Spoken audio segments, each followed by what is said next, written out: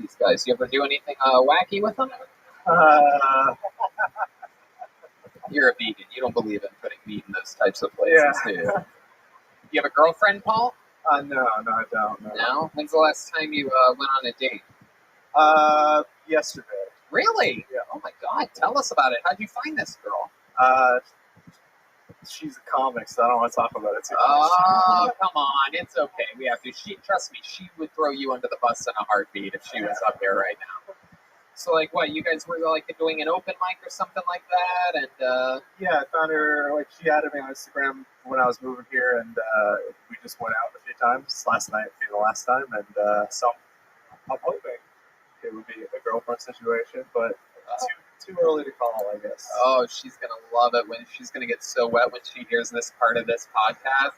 Like, oh, Paul, you're having a girlfriend situation? I love it. Julie and the kiss or anything last night? Anything crazy? Yeah, a little bit of heavy petting, making out. Heavy petting? What are we talking about? What is that? Heavy petting. What do you think that measures out? Is that 3 fingers? That's the thumb. You're doing the hitchhiker Oh. twirl. Yeah. Heavy petting. Did you exterminate that pussy, dude? Oh, fuck yeah. Take it. Thank you. Don't ask, take it. What are you doing? So what is heavy petting exactly, Paul? What does that measure out to be? I don't know, just want to, like, over the pants stuff when you're saying goodbye. Over the pants. Oh, shit, dude. That's when you grind and you have like that rash. Did you have blue balls? Do you have a little upset belly after the hang? I mean, you take care of it afterwards, I guess. I know, but answer my question. I've never had blue balls. You've never had blue balls? Never felt anything. Really? Jesus, you might have low testosterone. No, actually, I had my first blue ball when I was like 32 or something like that. And I was like, oh, that's what they're talking about. Really? Yeah, I never had it where Oh, yeah, that hurts like a motherfucker, I yeah. got them right now, just looking at that beautiful head of hair of yours. How do you handle split hairs? What do they call it? Split ends? Very beautiful hair. We're all gonna fuck you after this show. That's exciting. Not over the pants either, Paul. We're going under the pants when we fuck. we're gonna do the thumb thing. I love it. You seem like a really cool guy. What else about you? What do you like to do for fun when you're not doing stand-up? I play a lot of video games. Ooh. All right. How exciting. What kind of video games are we talking about? I play a lot of computer. I play Counter-Strike a lot. Oh, okay. Popular game. All right. What else? What other than video games, Paul? Give us something a little bit more exciting than video games. I honestly, I don't have a job. I just walk around for about 3 hours a day, and then I go to open mics. So Okay. I have a pretty boring existence lately. Why do you walk around? Just like trails behind my house, I just walk around, listen to music. Do you listen to music? Yeah. What kind of music do you listen to? I listen to a lot of stuff, a lot of like punk and hardcore. And stuff like Okay. You ever been in a band or anything like that? that. Yeah, like 5 years ago, before I did comedy. What was the name of the band? I was in a band called Ren. They're like Ren? Ren, R-E-N-D. So it's French for like Ren. Never heard of it. Can you give us a little example? Sing us a little. You come and you absolutely positively have to. That's the catch with getting the catch with coming on the show and getting introduced to hundreds of thousands of the biggest stand-up comedy fans in the world is that you have to fucking bare your soul every once. How many of you think you should sing a line from a punk song right now? It's the yelling. exchange right now. It's yelling. Okay, absolutely. Whatever the fuck. I know, but you're really giving it away. Like this is like a magician saying it's gonna be a pigeon that comes out of my sleeve. Like you're supposed to surprise the audience with the yelling. You're not supposed to really tip it off like that, but now I can look at your body language. You're crossing your arms. Everything's shutting down. What kind of punk singer crosses his arms before? That's like, all right. There you go. Just make you feel at home a little bit. We're just warming you up. You want a punk? Here, Michael will give you a little punk beat. Give him one of those wacky. Can you guys play like Everlong or something? I know it's not punk, but You think Deep Madness knows what Everlong is? That's what he calls his dick. Come on, give him a wacky fucking, give him some, fucking, ladies and gentlemen, this is Paul Seifert. oh, sing it! Fucking yell, motherfucker. What the fuck is that podcast? the fuck is up? Oh, shit! All right, stop. This is why I never got into fucking punk music. I never got it. You guys all act all tough, and then you're like, I don't know what to do. I don't even know. Why are you doing this to me? Teenage angst, man. You grow out of it, I'm right? telling you, dude. Give this fucking guy an AK-47 in middle school. You know what I mean? That's what he... All right. All fun times. Thanks for getting the party started for us. Great stuff. There he is. Paul Cyphers, everybody. Wait. Paul. Jesus, Paul. My God, you're running away like you're fucking... Don't you know Holtzman always gives presents to the guests? Yeah, look at that. Oh, you're getting two gifts. That's a thong. Give that to your girl. You can slide that to the side. You're not gay if you wear it over your underwear. Thank you. It's very cool. Women's panties and a microphone keychain. Gifts from Brian Holtzman. You know what? I got one more for you. Here's something really cool. Okay. This is a really cool thing. I don't know if you guys can see this or not, but who better to give this to than a vegan? Do you use leather products? You don't? Are you gonna give this to this little whore you've been sleeping with? No, I'll value it a lot. It's a leather joke book, handmade by Adrian Cavazos. I would love it. Are you gonna keep it for yourself? I swear to God. I promise you. If I see you at a comedy club, I'm gonna ask you to show I me will have this. it on me all the time. And if you don't have it, I'm gonna blacklist you Okay, from I this promise. show forever. I promise you. All right, this is made by Adrian Cavazos. He's Bone's Eye on Instagram. I don't know if you guys could see that. It is an incredible handmade leather Kill Tony joke book. And there you go. That's for you. Bunch of gifts. All right. Let me have the panties back. You can't have two, you fucking up. Holtzman takes the panties. Why do you have that? There he goes. Paul Cyphers, everybody. He's on Instagram at Real Paul Cyphers. CYPHERS. Why did Holtzman have panties and the hangers still on it also? Because he bought them. Those are real. Hey now! Holy cow, I got the blue ball now! Maximilian Manzikoff is next. Ladies and gentlemen, all the way from the Red Rose, how about a big hand for our friend Kaylee Funk? She's here. That reminds me, the Red Rose this Thursday, people, is celebrating their 1-year anniversary, featuring adult film stars Teal Conrad and Nina Ellie, sponsored by Fleshlight.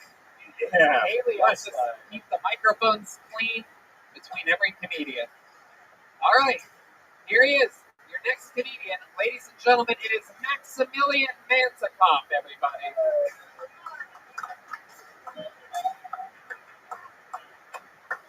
What's up, guys? If you can't tell, white people, I'm Hispanic. I grew up Hispanic. I have a little cousin. She's 5 years old, and she's 5'5".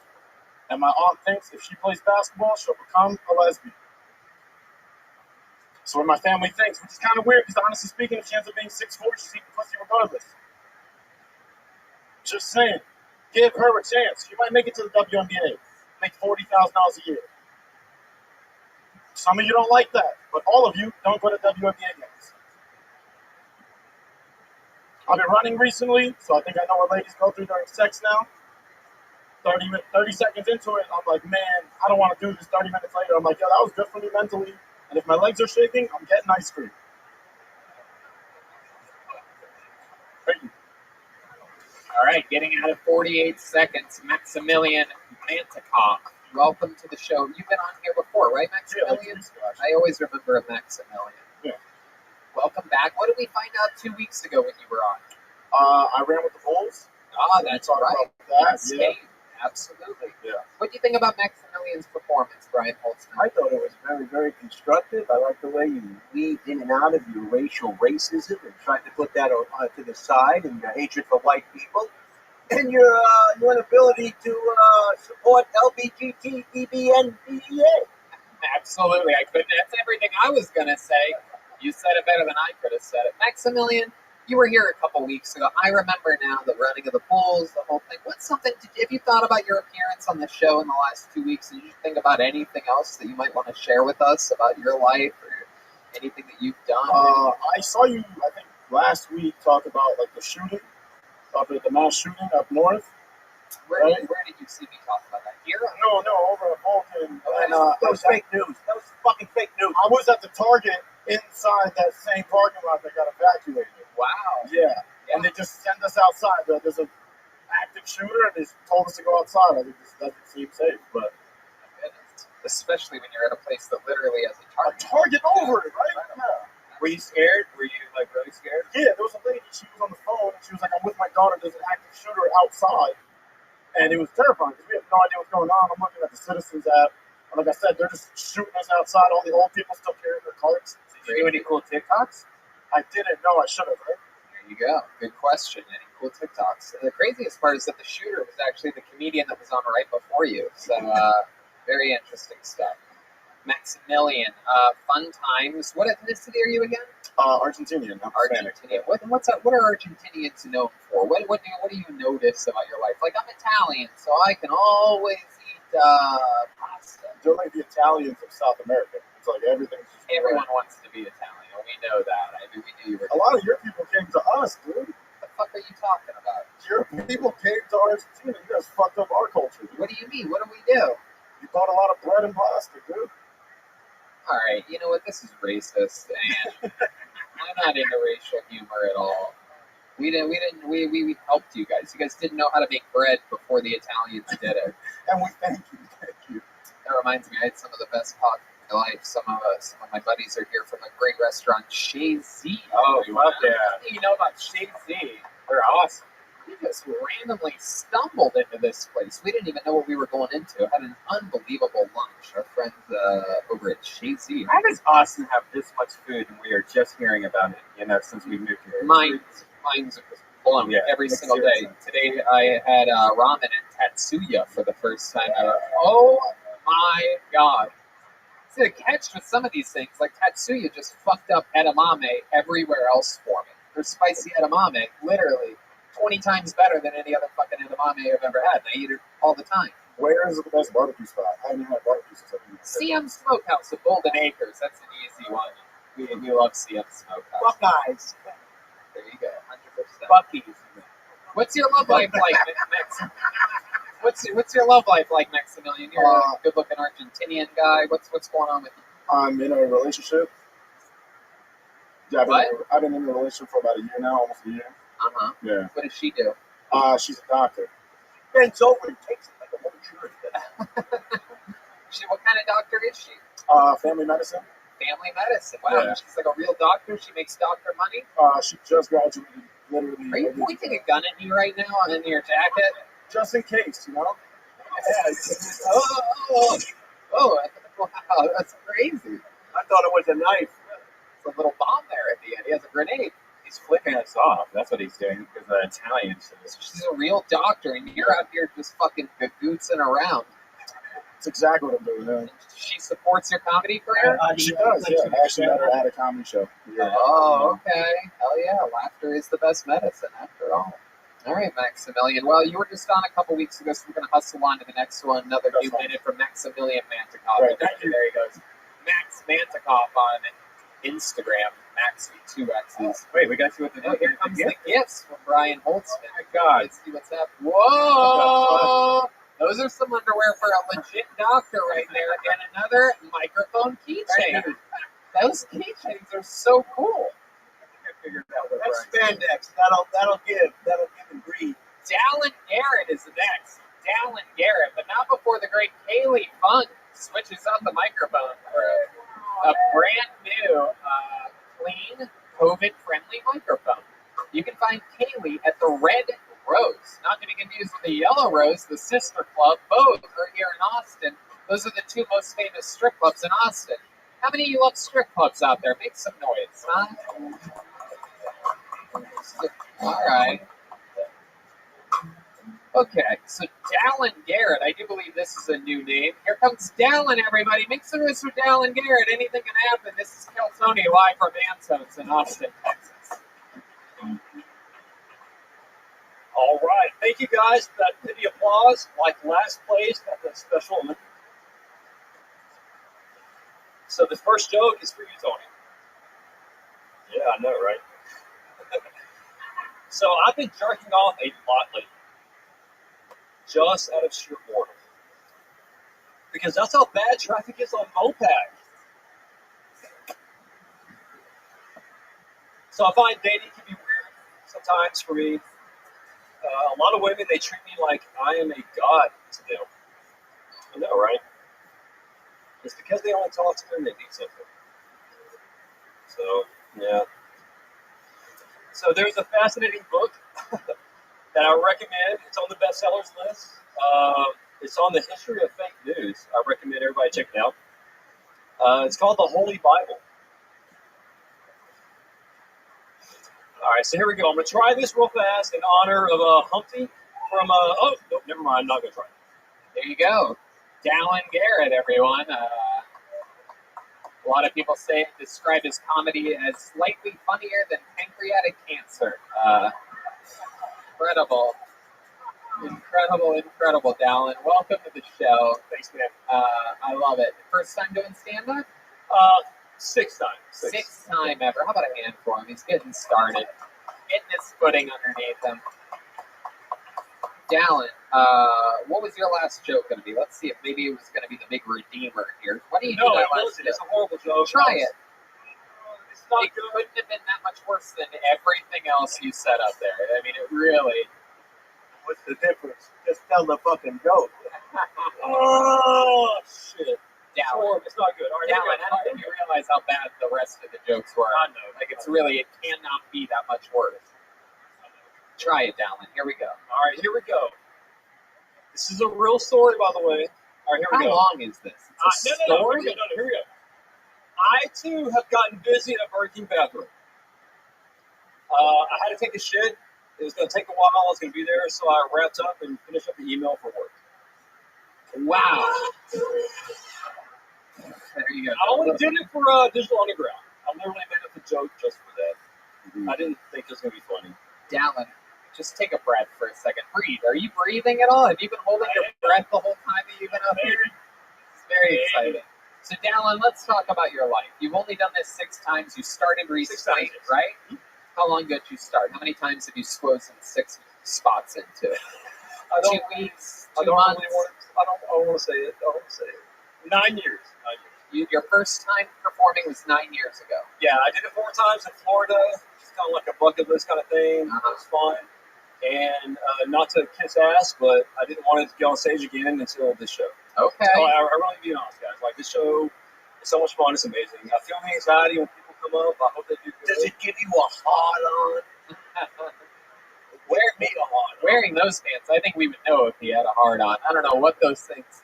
It's like a giant fucking roll of toilet paper wrapped around you. Mummy pants over here.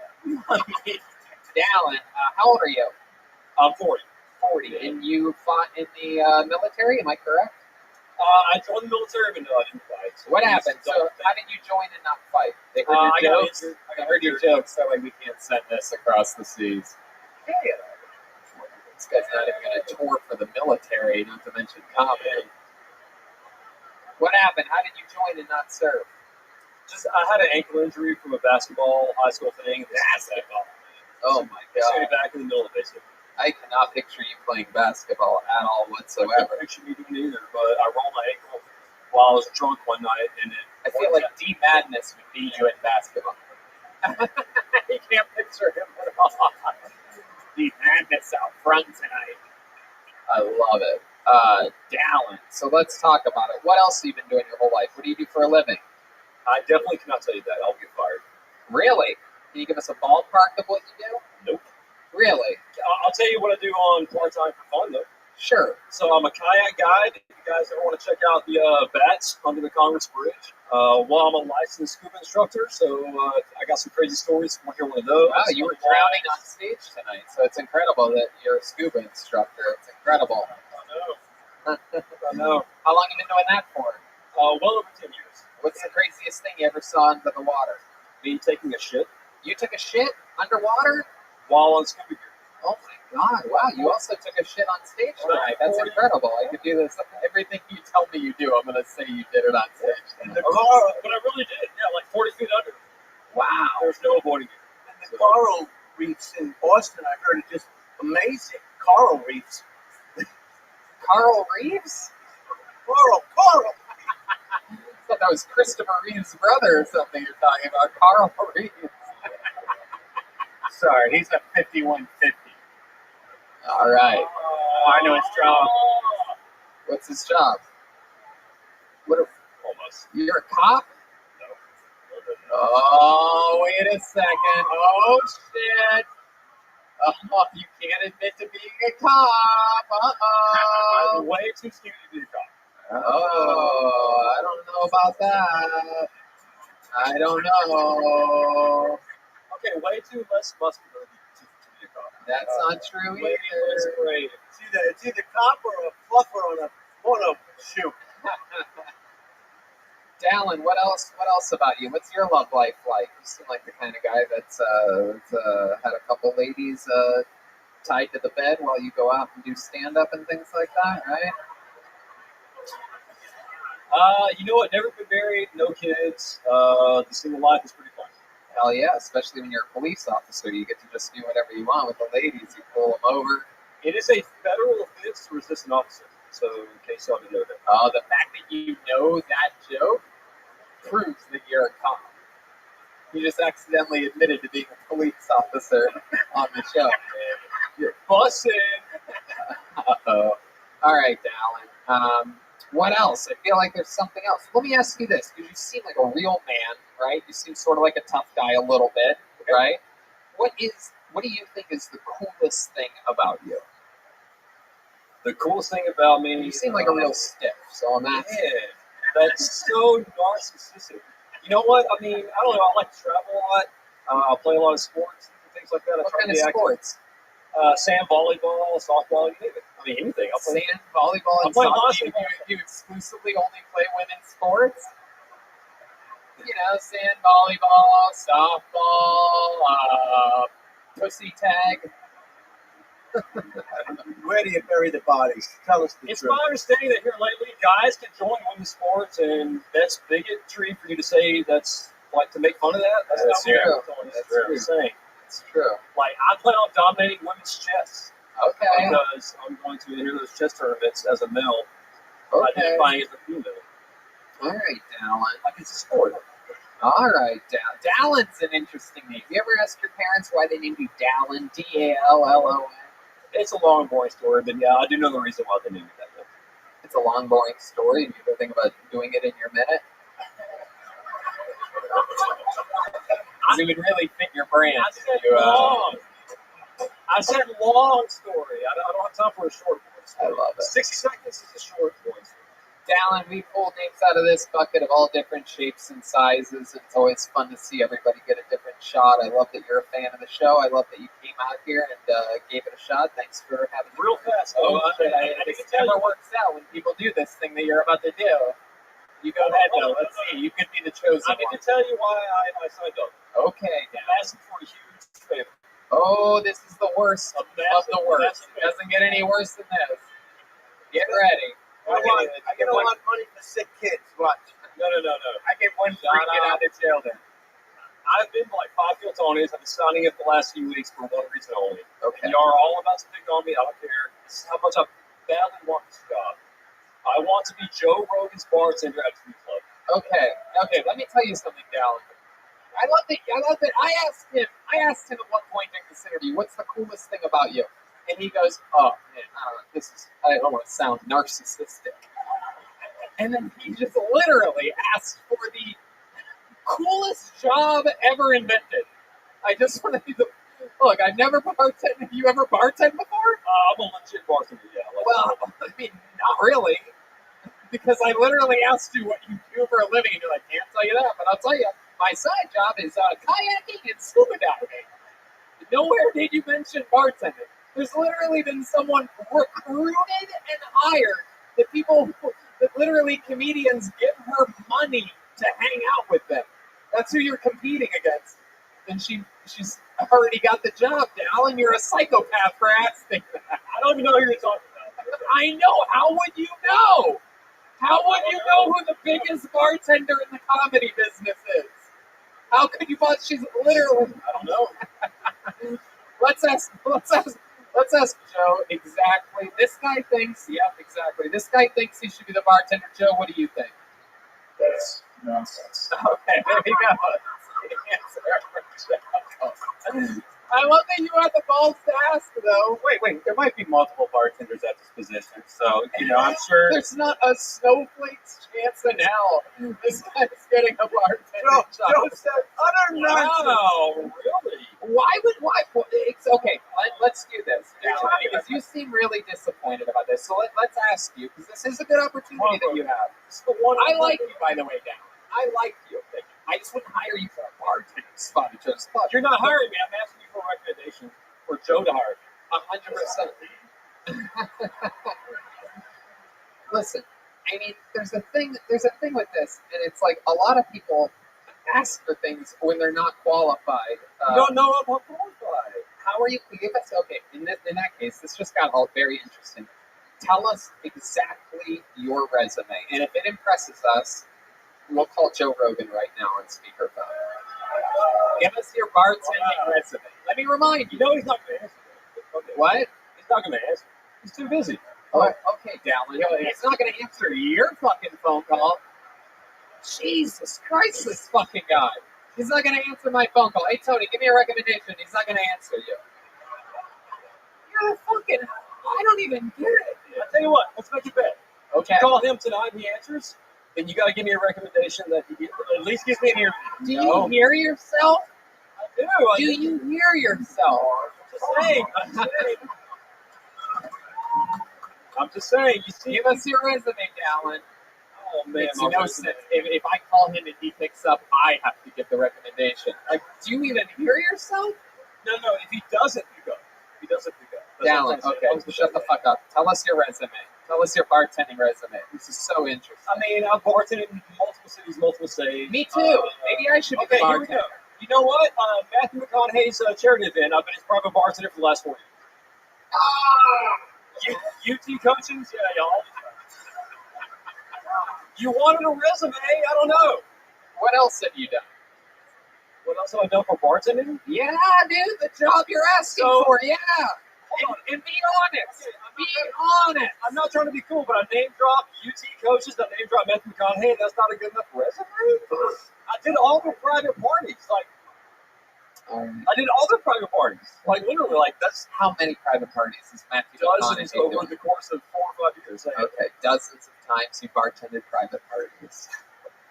Do you hear I don't know yourself? what you're asking me, man. Do you know how many giant comedy clubs there are across the country with bartenders that have worked there for decades? That, everyone knows? That's not a club, though. You asked for my resume. I was trying to think of the most thing that might impress you, which obviously nothing does. But it's okay. No, it couldn't. You could. Let me just ask, I'm going to give you a drink, and you tell me what's in it then, if you're a bartender. You already do that. That's so funny. Okay. All right, so what's in a Commonwealth? I have no clue. Okay, how about an old fashioned? Let's do something super easy. An old fashioned. I know this one. You must know this one. There's multiple versions of old fashioned. Not really. Oh, there it is. Of course, you could say that. How about a basic old fashioned? This is a very simple. I have a delicious Whistle Pig whiskey that I utilize at home. A bunch of different. That's another local Austin brand that I absolutely love. And I love making an old fashioned. If you need help, I'll help you. I can tell you how to do it. But you No, I need help, definitely. Do you like it muddled? Do you like it fruit muddled or no? No, Do you want sugar on the there's rim? no muddled fruit in an old No muddled fashioned. fruit in old fashioned, really? No? Are you sure? Yeah, I'm fucking positive, dude. Are you sure? You know I bartended for years. You know this? No, I didn't know that. Well, you just fucking learned, didn't you, now? He's never muddled fruit. You've never been asked to muddle the fruit for an old fashioned. Never, not once. There is Not once. you can add an orange rind. You can add. Look at the bartender shaking their fucking heads back there, literally going like this. They want to cut your fucking head off. You're talking about muddling fruit. The bartender's here, shocked that you're asking for this. Hold on, she wants to say something. This is gonna be fucking great.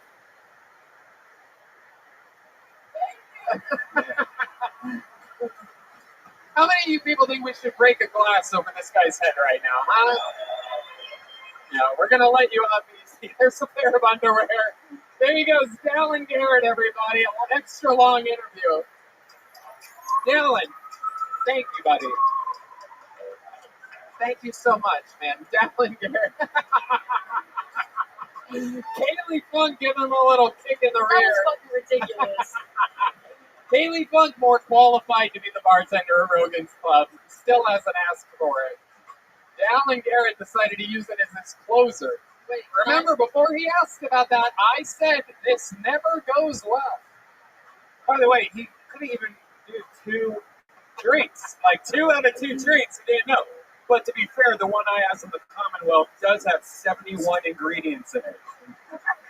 But an old fashioned really only has 3, and it's whiskey. Half the amount of sweet vermouth to that whiskey, 2 whiskey to 1 vermouth, with a couple dashes of bitters, and maybe a couple cherries or an orange rind, a little bit of plain water. But you never crush the fucking cherries, and you don't crush the fucking orange rind. Don't pop the cherries. Don't pop the cherries. Unbelievable. He was definitely a cop, right? Totally a cop. Totally a cop. By the way, on the way Warren Green. Yep.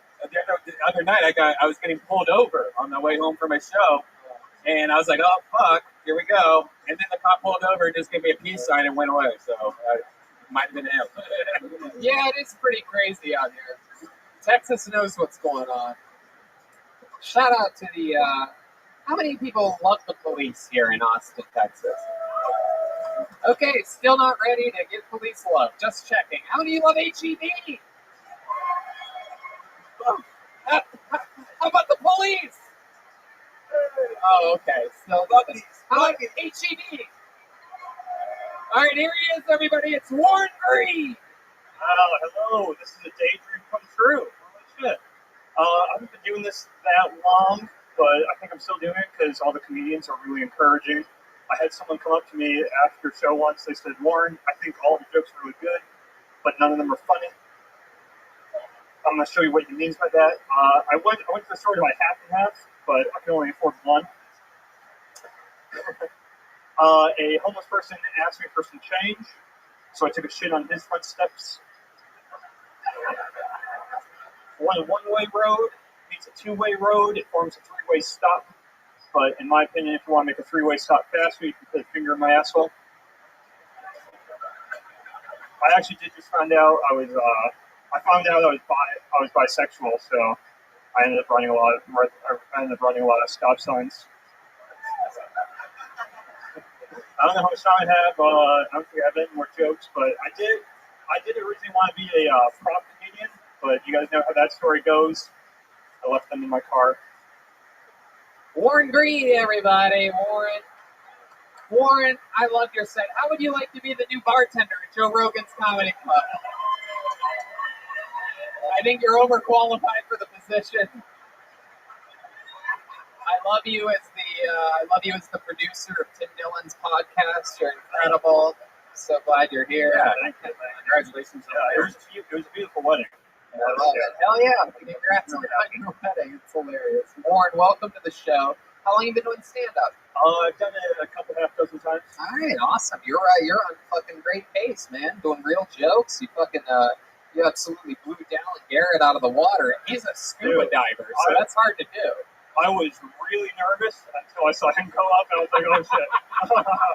I'm good now. I was really nervous until I saw him go Tony, up. I think seriously, that's like the number one thing when you're a new comic and you go into an open mic and you're like nervous about your shit and you see the shit in front of you and you go, oh, I can do this. I swear to God, that's the story of my first time ever at the Comedy Store. Was the first time I ever signed up for an open mic. It was my very first time at a comedy club, and I somehow got out of 15 people. I somehow was lucky enough to be like number 11. And I watched those first. At first, I'm like, I don't belong here. This is crazy that I'm starting at the Comedy Store. And then I watched people, and I'm like, I might be one of the greatest comedians of all time after this one first spot. I think that's the thing that drives comics. It really is incredible. Thank you. Shout out to all the horrible comics that keep mediocre comics going so that they can one day become great. So Warren, let's talk about your life. How old are you? 24. 24 years old. Just a little fucking baby bear out here. In this Nice and tight, right? Yeah, Oh, absolutely. very tight, very tight. Absolutely. Keep it. 24 years old. What do you do for work? I work security. Really? What the fuck are you gonna stop? Jesus Christ. You're a security guard? Oh, it's a super easy job. Super easy. Where are you a security guard Oh, at? I can't. Discovery Zone? This is. I mostly guard a empty parking garage. Okay. Yeah. All right. What do you ever have to enforce any rules? No, I basically just kind of just sit. I just kind of sit in my car and then I wait for a phone call that goes something like, "Hey, someone's smoking weed in the parking lot. You guys want to take care of it?" I'm like, "Sure." Hang up. You go up and you smoke their weed. I stop smoking weed. Call back five minutes later. I tell them I took care of the problem. Okay. Absolutely. You're useless. I want to say useless to the people who pay me. To them, I'm very valuable. I'm worth $13 an hour. Hell yeah, 13 an hour. Embarrass me in front of everyone. Warren Green, what else? You're 24 years old. What are 24-year-olds doing for fun nowadays? You out there TikToking yourself, slipping on banana peels or something like that? Like, what's going on? I don't know what the 24-year-olds are doing for fun, but whatever they're doing, that's what I'm doing. How about you? What do you do for fun? I don't know. I ski. I like to. I would say work out, but I think everyone would just laugh if I said that. Where do you ski at?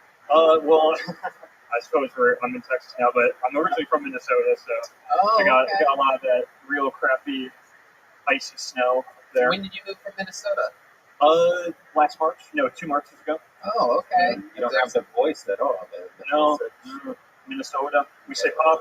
I say pop. We say pop. We say pop too.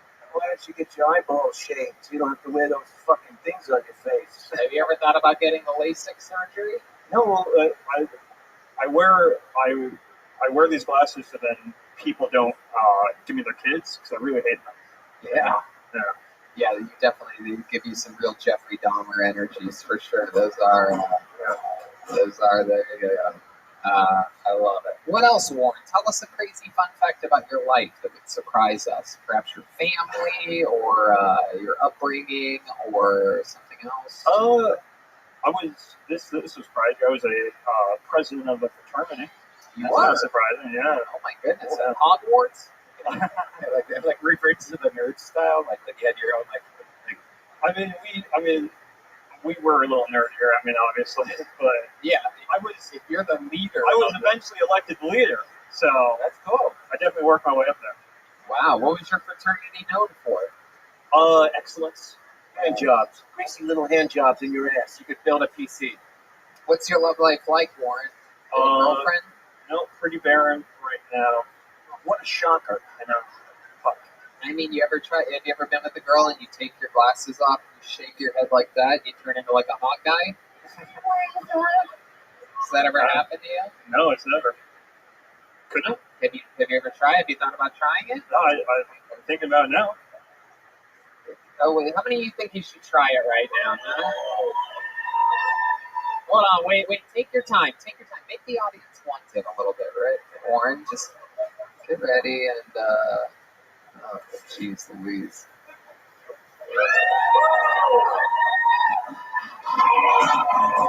There you go. Okay, there it is. We tried our best. I don't know. I think there was a bit of an improvement there. Ladies, you agree? Warren without the glasses? Yeah. Yeah, there are some fucking chicks in here that will fuck anything Yeah. tonight. That's incredible. I want to know, how do you keep from slipping down the toilet when you poo? Doesn't it look like you go right through the bowl? It doesn't even have an ass. What size waist are you? 28, 29? Yeah, about 29. 29, there you go. You know how I know that? We have the same waist, my friend. Yeah, absolutely. This comedy was very good, though. Yeah. Well, kidding aside, you look like, I don't know what. Comedy's good. It was good, Warren, and you know what? For your hard work, not only is Brian Holtzman going to give you a gift, but I'm going to give you one of these extremely limited edition. You use it. You write your jokes in a book. Really, you'll use this? It's a handmade leather Kill Tony joke book from Adrian Cavazos. Again, that's Bonsai on Instagram with a Z, Bonezeye. Also some women's panties. He has a see-through one too. And a microphone keychain. Heck yeah. You can put those panties on the blow-up doll that you have at home. All right. So that can I wait? I'm very nervous. Unless you're about to ask for a job you're not prepared to take or anything like that. We're good. There goes Warren Greed, everybody. He's on social media. Warren Greed, all one word. We're having fun here tonight. What do you guys think? Should we do a special treat? You guys want a special treat? How many of you have been fans of Kill Tony for a long time? Well, then you're going to love this, everybody. All the way from Los Angeles, California. I mean, this guy, an absolute murder. Very, very, very famously, incredible joke writer, incredible roaster, a prolific Kill Tony regular. Ladies and gentlemen, I present to you the one, the only, David Lucas, everybody. Here he is, live in the flesh, with a brand new minute. Here he is. Yeah, I think women are a little stupid because y'all really think giving us the silent treatment is punishment. It's like, bitch, I enjoy that shit. You should give me the silent treatment more often. Maybe this relationship will work. It's like, how did you think you were punishing me by being quiet? You gotta hear about your shitty ass day. Slaves used to work from sun up to sundown. That shit was crazy to me. Do y'all think they were happy as hell come daylight savings?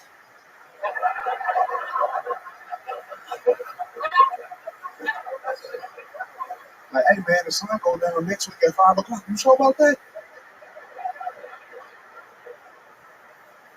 Like, yeah, that's what boss said.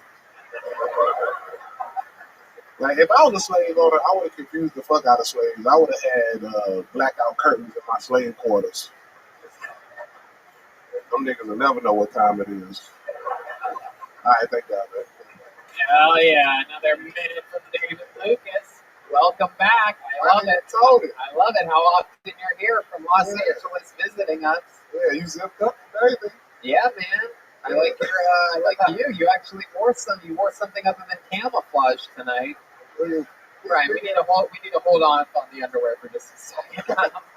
Brian Holt's been getting more and more excited to give away underwear on this show. It's incredible. Actually, y'all don't know that's Tony's private collection. Oh, there you go. Here we go.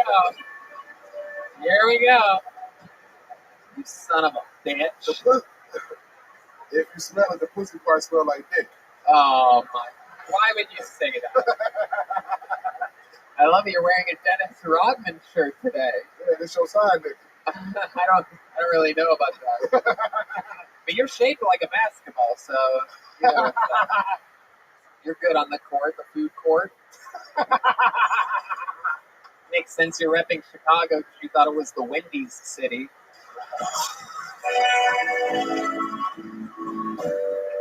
Tony, you dress like a cat burglar about to break into a dildo factory.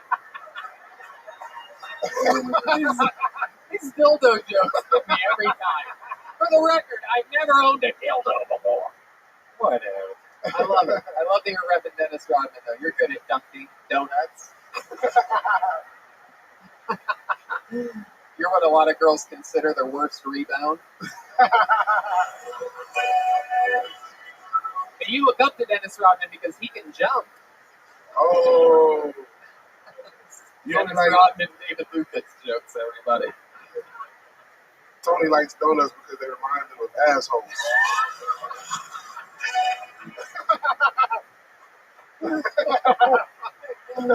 Why would donuts remind me of assholes? Because they got the little part in the middle where you can barely stick a finger in it. Oh my god. Oh my god. I love it. Are you a big fan of basketball? Yeah, I grew up watching. You are Dikembe Mutombo. So stupid. You are always filled with Jackson. Tony, you only play Chicago Bulls show. Tony got on the basketball team just for the showers. Is it shower time yet? No, nigga, it's halftime.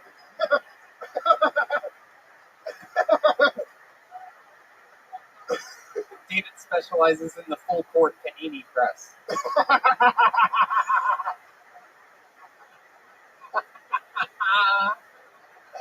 Tony only played basketball so he could ass check people. Hey, back it up over here, back it up over here. I got it. The only time David boxes out is when he's leaving a restaurant. To go box. Didn't get that one. I love it. You only play ping pong because the balls get into your mouth. How did you even know that? I love ping pong balls in my mouth. I love it. David, what have you been doing fun in Austin, Texas this week? You've been here. Yeah, opened up, feature. I ain't gonna say opened up, I'm a little better than that. Feature for Shop this past weekend. Oh, cool. Did I do Red Band Secret Show this week? Yep, did Red Band Secret Show this week. The dude from Kill Tony Murder. Yeah, It's amazing. Murder. The little Ellen DeGeneres looking boy. Lucas. Oh, yeah, Lucas. All right, so Lucas, you might have remembered him on Kill Tony with 500. 500. Yeah. He's the he, or whatever. He destroyed so hard, like literally harder than I've ever seen somebody destroy in a long time. Yeah. That everyone after it had like bad sets. It was insane. It's a shame he's non-binary because it would have been the best set by a female anybody's ever seen. You could almost. That's true. I could write an hour for that dude, bro. Yeah. And cause the way he dressed, the way he looked, the way he talked, it's like, bro, you got a monopoly on comedy. Right. I've been giving a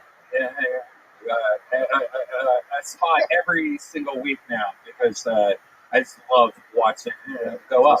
Just call it them. Them. Just, But them. that's one person. I know the. I hate him. I hate that motherfucker. I love it. Only person I'm scared to follow actually is Brian Holtzman. That's the only person. Yeah. Oh, Are you in town Thursday? Nah, I'm in Atlanta. Atlanta. Oh my goodness. What are you doing in Atlanta? Finding your boyfriend. Oh, come on. I don't even have a boyfriend in Atlanta. I'm about to get you one. Okay. Ask him if he has ping pong balls. Yeah, I love it. Really, what are you doing in Atlanta? I got some shows out there. I want to see my mama. Okay. And I'll be right back Saturday. All right. Very cool. Well, David, you're an absolute martyr. Yeah, bro. I appreciate it. We absolutely love you. Another great new minute, another great set of roast jokes. Yeah. This is the biggest one I could find. That'll work. David Lucas. There you go. He can give that to one of his many baby mamas. Brian, can I ask you a question, Boltzmann? Yes, sir. Yes, sir. Did you get all this underwear at the thrift store? Goodwill. Where do you? Goodwill. The jacket too. What do you think? $9. What do you think? You went to the new releases of Victoria's Secret? Just spent $1,000 on fucking underwear before coming here? The man lives with an Indian family. Garrett Fisk is next. How about a big hand for Kaylee? Kaylee, look at these people. Take off your mask for a second. Show them your beautiful face. Yes. Blow them a kiss or something wild. It's Kaylee Funk. Look at those lips. Perfect lips. She refuses to be likable. Oh, She flips off the audience for some reason. Whoa, Brian. Hey, Brian, what are you doing?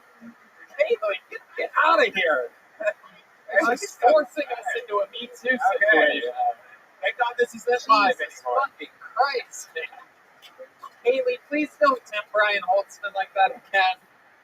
I just saw a finger. Oh, here's Gareth Fisk, everybody. Come on, one more time for Gareth, everyone. Thank you. I need that shit. I'm about to hopefully do very well. Yeah. So Amy Schumer, if she were to move to Austin, Texas, I bet she'd steal all of my barbecue. If Amy Schumer ever moved to Austin, Texas, I bet you she would steal all of my queso too. If Amy Schumer ever moved to Austin, Texas, I bet you she would eat all of my breakfast tacos as well. And just by, if you didn't know this, I have a really bad diet, so sometimes my poop really smells. But I bet if Amy Schumer knew that my poop that's very stinky could tell a good joke, she'd probably steal that too. I really, really wish I could have the same parking spot as our Governor Greg Abbott does at 4 p.m. at HEB. God, that would be so lit. But that's my time. Thank you so much, y'all. Good Lord Almighty. Garrett Fisk. It was better than the last shit last week. Y'all couldn't even air it. What are you talking about? We couldn't I'm air sorry. it. What do you mean we couldn't air it? Like, I'm first sorry. of all, Well, I would. stop saying you're sorry. Breathe for a second, Garrett. I can already tell you're very excited right now. What are you talking about? We couldn't air what happened last week. Well, first of all, look, Brian. No, just not first of all. Answer the fucking question that I just asked. I looked it up. What did you look up? The show. It wasn't aired from last week, unfortunately. You're talking about 1 week ago here in Athens. Oh, You were is on that not how it goes? I'm so Yeah, sorry. it's not how it goes. God, you're horrible, Garrett. Thank you. I Every appreciate possible way. Wow, what the fuck did you say up here? What was all that Amy Schumer stuff supposed to mean? I don't really like her. She steals a lot of shit. Yeah, but why would you do those jokes? So it was seems like she you wrote those jokes herself. That's what it's like if she writes her own joke. You're so fucking right. That was terrible. Honestly, God fucking hates me. Like, I can't believe I got up here for the second week in a row. It's pretty crazy. This is my third show, like, ever in front of an audience that, like, gives a shit. Thank y'all for laughing at some of it. They don't give a shit. They did not laugh at any. No. Oh, I got some chuckles. What are you talking about?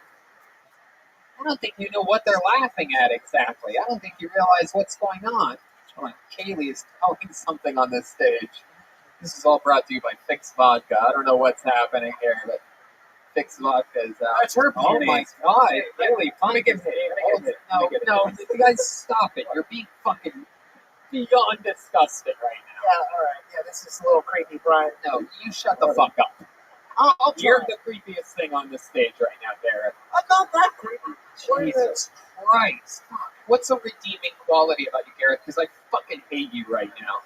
Give me a reason to like it. No, think about the question that I just asked and then give an answer. I Give try me to be a nice guy as much as possible. Are you listening at all? You're talking while I'm still talking. Give me a reason to like you, Garrett. I try to be a nice guy when I can, you know. I'm doing this. This is my third time again, like, on the stage, so I'm pretty fucking stoked to be here in general, so. Okay. Okay, Garrett. Fuck. That's your answer? Yes, that was my answer. No shit.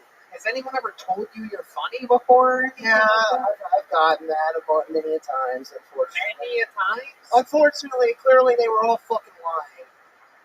Do you work at an autistic hospital or something like that? I speak mainly to autistic homeowners, yes, that's exactly what happens. What do you do for work? So I work over at, I do online sales, we'll just say that. I sell a lot of solar equipment and do other shit around those lines, whatever makes it. Okay, Garrett, shut up. Listen to me. Go do open mics other places. Take a couple weeks off signing up for this show. Go do other open mics. Try different things. Don't ever do those fucking... Nothing worse than a bad Amy Schumer joke. Like, I mean, if you're going to bring up Amy Schumer, you got to crank that fucking thing out of the park. You got to hit the nail on the head. I mean, there's so much there to make fun of. And you're talking about There's a lot stealing there your to make breakfast fun of, taco. for sure. Also, may I make the suggestion that when you're ever on a podcast, to listen to what's happening in the current time. Like if someone's talking at the exact moment, maybe that's the best moment to talk. There he goes, Garrett Fisk, everybody. I appreciate it. He's been prescribed other open mics and time off. Very rarely do I tell someone not to sign up. There he goes. Garrett, there he goes. There he goes. Almost walking off the side of the stage, this fucking guy. How loud can this place move for Garrett Fisk, huh? Yeah. Go ahead, Kaylee. Go ahead. Kaylee's a little firecracker tonight. She can't keep that middle finger to herself. Hi, honey, I'm home. Oh, I had a hot day. Kaylee.funk73, I had a right? hot day, honey. Man, you want to get up in there? Jack Timmons is next. Jack Timmons is next on Kill Tony. That's right. Jack Timmons. You guys having fun out there? Anybody thinking about signing up next week? Uh-oh, there's one chick that's delusional. What? You want a woman up here? All right, we'll do that next. We'll pull until we get a woman up Yeah, bring it up. there. You go. Absolutely. Did you sign up? You signed up? Okay. Here he is, Jack Timmons, everybody. Hey, guys, my dad's kind of gay. My other dad is really gay. It's cool. They wrestle sometimes. At least that's what it looked like that one time. I thought they were having sex too, and then there's a third guy in there dressed like a referee. So I really don't know what was going on. I'll be honest. Having gay dads is cool because, like, when you're a kid, some kid will come up to you and be like, "My dad can kick the shit out of your dad." And you're like, "Oh, buddy, that's a tag team fight, my friend. That doesn't even matter if they're gay. That's 2-on-1. That's just a numbers game, baby. They'll fuck them up, prison style, and they wrestle. They know what they're doing. They'll come to school the next day, pick you up, just like usual. Except this time he's standing in between my two gay dads. He's holding their pockets. This is my third gay dad. He dresses like a referee now. Thought I was close to the minute. I'm ending it there. There we go. A minute? Sure, absolutely. Jack Timmons, everybody. Jack, you been on this show before? Yeah. Yeah. What happened last time you were on? Remind me. It was Joe and Adam. Uh-huh. What happened? And it went well. What did we find out in your interview part? Oh, it's a job, personal trainer. Oh, where I yeah. work. By the way, you asked to come on, like, over to the country club and play golf, and have not hit me up yet. So, Okay. I'm just saying. You worked at a country club? Yeah. Austin Country Club? No, River Place. Okay. That sounds Yeah. great. That sounds awesome. I will. Message me on Instagram or something like that. To Yeah, remind I me. got you. Okay, River Place sucks. I'll come play at your country club. I love it. So, Jack, you work at a country club. You're a personal trainer, or you have two dads. They're gay. No, my uncle, but it's kind Your of like uncle's gay. not like blood related, but he is very gay still. Did they fuck around with you as a kid? No, not like that, but he's cool. You know? But you have a gay uncle. Yeah. But not your blood uncle. No. What do you mean exactly? He was my dad's RA in college. Now they're best friends. RA? What is that like? Like his president. Rear Admiral or something? Yeah. Rental. Okay. I love it. So what does he do for work? My dad or my Yeah, your gay uncle. Who gives a shit about your boring ass dad? We're talking about your butt fucking uncle, my friend. He's like a I don't know. He does like sales stuff, but like he never tells me. It's more interesting that he's gay. I think it's like really boring stuff, but I don't even know what the title is. I love it. What's your love life like, Jack? You seem like the kind of guy that has banged a dude before. I'm single right now, baby. Yeah. Yeah. What are you into? What's your dream girl or boy? What are they like? Like, if you look out at the audience and point to someone that you consider your type. Anyway, anyone that's gonna have sex with me, back there, you maybe. Oh, okay. So nobody. Yeah. All right. I really gave you a softball there, and you just did nothing with it. I love it. Have you been in a relationship? Yeah. Last relationship was like 8 months ago. Okay. What happened there? How long was that for? Year and a half. Okay. And what happened? We broke up and I lost 60 pounds and moved to Texas. Where was this at? Where was the relationship at? Ohio. Oh yeah, I'm from Columbus. That was another Okay. thing. And you broke up. She broke up with you, or you broke up with her, or him, or what? What is this? Broke up with me.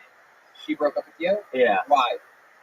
I don't know. I was just fat and living in Ohio, so I You had changed 60 that. pounds more? Were you a personal trainer back then? No, you were just a little fat boy. Yeah. Look at you now. I know. Does that girl know that you've gotten in shape and that you're cool and like? I think so. We don't follow each other on anything anymore. You don't? No. Really? You were together for a year and a half.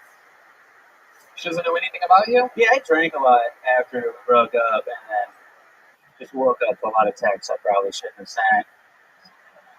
So that's like- Ohio shit. Like Yeah. what? Can you give us an example of like? You know, well, you know, like when you like, there's always that like text you send, like the one you want, like right in the notes draft. You're like, this is gonna be the one, right? And then I got drunk and sent that one like 5 times. Oh shit! She was just getting railed at the time. Too. Yeah. There's no way for you to know that she was just bent over, squirting. It was really highlighting the fact that she made a good decision, I think, with every one of those. But now look at you. Do I know. you think she'd be into this 60 pounds less, more muscular, wears his shirt tucked in, went to fucking what's the Warby Parker's for glasses or something like that? Like looked like he went to an extreme makeover, Queer Eye for the Straight Guy or something like that. I don't know. I haven't asked her, but But you don't even care. You moved on. no, I don't care. When's the last time you went on a date? 8 months ago. Really? When's the Yeah. last time you kissed a girl? 8 months ago? We say 8 months ago. Yeah. 8 months is a long time. Is there a girl out in the audience that wants to give this guy a kiss on the lips? This is a Kill Tony. This is a Kill Tony tradition. We have the best fans here at Kill Tony. If there's an audience member, any woman out there with the courage to come up and give this man, it's been 8 long months. The crowd will go wild. Everybody will appreciate you. We've never failed at this. We know that there's a girl out there that's willing to do this. It's really making Well, it. shout out your Instagram if you do it. There they all come. How about a gay guy? Is there a gay guy in the audience willing to kiss this man on the lips? I did shit. It's been 8 months. I'm fucking. Nobody? No, Kaylee. It costs money if Kaylee does it. There's not a single lady out here that wants to give this guy a kiss? Dang, that set wasn't that bad, huh? Are you vaccinated? Are you vaccinated? Have you had the coronavirus yet? I'm working on it. Hold on, Kaylee wants to check you out. Do the whole thing. All right. Okay. Kaylee, hold on a second, everyone. Kaylee's going to do it with my girlfriend in a couple weeks. Okay, I guess hold on, everybody. Doesn't count for some people. Here's He's got Kaylee. this sexy serial killer look. Yeah. You know the type that like, is he gonna make love to me or is he gonna fucking butcher me? Kaylee, are you going to give him a Depends kiss on how or are he's you just going to run your Yeah, fucking fucking in mouth? my ass, bro. All right. Look Yeah. at it again. How many of you think Kaylee should give this man a big smooch on the lips, huh?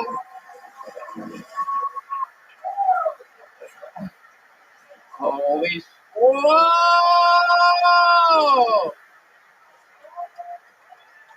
Oh my god, I love it. Damn, I think I'm gay. Kaylee. I'm gonna make him for Kaylee fun. Can I taste your mouth? Kaylee Can I taste your mouth? I want to taste Kelly. Hold on, perhaps a kiss from Brian Holtz. Hey, you can eat my ass for free, Brian. All right, this show is chaos right now. How about another hand for Jack Timmons, everybody? There he goes. He's on social media at Sexy Tool Shed, all one word. Look at those, Mr. Sexy Tool Shed on social media. Big pair of underwear and yet another microphone. I like your tiger kids. Keep at it. There you It's go. not as fun when Kaylee does that. Yeah, That's just really not fair. Yeah, we won't do that again. But we love you. Kaylee's the best. What a good spirit up here. Giving out kisses. Hi, honey. I'm home. Since no other ladies wanted to be fun tonight.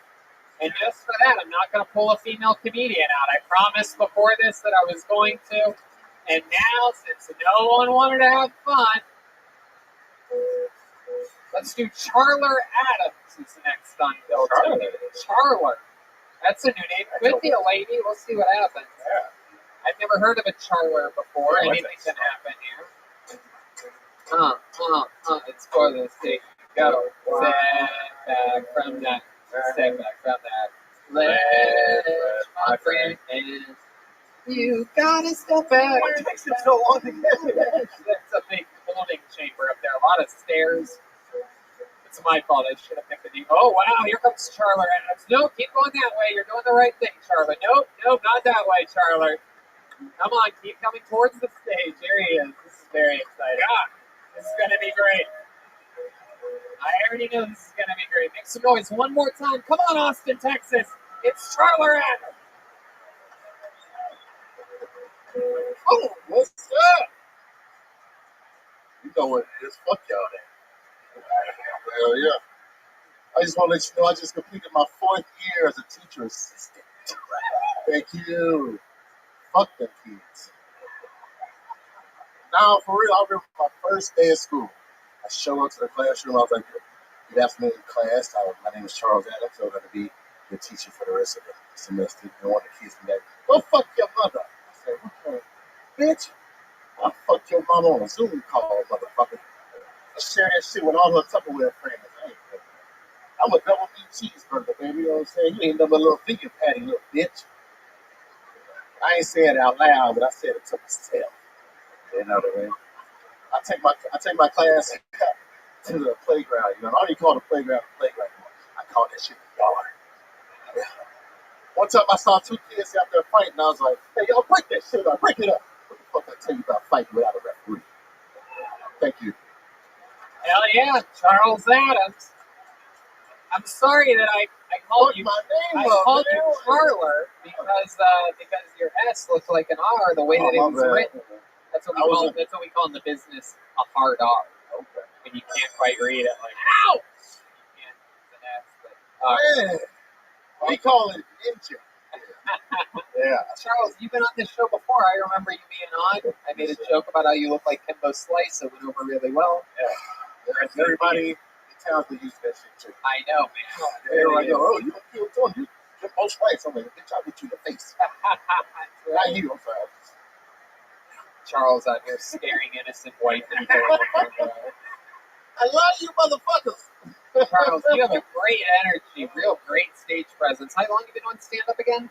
Man, about 12 years. 12 years. I love it. All of it here in Austin? Where are you from? Yeah, Austin, Texas, baby. Born and raised? Born and raised. Hold up. McCallum High School in this motherfucker. Out of high school. Elementary and all that.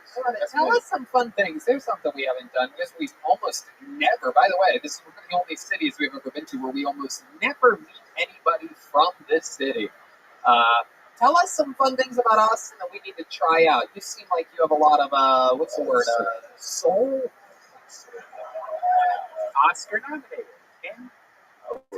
Tell us some cool things that we have to try out. I'm ready to tell us where the white women are. Guadalupe, right across the campus. Yes, yeah. What are some of your favorite places and things in Austin? Yeah, strip clubs. Really? You go to the Yellow Rose and the Red Rose? I do. They never let me in. Really? Yeah. Well, you know what? We're going to change that. They know I don't have money. They be like, no. We need to get him in there. Stay in the parking lot, sir. They probably think you're the bouncer. That's why they want you outside. You're late. I'm like, I'm already wasted. What you told it? I'm late. I'm ready to get here. What else, Charles? What else do you love about Austin? Any restaurants or anything like that? You see, not really.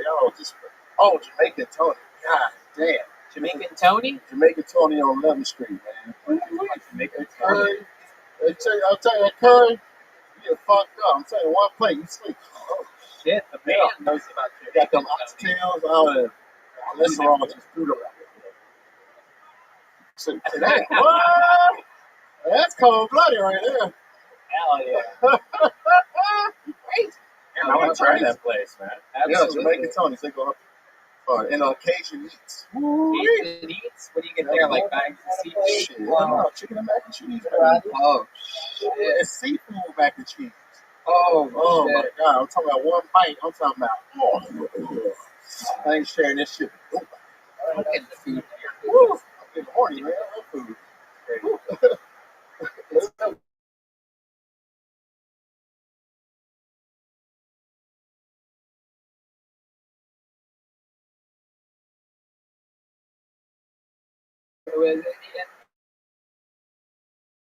Jeez.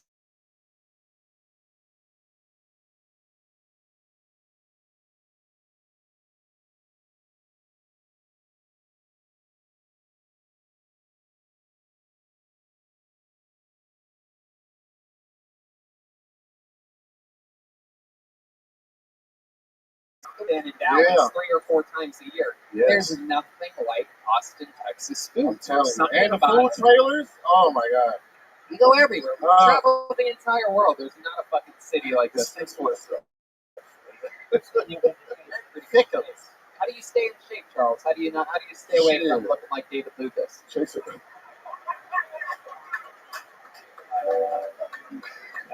That's fucked up, man. He's cool, man. He is fat, but no, I just chase kids. He got hands though. Like, put you on my shoulder. Okay. Be careful. Luckily, there's someone brought a cake here, so he's sitting. It's fucked up too.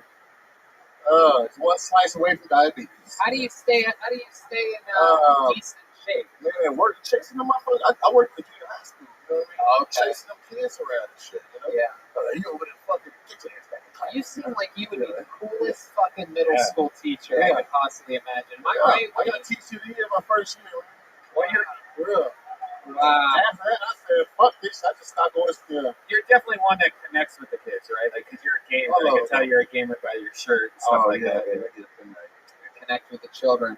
Not in a like Jerry Sandusky kind of way, but like a okie dokie. Charles, what else? What did we not find out about you last time you were on the show? What's another thing that you do or that you're into? I didn't tell you, so I used to still work at this venue called Mohawk. That's right. Okay. Right in the Red River, you know what I mean? Hopefully open it up back soon. What's Mohawk? It's a music venue, you know what I mean? It's catty corner of Stubbs, you feel me? And I used to work, you know what I'm saying, the band and all that shit, loading, unloading, you know, kicking people out and all that type of shit. Oh, yeah. Very cool. Service industry, yeah. I love that. That's easy money right there, you know what I mean? You can listen to all the crazy music and shit. I don't know what they're talking about, but I'm getting paid. Look at that. 4.6 rating. Very, very hard to maintain a 4.6 in a city where people get drunk and you have to kick them out sometimes. Everything. 4.6 is basically a 5.5. Yeah. That's awesome, man. Mohawk, Austin. Yeah, man. What's your favorite show that you've seen then? Oh, my God. Let's see. We had Wu-Tang, the Ghetto Boys. Ghetto Boys? Oh, yeah. Man, what? Hell yeah. First week deal, all them motherfuckers. Yeah. Nice. We had the baby. Oh, shit. Oh, I didn't know who he was. I'm behind the stage, stepped up the stage, and he was like, oh, the baby's here. I said, where's he at? Oh, fuck, he really is tall, man. Oh, that's short. But it was cool. They had all these guns. It's Like, great. real fun. Austin gets a bunch of great artists. I headlined a show at Vulcan Gas Company last week on a Saturday night, and they had a show after that. They had like an 11 p.m. show, and I went. The show had been over. I went back into the green room just to see if like the people that I was there with were in there or whatever. I sort of got like lost or whatever, and I walked in. There's just one guy sitting there. It's Young Dolph, Memphis, Tennessee rapper. Okay, clearly nobody knows who I'm talking about. Charles, can you back me up here? You know, I talked to him the other day.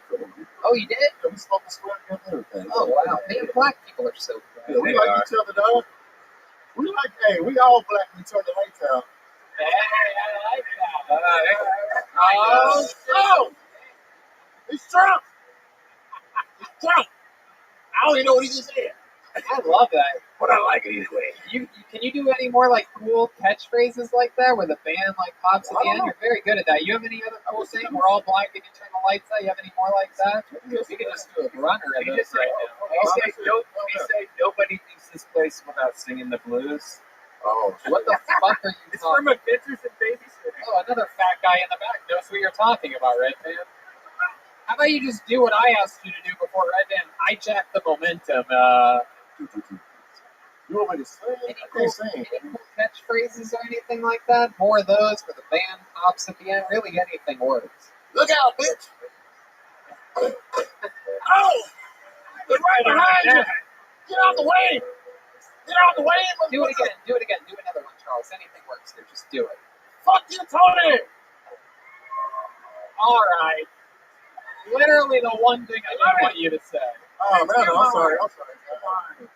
I'm just talking shit now. I don't even know. Do another one. Do another one. Nobody say the black of the berry, the sweet of the juice. Just come on. Well.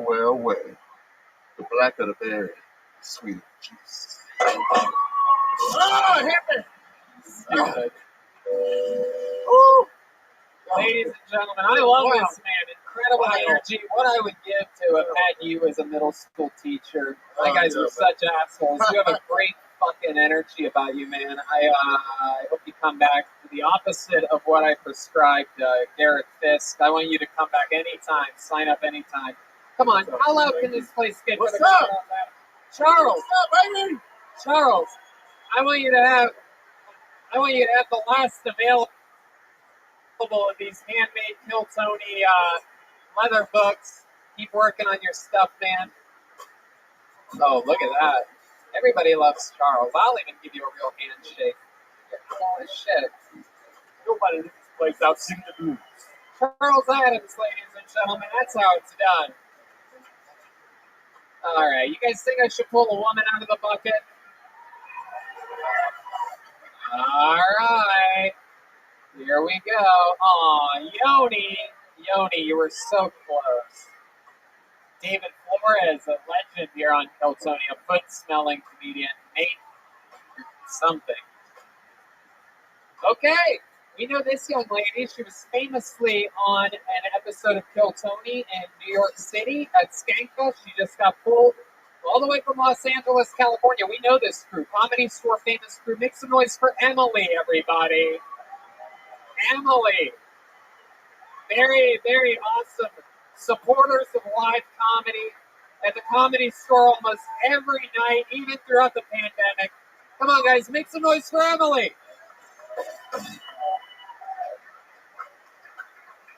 Oh, I can't see any of you. That helps a lot. Okay, cool. So, I ain't never been slapped with a more prime example of somebody needing to get their priorities straight than that time my apartment exploded in Florida, right? So I run into my roommate's bedroom, find her sobbing over some $35 handbags from Macy's. I'm like, woman, there is a bonfire in our living room. Can we go? She's still got the tags on it. She's bawling her eyes out. Now, me, granted, I'm talking like floor to ceiling bonfire, right? I've always wanted a skylight. Never thought that was how the universe was going to answer that question, but hey, beggars can't be choosers, right? So, anyways, me and my pack, I got like a couple changes of clothes, a couple bottles of water. I grabbed like a fucking packet of tuna for some reason, and I run back into her room, thinking all the way. So I'm about to have to drag this bitch out of our apartment, right? I'm thinking like bridal style, cross the threshold, some curtail dresses flowing behind us like some fucked up wedding train. Shakes one look at me, one look at the tuna. Goes, damn, girl, you need to get your priorities straight. Okie dokie. Emily, everybody. Shades of Garrett Fisk. Incredible story with a twist ending that did not end in a punchline. A real misdirect there. A lot of us were expecting a joke. And we learned to expect the unexpected. Brian, you really need to stop touching women on the stage. Holtzman having acid flashbacks to a different decade right now where you could touch random women. There you go. It's rock solid. It's never good when you hold on to the handshake, Holtzman. It's not really something people do anymore. Blowing an abnormal amount of kisses, double hand blowing kisses.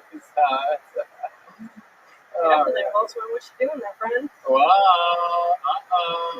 looks like she's about to give you a pair of women's panties. That would have gotten a bigger laugh if Kaylee wouldn't have given you her panties earlier in the night. Emily, welcome back to the show. How long have you been doing stand-up comedy? So I did it for about a year before the pandemic hit, and then that shit happened. So here I am now. You've been off for at least a full year then. Yes, yes. Hold on a second. I think there's the full. Oh, it's just David Lucas. Oh, I thought it was an earthquake. Yeah, I felt that. I thought I was watching the movie. Yeah. That's what we call grazing, everybody. That's grazing. He's grazing through the room.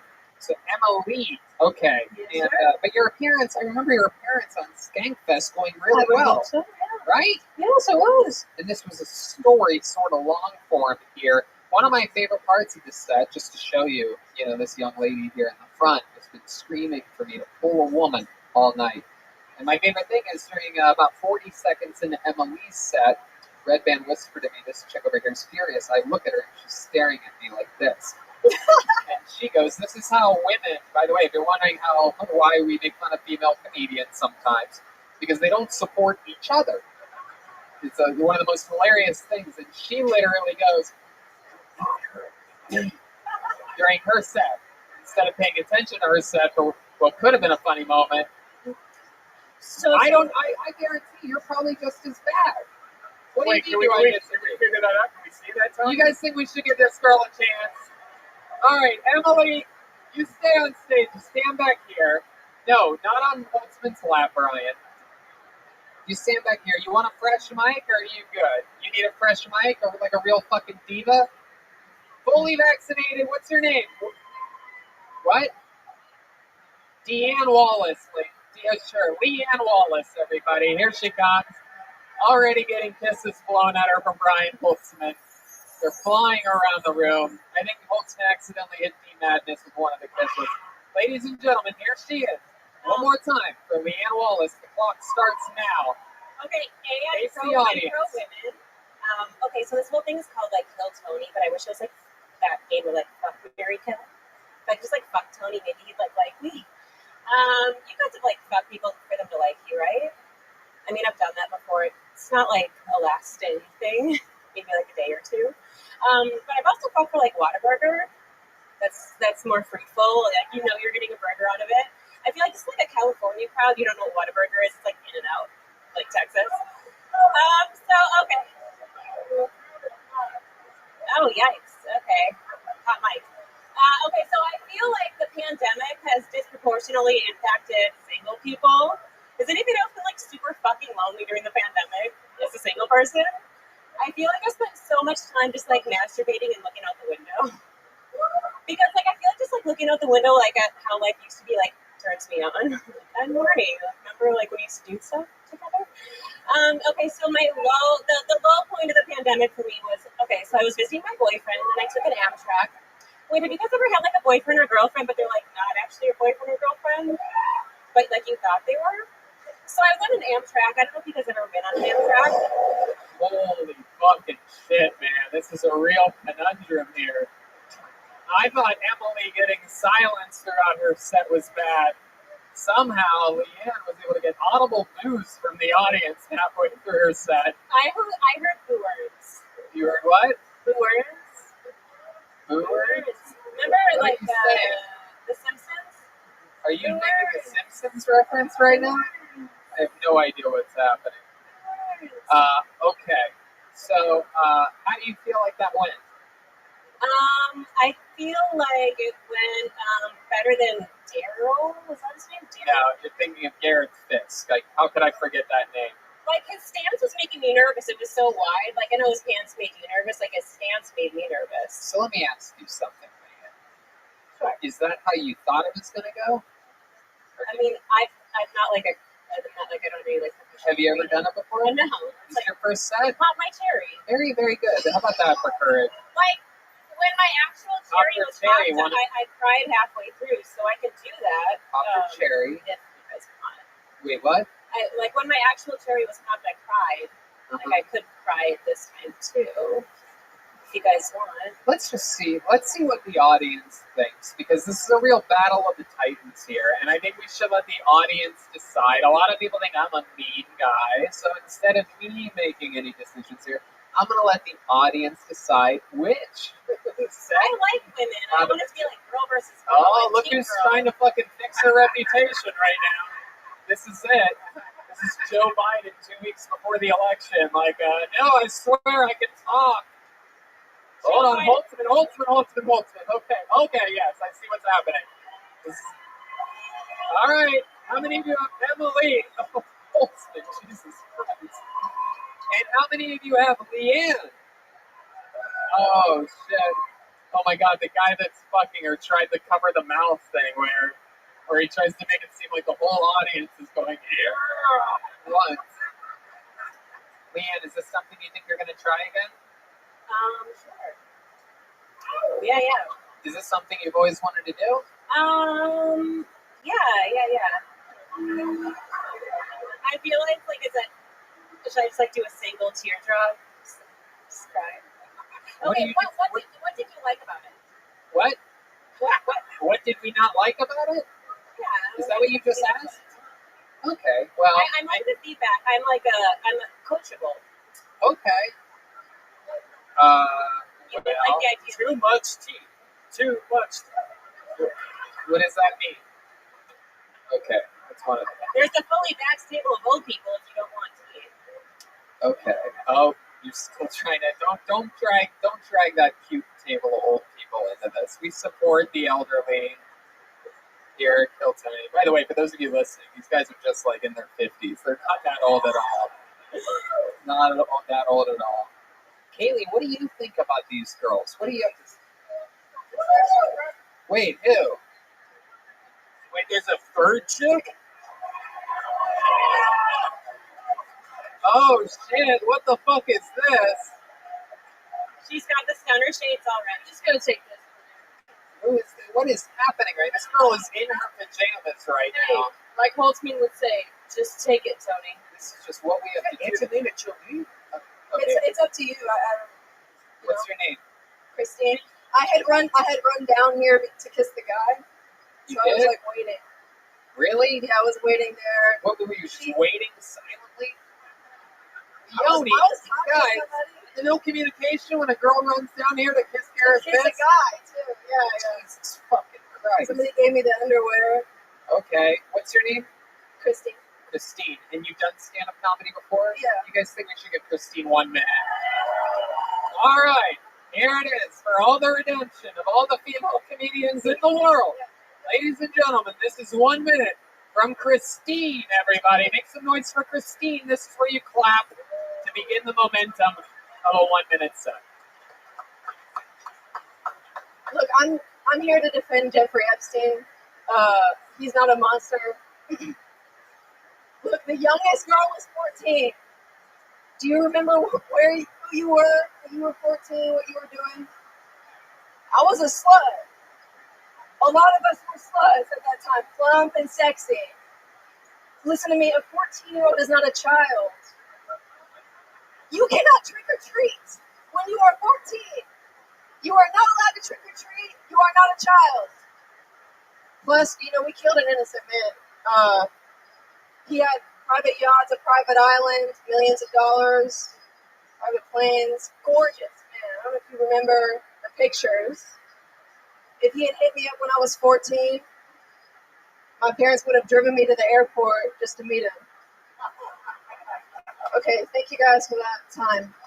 There it is, 58 seconds. She did not go over her time. A reminder that the other two girls both brought out the bear.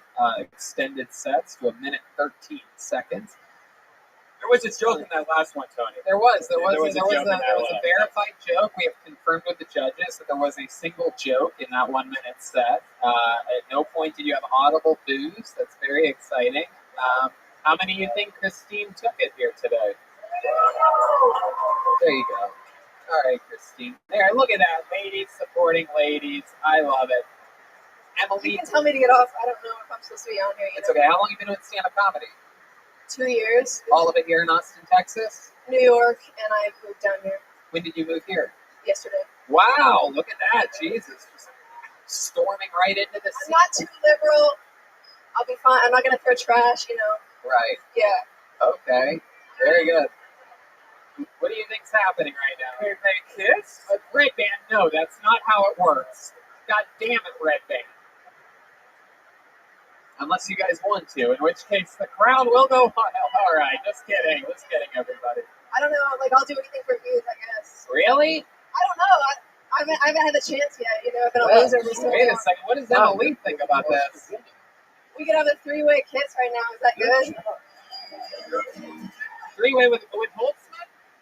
I don't know. All right, we're not going to do this. I haven't had the opportunity, so I don't know what is supposed to fly. Look at that. We created a ruckus here at Anton's. Hey, you can hang out in the green room at Vulcan Thursday if you want to. Oh, Red Band. You're out of control. I love it. It takes a lot of courage to get up here. Emily, thank you so much for signing up. Christine, thank you so much for storming the stage and coming up here. Give Emily the underwear. She took it like a champ up here. Emily, wasn't there something else fun about you? What was it? That you wrestle or something like that? I mean, like, I might have part-time for a little bit, yeah. Didn't you once body slam someone on this show? I did indeed. You did, right? Who was that, Jeremiah? It was. Oh my goodness. I'm pretty sure that dude's still probably walking kind of funny, but yeah. Oh my goodness. Wow. I wonder if there's any other fragile people here that you can easily body slam. I don't know. Let's see. Oh, everybody's like, no, Really? Haley, sit your ass down. Damn it. Jesus Christ. All right. Haley, brought to you by cocaine tonight. There you go. It's out of control. It's so early in the day. It's 9:30 at night right now. Haley's been zipping for 2 hours all around the place. Emily, thank you so much for coming on. Welcome to Austin, Texas. There she goes, Emily, everybody. She's on social media at Emily, spelled like Emily01, EMMALIE 01. All right, you guys ready to close this fucking show out with a bang, huh? Austin, Texas, this young man ruled the roost in Chicago, Illinois, at the very famous Second City, an improv guru, ladies and gentlemen. This guy, diagnosed with ALS a couple of years ago, decided to knock it off his bucket list and do what he always actually wanted to do. Instead of being in an improv group, he wanted to be a stand-up comedian. Once diagnosed with Lou Gehrig's disease, he decided to chase it. We found him immediately made him a regular. He writes and performs a brand new minute every single episode. He fully recovered from his March cocaine bender. Ladies and gentlemen, I present to you the new and improved Michael Lair, everybody!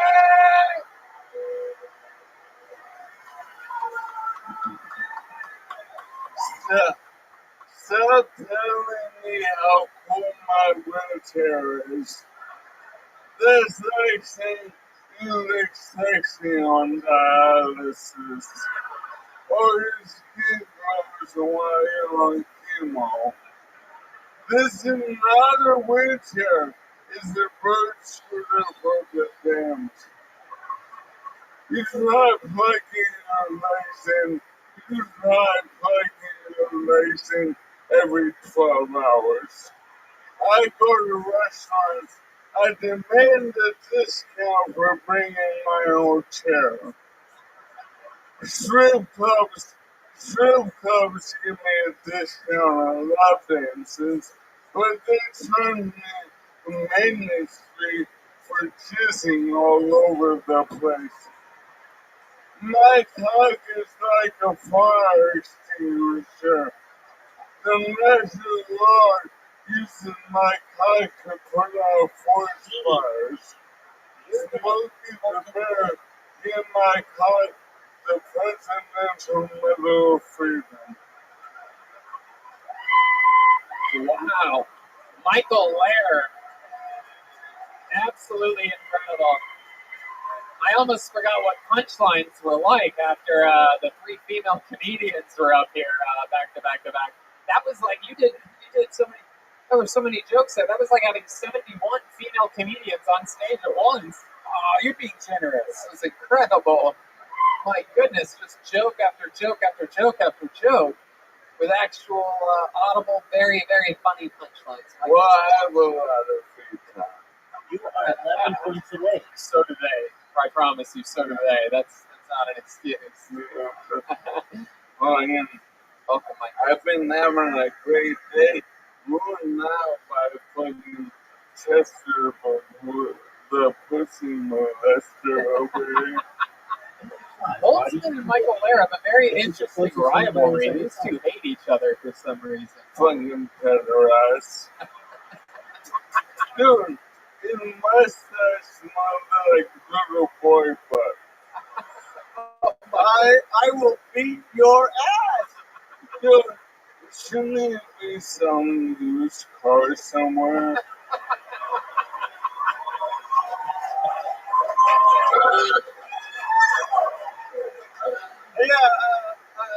handicapped fans, I guess. Yeah. Yeah. Fucking lizards skin over here. Fucking Holtzkin has a record for most prank cleaning done to close for the goodwill. Oh my goodness, Michael Lair absolutely up here shredding, wearing a new tiger outfit. Look at this getup. I mean, you are just a fucking rock star. Yeah. I in the yeah, I got them on Amazon. Not the website in the jungle. That explains all the tigers. I get it. Love it. Fucking oh, for the first time ever since I've been on Kill Tony, I like you, Tony, more than Redman. Oh, really? Why? What happened? Well, Redman fucking bumped me from this show last week. Oh, you bumped him off the secret show. It takes that very seriously. You are Okay, you know what? Sorry, we had 18 comics on the last show, and sometimes it's like, hey man, I got too many people on the show. Michael Lair has been on every. You've been on every episode, every show since then. Yeah, I'm biased. Oh, I guess you don't want to be on this week, motherfucker. Red Band is. But any of those other comics, does it take them 3.5 hours to get first? Oh, good question. yes, so closer. I mean, you come closer and Red Band seems genuinely mad. Mind you, he is 4 Jack Daniels in right now. I don't think he's taking these like jokes at all.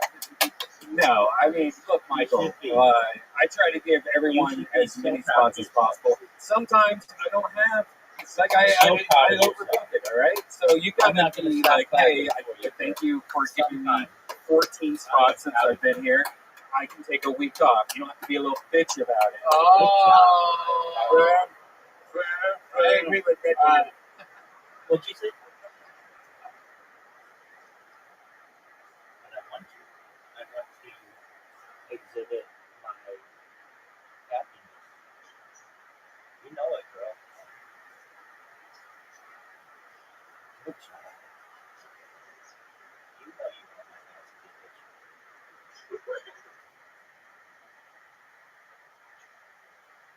Good job. Good. Oh, that was really good. I'm exhausted. No, I'm not. I slept well. I ate well. But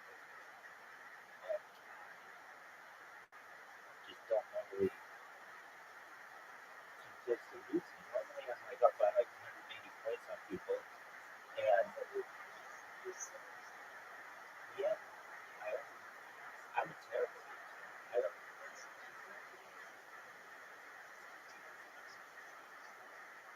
What's that? What is it that I do to make sure? Oh, I know. But I was very focused on the game. And I never did.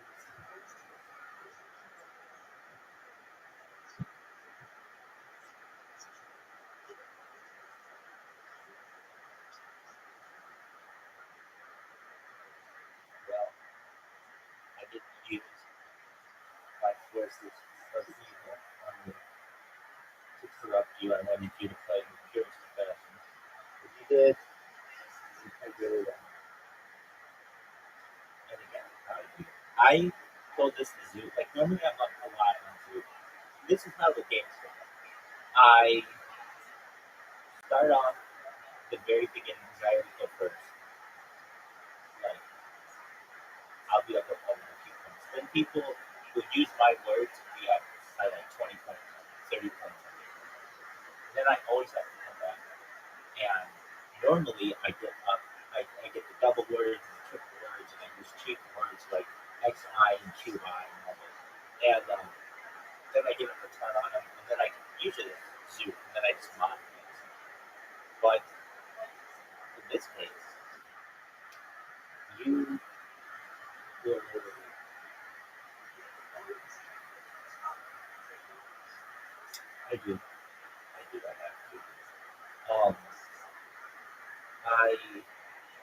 I get frustrated. If you want to know my, like, in my brain, how I think. I get really frustrated when I play a good word and it's not for last names. Like yesterday, I played a word, luau, Luaus, and it was worth like 6 points. It's like, that's such a good word. It's like, it's not used a lot, but it's got a lot of vowels in it, so I keep using it. Then Zoo used a word that pissed me off. It still pisses me off. It pisses me off so much I'm telling you about it almost 24 hours later. I would say guess the word, but that's a difficult task. This is a word that did not have a vowel. Burr. B-R-R. Like when you're cold. I'm like, that's an onomatopoeia. That's not like a normal word, but you do. It's got to have a vowel generally. But they accepted it, and it pissed me off. Burr. Are you serious? The other times, I get frustrated when I have to use an S in a place where I can't take advantage of it a lot of times. Like, I don't know, I don't have anything else to play that we can like 8 points or something like that. I also get frustrated when, you're learning all of my strategies. Then, okay, then I'll play again. When people take the bonuses when I really want. Like, you did it a few times in that game. There's another thing I don't like. It's not a big deal, but like when the bonuses aren't for a lot of points, there's just no way to play a really long game. Like, there are only 2 slots, so you can't play a lot. There's something that I want to do that I haven't been doing. Just whenever there's a word that's played and I don't know it, I want to look it up and learn what it means. But, and I should do that.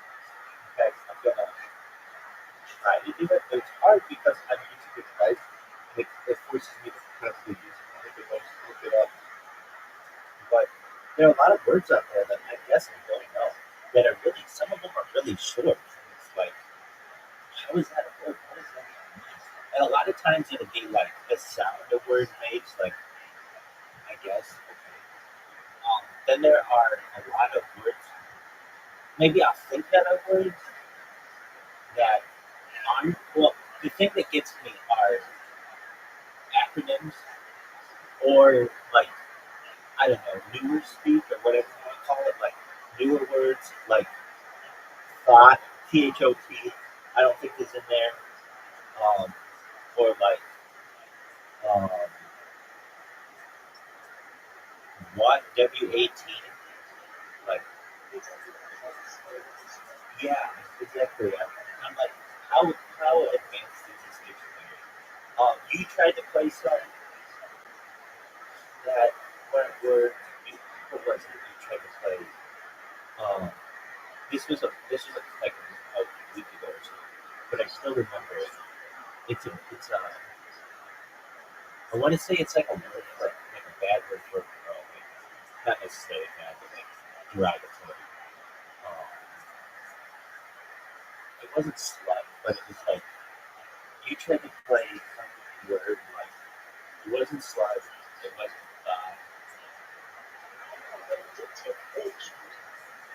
well, that would make sense. That's a different level. I tried to play bad. The badge did not go. But like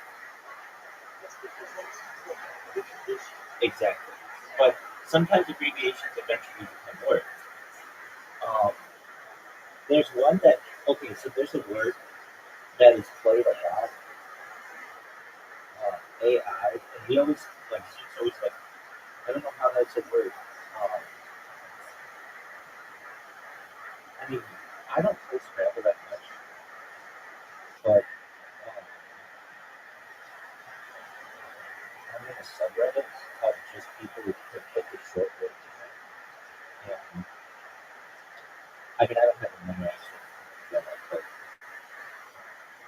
I computer right. Scrabble. AI Scrabble. AI dictionary. What is AI?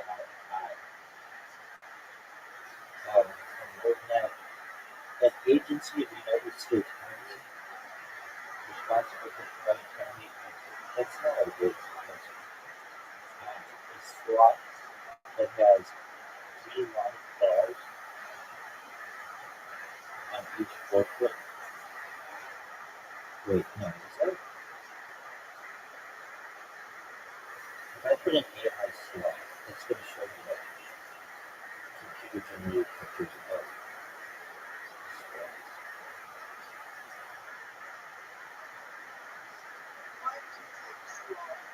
Oh, it is a bird. The pale bird is sloth, occasionally known as the AI, is a 3-toed sloth that inhabits tropical rainforests in northern South America.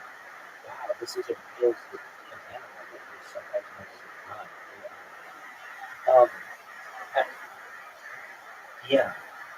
So there are like these words like here's another one, D, D-E. What is that? In the dictionary.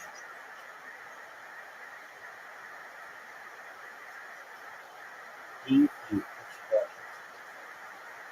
It's a French. Oh, okay. There, like a French preposition. Okay. The Latin preposition. Okay, I get it. I get how that's the word. But the AI one is always a really interesting one.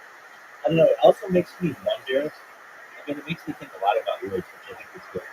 But like, there are a lot of words that are short or could be words that we just haven't given them into. I don't know.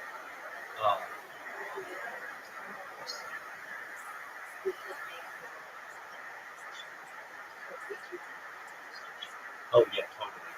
I really think that like I make a whole lot of words and then I just use them. Um, because I really think this like I will have a pretty big impact on society if this goes viral that people start using the words that I use like what? I've been using this word for 20 years. Hilarious. F-I-L-A-R-I-O-U-S. It's basically it's a portmanteau, which is like a combination of 2 words of fucking and hilarious. Like somebody's funny but hilarious.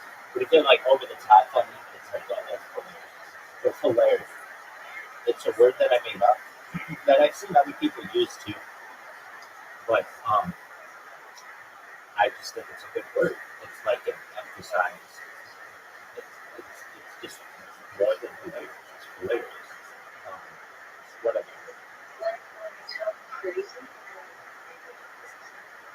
I've never heard that. What is that?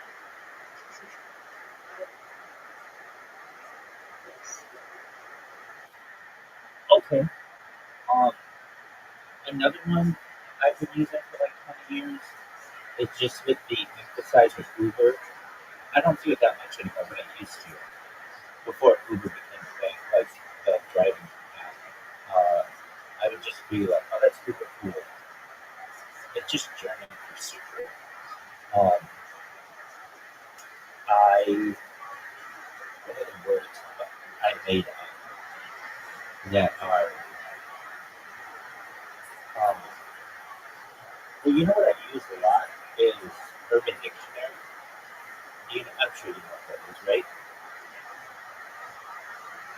If you don't, that's fine. I'm trying to operate the coffee line. It's like, Okay. Do you use Urban Dictionary ever? you know, that's what I was what. I think that was the last one. I was like, oh, no. It's always like with the weird sexual stuff. Yeah. Yes, I don't know what to do. Yeah. I do as well. Or it'll be like, especially younger people have words that I'm just not, to which I'm not proving. Like, like years ago, like people were using fleet. Like, what is fleet? Which just means like you look on or something. Or skibbity. Wait, what is it? Fleet, F-L-E-K. Skibbity. I still don't know what skibbity means. What is skibbity? I know it's like a toilet or something. What is skibbity? It's a gibberish word spread by Skibbity Toilet, a popular YouTube show featuring human heavy. I mean, like, that's so stupid. But like, what is it next? I've never seen it. For as much as I watch YouTube and I'm on YouTube, I don't stick to the same stuff. Okay, what are other words that I like words. I like there are things um, that used to be words that we don't use anymore that I think are interesting. I'm trying to think of them, but like they've just become antiquated. Um, but what other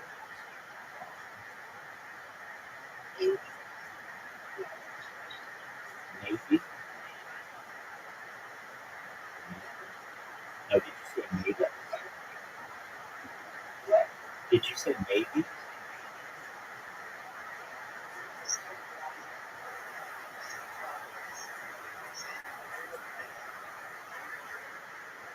Um, well, back to my strategy. I have to do that. Sometimes I don't know if I should tell you this, but I do kind of want to leave. It's like all good things must come to an end, and I really never would have thought that I would have such a streak. I mean, I've lost to people, but they're online and you can't really trust that because there's just a lot of ways to cheat. Um, but like against real people who I trust, I thought somebody would get me. And it's not because I have this giant vocabulary. It's not. It's because I think I play a lot of cheap moves. And but I have this strategy when the tiles are first shown, if I have a four-letter word, sometimes I don't play it. All right, you do you go.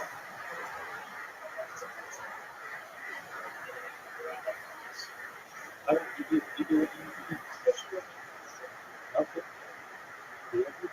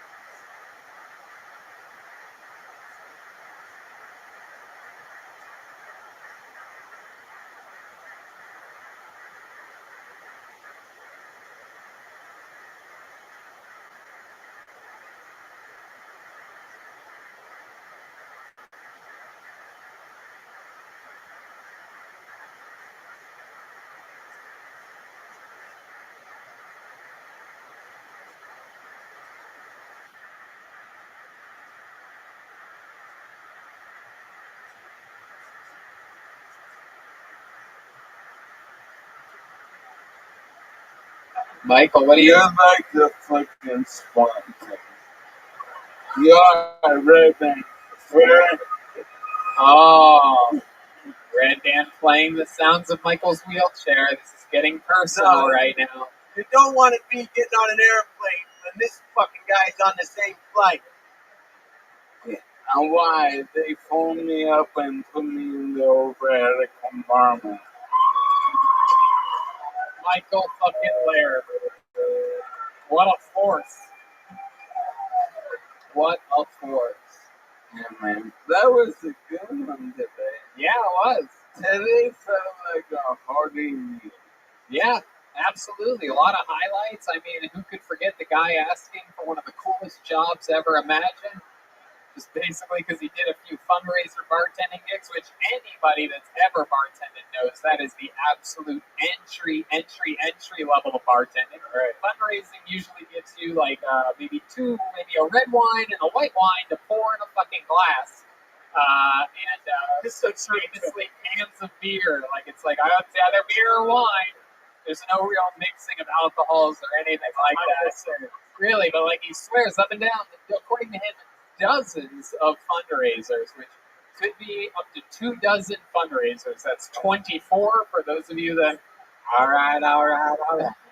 Matthew McConaughey is like, you know what? This is a great beer. You did a great job, bartender. You deserve whatever bartending job your wildest dreams can fucking. I love it. And then, of course, we had a triple threat female comedian face-off where that was awesome. Maybe we could do that like every week, just have 3 females like go up. Wow, the Red Band, the king of bad ideas, ladies and gentlemen. It's incredible. Really, and if you want bad ideas, email redband at redband.com. Michael Lair, I mean, you are just a fucking. The word cherry has been used a lot tonight, and I'll use it again. You are the cherry on top of a fucking very fun episode of Kill Tony. You know how to bring this thing home better than anybody. How loud can this place get for the great Michael Lair? MichaelLairComedy.com for everything Michael Lair. And we did it again. This is another banger of a Kill Tony episode. Let's check in with the drawing for Brian J. Belt. Holtzman, look at this mamma jamma. Ooh, look at that. Getting a little bit closer there. Holtzman has a shotgun. Oh my god, this is incredible, the detail. I'm in a coffin with a bandana. It is so cool. And Red Band, very cowboy, very Western Texas edition of a Ryan J. Belt drawing.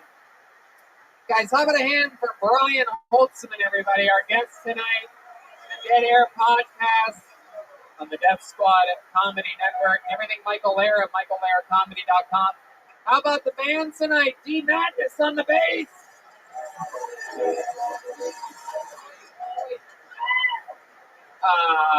He is the absolute man on electric guitar, Matt Mueling, ladies and gentlemen. He's at Mutation on social media. D. Madness is at Lorenzo Dwayne Jackson. And guys, the man on the drums, the fucking Mexican, Michael Gonzalez, Mike A. Guns 13 on social media. John Dees will be back next week. Of course, he's at John Keys on social media. That's the official Fixed Vodka Yes. Tony band. This is so great, man. We love Fixed Vodka. I had a screwdriver this morning to get my day started. Before I went to the gym, I had a delicious screwdriver. That alkaline vodka gives me energy like you'd never believe. I just sit there like Samuel L. Jackson and Jackie Brown, slow sipping on that thing. A great way to start the day. Again, Brian Holtzman has the Dead Air Podcast, RyanJabelt.com for all the prints available. Check out the 1-year anniversary of the Red Rose. It's this Thursday, featuring a couple of your favorite porn stars. How about one more hand for the wild and lovely Kaylee?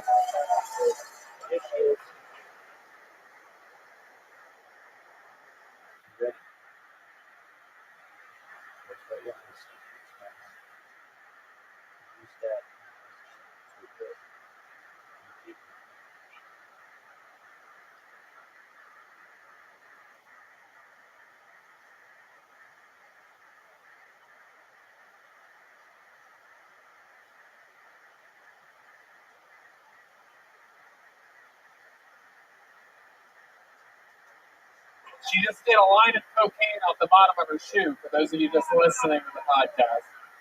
It's a wild time out here in Austin, Texas, Red Band, right? Hey, Tony, not only did me and Brian Holtzman do a podcast together called Dead Air, and we had Kaylee on the latest episode, but we have a show every week at Vulcan called the Death Squad Secret Show with a lot of these people on there. Please check that out. Go to deathsquad.tv for tickets. Thanks. Live audience, we did it again. We love you, Austin, Texas. Feels like home to me. Have a good night, everybody. Thank you.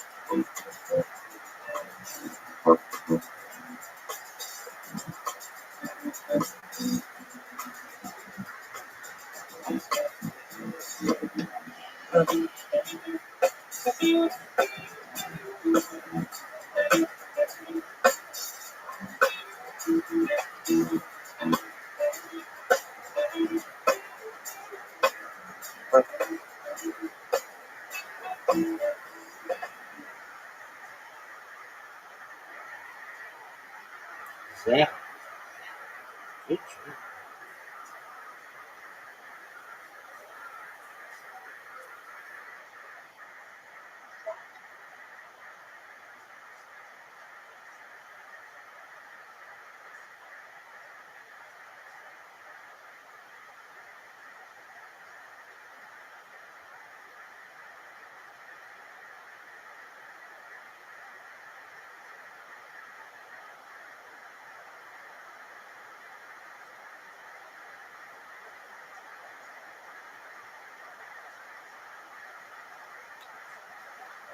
That's, I know what that means, but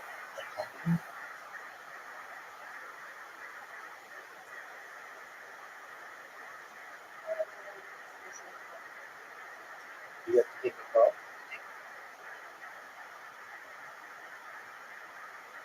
What'd you say?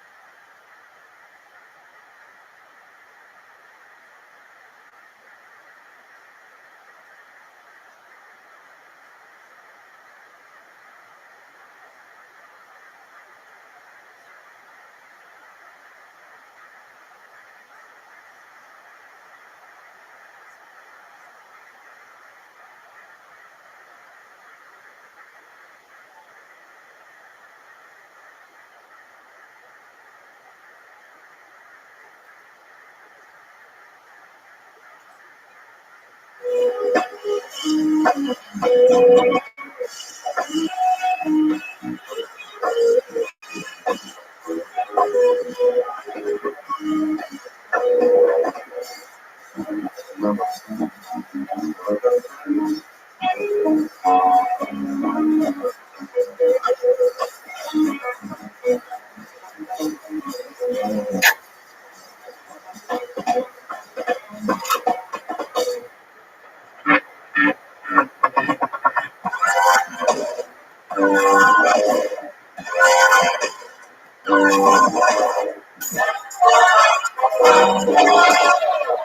this is Rabbi coming to you live from Antones in Austin, Texas. A brand new episode of Kill Tony, get up for Tony.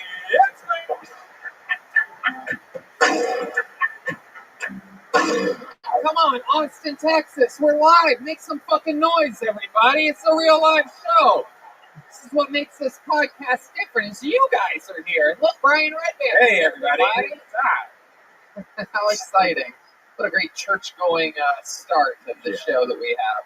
With the empty tables here. What is happening? I think the ticket scalpers are getting the best at Kill Tony nowadays. Scalpers shit we just learned about. Yeah, we have to figure this out. If you're listening to this, do not buy your tickets on the scalpers. Just don't do it. Because you're going to help them out and then they're going to do this shit every week. And also, why not swing by if you're bored on a Monday and see if tickets are available at the door? Because 10, 15 minutes after the show starts, we're going to start seating these tables with human beings anyway. But for those of you that are here and bought your tickets legally, how about you make some noise, everybody? We're here. It's a Monday night. No one has more fun than us. Very, very, very exciting stuff happening. We have the great Ryan J. Belt all the way in Los Angeles, California, drawing tonight's episode. All prints are available at RyanJebelt.com, including the new Kill Tony, the coloring book, and other fun stuff up on the way. Big stuff coming there at RyanJebelt.com. If you've ever been to a road episode or anything like that, the posters from that show are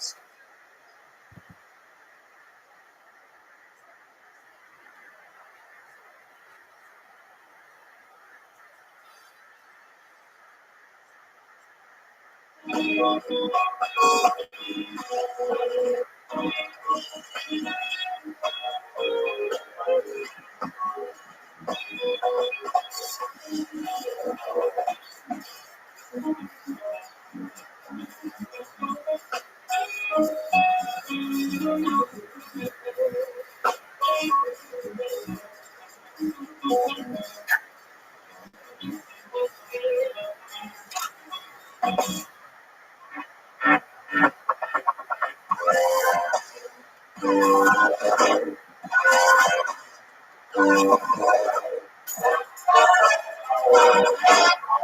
this is Rabbi coming to you live from Antone's in Austin, Texas.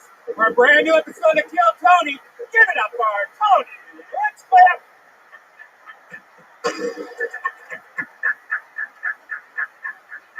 Fuck yeah, come on, Austin, Texas. It's a real live audience for this podcast, guys. Make some fucking noise. It's the birthplace of the blues or something like that. Red Band's here. What's up, everybody? Very, very exciting. We've been having fun every single week here at our new home of Antone's in Austin, Texas. It's a lot more packed today. Yeah, we've gone to another level. While the beautiful comedy store reopened to a capacity crowd of 6. yeah, a few people there. We are just fucking spreading and forgetting here. How many of you already had the coronavirus? Make some noise. Where's my people that have been sick? Side Good news. All of you that haven't are going to have it after this. So congratulations. We are building a herd immunity. Speaking of herd, how about a hand for the amazing band, huh? Wasn't that they fucking diabolical? I love it.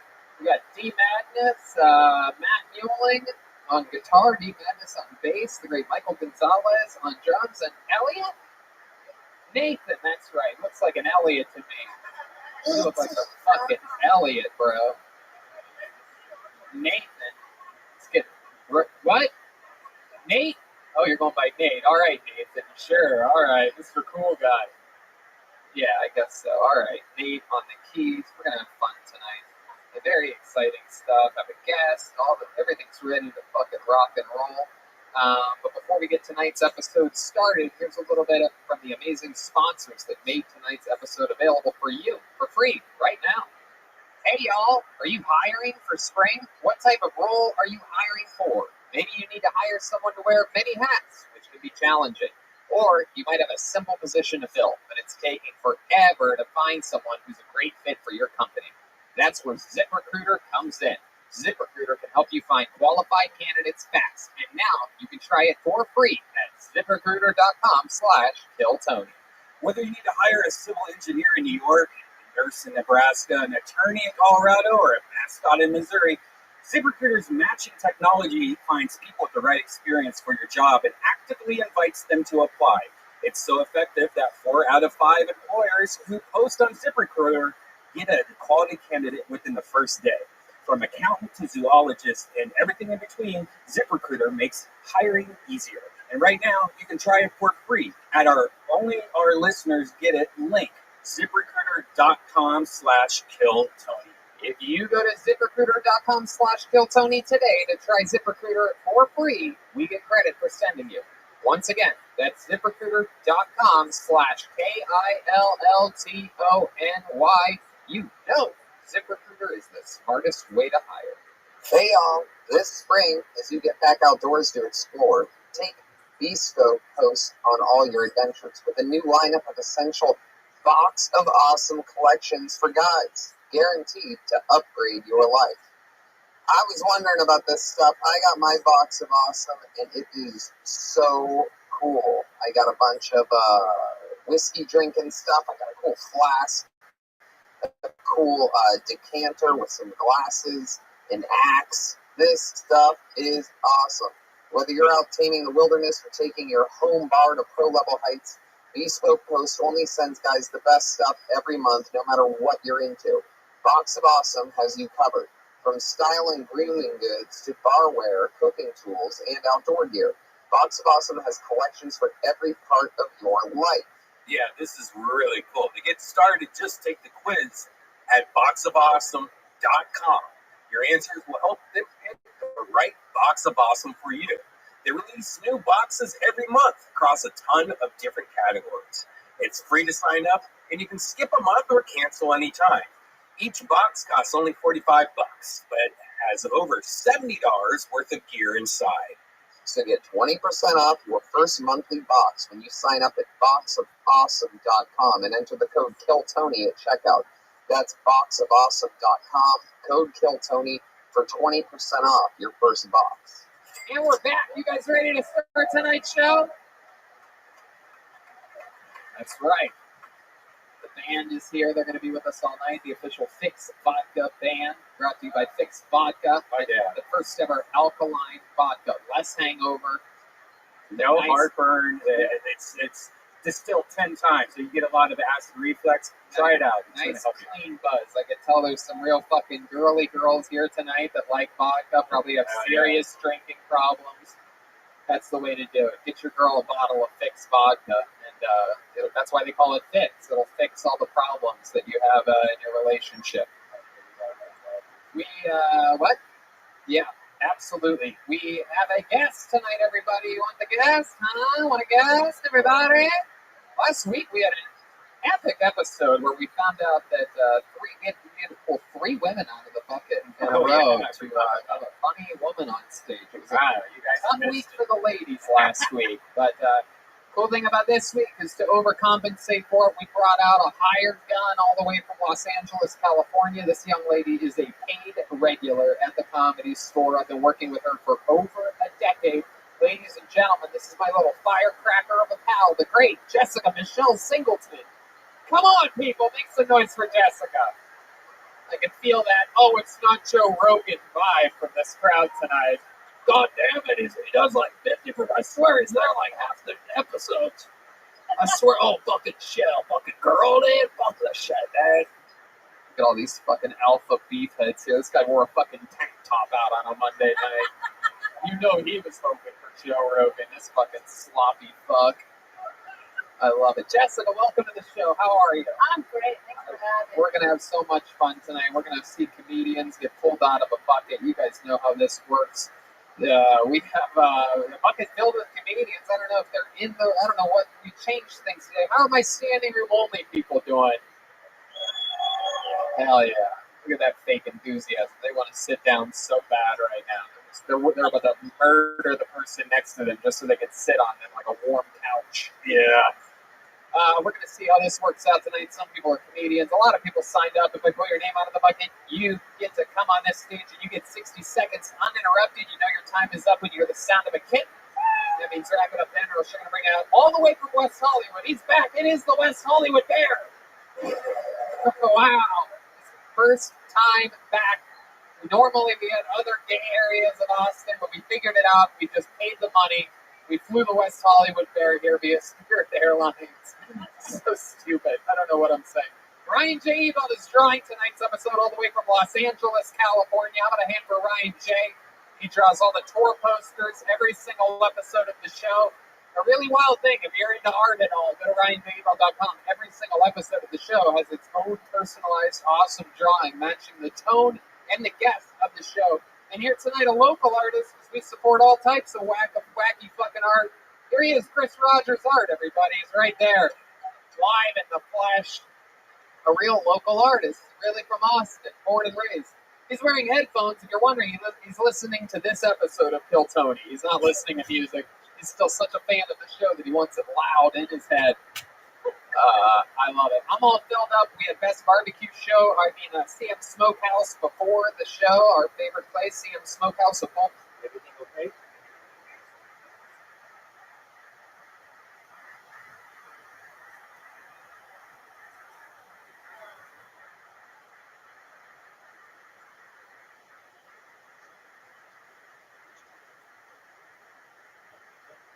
You want to play?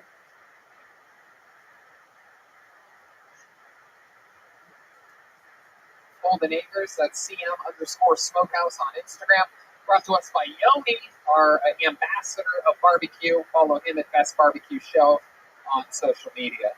Jessica Michelle Singleton has a podcast, Two Filthy Nerds, and she has a brand new country song for the first time ever. It debuted just about a month ago. It's called Now I Need a Whiskey. And she stays true to the art form. That is a real whiskey, thanks to our friends over at Whistle Pig Whiskey. Not to be confused with number one tequila, we have sponsors for every type of liquor. That's how you know we have serious problems on this show. Normally you have one liquor sponsor at a time, not here. We have it all. For anybody that's into anything, we have it. If anyone likes sweet vermouth, the show's hard. Let's fucking do it, shall we? How many of you are big-time fans of the show? You've been listening for years. All right. In that case, since there's so many of you here, why don't we start off with something special? This guy has his own entrance music because he is the standing regular in the history of the show. Beating out Ali Makovsky's record. He has been a regular for, I think almost frickin' 3 years or something. You might have to get rid of him soon. Something crazy. He writes and performs a brand new minute every week. He has an incredible style. He's the real deal. I call him the Big Red Machine. Make some noise for your first comedian. Not out of the bucket, a regular, all the way from Los Angeles. Make some noise for William Montgomery, everybody. Wow, it's really him. Yeah, it really is fucking me. My dad's so old, he used to spank me.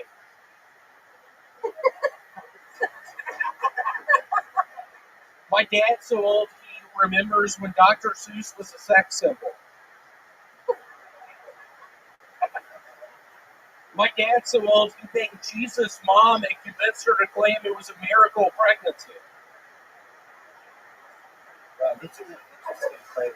I love how we're supposed to listen to Bill Gates about COVID as if he isn't responsible for a software that is constantly being exploited by viruses. Did anyone else cry during Blue Man Group? I'm starting a home improvement store that sells fans and fans only. I'm just trying to think of what to call it. Let me do that one more time, and y'all say OnlyFans at the end of it. I'm starting a home improvement store that sells fans and fans only. I'm just trying to think of what to call it. Fan. Oh my God, thank y'all so much. Wow, there it is. William Montgomery getting the show started with a bang.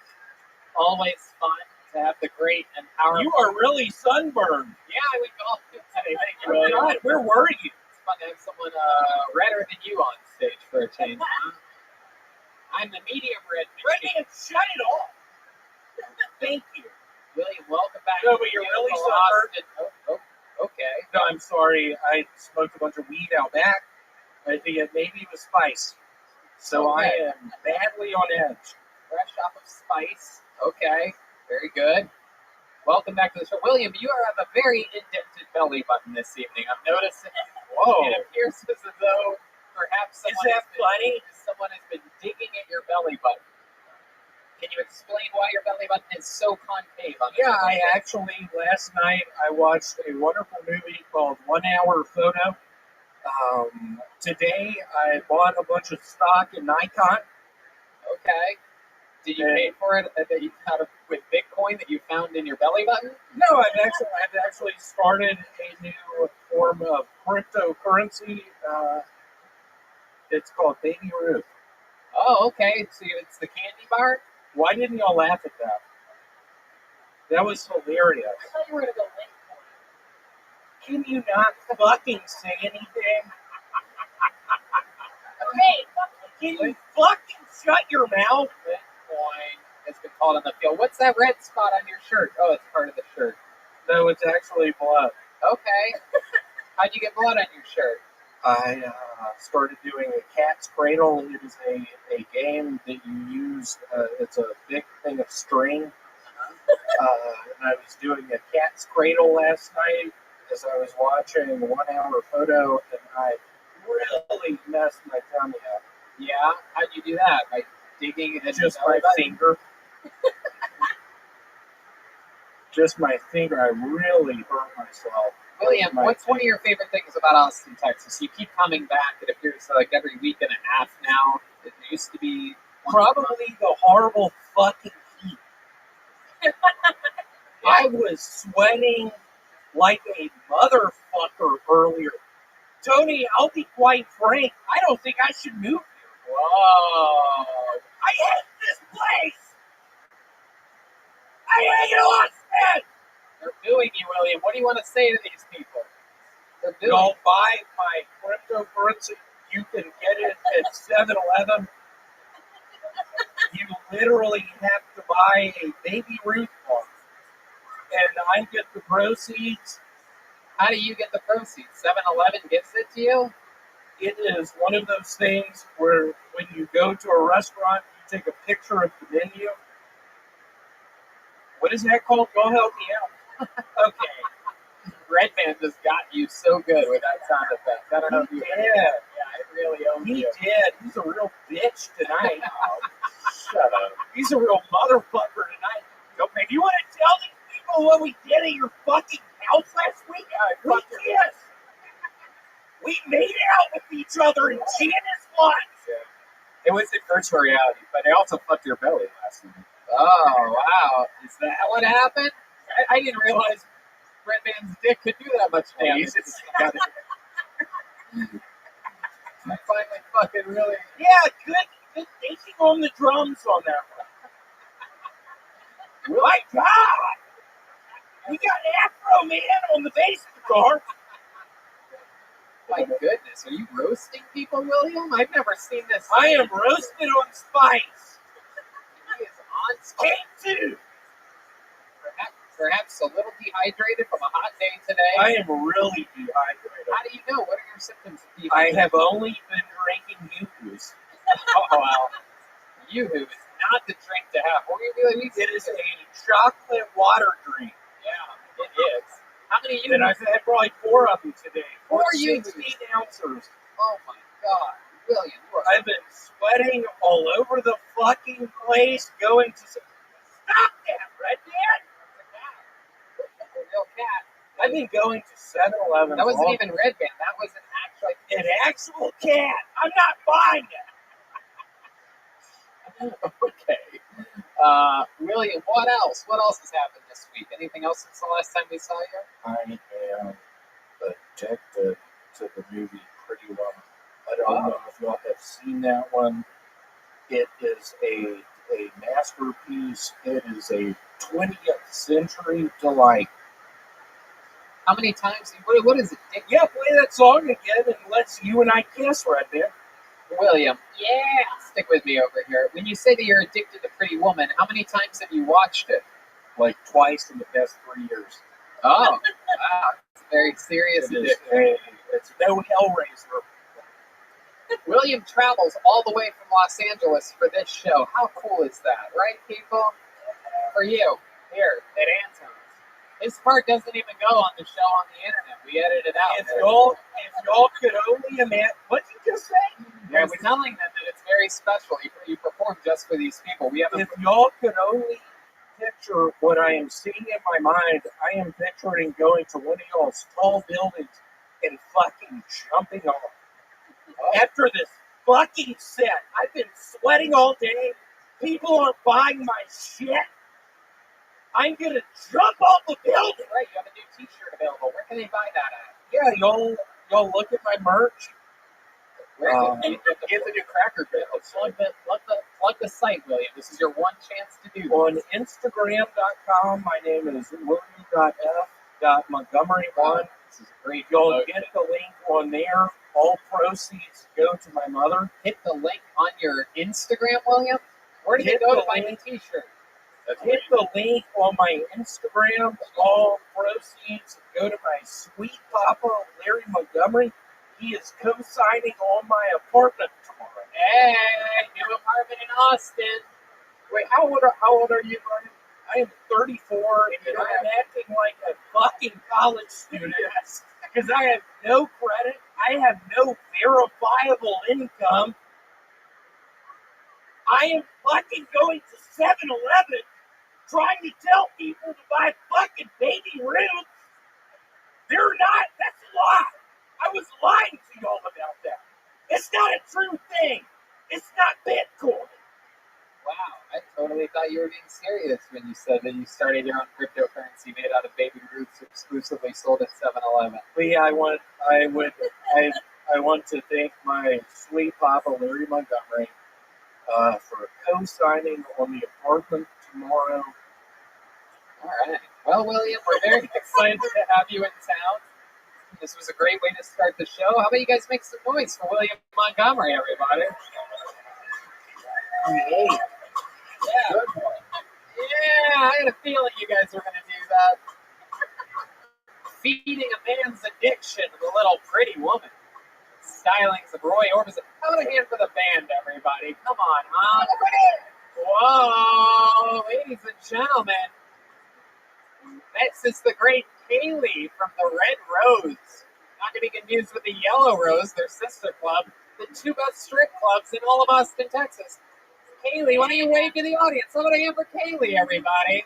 Woo! Isn't she adorable? She has her own podcast, ATX After Dark. Check it out. Ooh la la. All right. Bunch of comedians in the back, bunch of comedians on the sidewalk. Let's create a little path if we have to for the stylings of Aaron Sorowski. Aaron Sorowski, our first bucket full of the evening. That means anything can happen.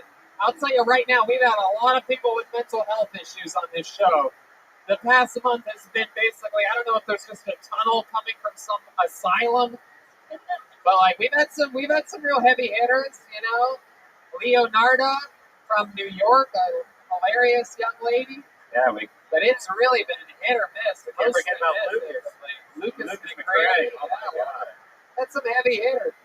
But it has been some deep sea fishing here in Austin this month.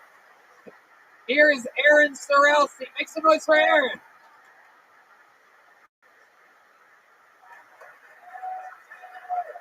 Yeah. I was in New York and I saw a peddler, and the only thing he was selling was a box of condoms. Right? And I was like, are they new? He's like, they're refurbished. And like, if it works for him, I have a box of condoms in my car right now, gently used. $10. Thank you. Gently used is the only way I can use a condom, because I got weak hips. You know? Right, buddy? Right, guys? You too? I knew it. It takes a village for me to have sex, literally. There's me, there's the person I'm having sex with, and then there's the person that guides my hips in and out. You know how it is, buddy, right? It's got me. But like, let me tell you, best 3 minutes of your life, okay? Best 3 minutes. I don't last 3 minutes. I'm done after 2. I paid the guy for 3 minutes. So at some point, it's just a limp body, you just like slam it against. Thank you, guys. Okay, Aaron Sorowski. Weak hips. A little bit of trouble in the bedroom. What are you fucking exactly, Aaron? Whose dead corpse are you fucking? Different every night, you know. What the fuck was that noise, Michael Gonzalez? Michael Gonzalez is out. awing everybody. I have an R behind me. You feel bad for me saying that he fucks corpses? Thank you, Michael. Thank you so much. Last thing I want to do is hurt the drummer's feelings back here. I thought you were toughened up after a couple months of doing the show. Deep Madness. Deep Madness will not turn a blind eye to your antics, Michael Gonzalez. I love it. Aaron, welcome to the show. This is your first time here, correct? Yes. I love it. How long have you been doing stand-up? Like 3-ish years. 3-ish years. All of it here in Austin. So I started in San Francisco, but like I've mainly done it in Austin since. You mainly started where? San Francisco. San Francisco. And how long were you there? Just a year. Okay. Just a year. All right. Did you live there before that? No. So I moved there. From where? Austin. Okay. You moved to San Francisco because Austin wasn't liberal and Not enough. yeah, you had to go straight to the fucking top. Yeah. I graduated high school, then went to San Francisco and lived on a boat. Oh wow! I mean, that is just as fucking. What was it? Did you also fight in Vietnam or something like that? I mean, what kind of fucking hippie are you? I tried. You're a weak hippie with weak hips. Jeez. I love it. So, welcome. This is your first time on Keltoni. I feel like there's so much about you that we could find out. What do you think we should know about you? You know the show at all? You know how it works? Where we ask questions and try to find interesting things about the people? I mean, if I'm completely honest with you, we love honesty. I never knew Keltoni existed until you came on. Okay, perfect. We can say the same fucking thing about you, Aaron. Jesus Christ, this fucking guy. Yeah, maybe if you weren't living on a fucking boat, you'd have Wi-Fi and you'd know we're the #1 live podcast in the world. You son of a bitch. I'm kidding. I'm just joking. I'm not offended by you not. I barely know the show exists, and I host it every week. I love it, Aaron. So welcome. So what are some interesting things about you in your life, like the highlights of your life? You ever win a trophy for anything? You ever fucking do anything cool? You're dungeon master? God, I wish. You get paid for that, you know? Yeah, answer the question that I asked a second ago before he threw in that killer dungeon master line. It fucking really rocked the room. Totally worth it. We were vibing, and then you just had to jump in the middle. I know. I'm still waiting for an answer to that question. 35 seconds ago. What I do, let's see, I rock climb, I hang out with my dog. You got a lot of rock climbing, by the way. It might be the most boring answer in the history of answers. Oh, wow, do you like to climb with your left or your right hand? I'm kidding. What else other than climbing rocks? And I don't know, I'm a pretty boring person. I go to school. What are you studying in school? Communications. Okay. You must be a freshman. This better fucking work out. Must be a dungeon master. Okay, so let's talk about it. You talked about sex. You talked about condoms, weekends. You talked about fucking. Who are you fucking? How often are you fucking? I'm so interested to know about this. I cannot picture it. We need a fake Do you want pictures or well even T-Madness doesn't want a picture of you fucking. One man that can do nothing with it is disgusted by the thought of seeing a picture of you fucking. T-Madness, what do you think this guy looks like? If you had to guess. If you put one of those microphones near him, does that even work? Will it help the audience hear it at least? Yeah, sure. Share with me, Madness. Share that microphone. Just put it right in front of his face there. What do you think he looks like? Oof. I don't know. I was like, Yep. yeah. I can't. I'm trying to figure out how to say this. You just go for it, please. Tell the truth.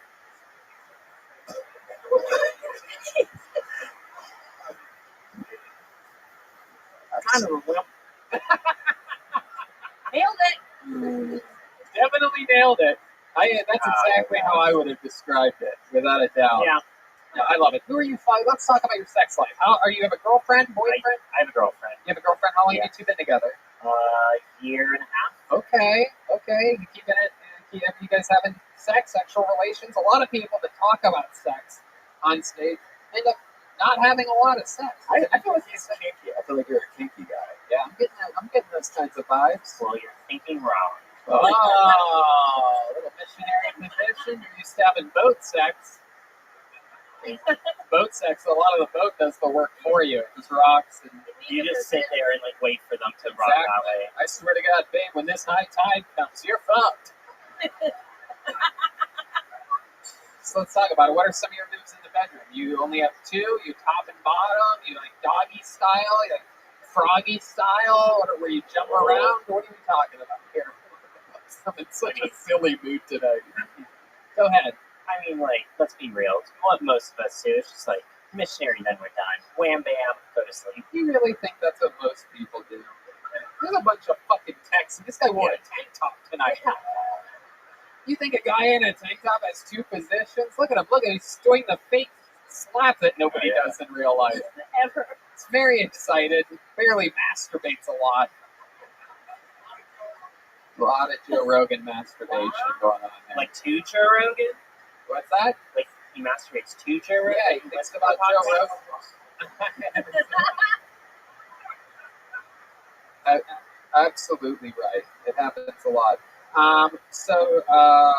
Just single position. You said missionary, and then you're done. Yeah. How long do you typically last? Be honest here. This is a big question. You a minute, 7 minutes, 15 minutes, 30? I think it ranges. Yeah. I don't know. What does it depend on? It's like it depends if I'm intoxicated. You know. Shut up. What? Whoever's asking questions, shut the fuck up. You don't do that. So welcome to the show. You don't ever do that again. Welcome, my Well, friend. you did bring up a good point. He does have 2 phones. Oh, okay. Redman has decided to embrace the audiences from the question because why the fuck not? Oh. Why not light the world on fire while we're What's his here? passport? Yep. Oh, Great yeah. idea. Yeah, I love it. A true gentleman. Hey, I'm with you, buddy. I carry my fucking passport with me all the time What as the well. fuck? Definitely. And my phone, everyone. You And a never fucking know. fat stack of cash. No, I'm kidding. What the fuck are you on the run from? You never know. You never know when you need to get the fuck out. All right. This was fun, Aaron. I wish we would have gotten something else out of you. What's the wildest thing you ever did in the bedroom? You say your missionary position and you're out, but I want to know what the highlight of Do you want like the full story? Let's fucking go. How many of you want the full story of this fucking guy's sex life? Let's go. Here we go. I fucked this up, mic stand. I'm sorry. No, it's all right. I fixed it. Is this it? Are you about to fuck the mic stand? I'll demonstrate on the full. You want the full story? He just jumps on it, takes it right up the ass. Let's see. You want weird? This is fucking weird.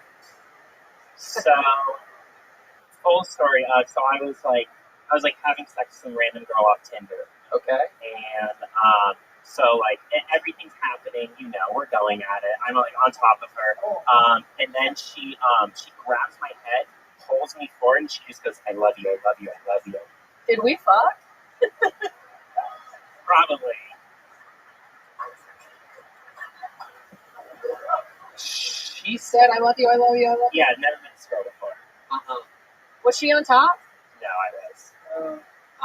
How deep into the sex was this? Was this immediate, like first pump, or like minute 10? We were at 15. Ooh, look at you. We're finding out more about that range we heard about earlier. Hello. All right, so minute 15 out of nowhere, she just goes, "I love you, I love you, I love you." Did you go, "I love you too, I love you too, I love you too"? Did you come immediately? I should have.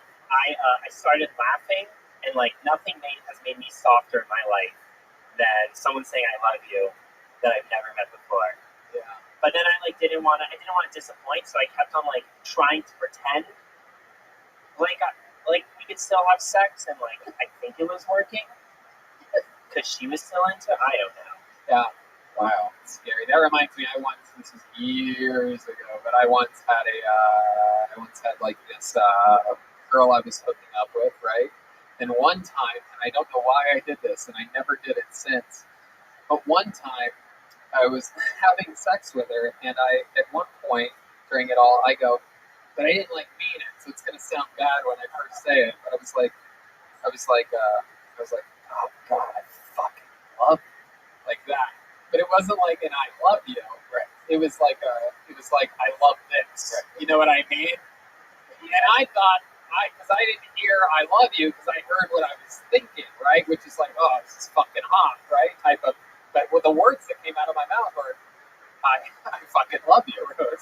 Right. Horrible. And sure enough, when that ended, whatever, you know, a few weeks or whatever happened, you know what I mean? After that, I got a fucking. She went wild, lots of text messages, and at one point she goes, "You told me you fucking loved me." So I had to answer to that. Amy Schumer, everyone. Yeah, that's who it was. That's who it was. Redman, coming up with Dungeon Master, finds himself. Same thing. Aaron Sorowski, thank you so much, everybody. Aaron Sorowski is at Aaron.comedy. Wait, Aaron, come here. Come here. I just want to say we have these Kill Tony leather joke books made by Bonsai, a local leather artist here in Austin, Texas. The coolest shit. Kill Tony, the actual crossover, the new gun crossing with microphones. But we're going to give you the tiny one. We have tiny ones as well. We're going to give you one of the tiny ones. Aaron Sorowski, a good sport, good comedian, Aaron.comedy. There he goes, everybody. Follow him on social media. Going totally different direction than how he came on the stage, but there you go. Didn't even remember how he got up here. That's the adrenaline of the show. Here's Kaylee, everyone, keeping everything clean for us. show nice and sanitary.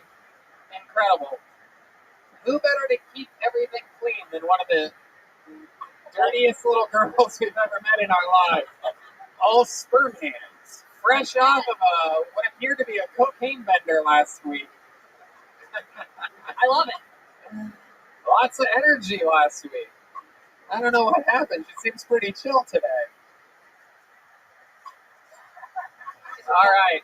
This looks like a fun name. Now let's make some noise for Mariano Di Vincenzo. Mariano Di Vincenzo.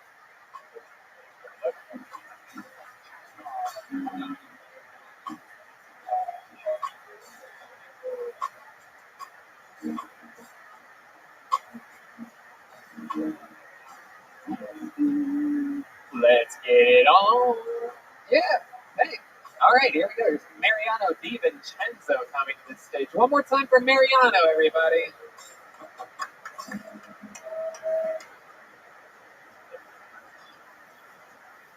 So there are people who call me a conspiracy theorist, but as far as I'm concerned, those people can fall off the edge of the earth.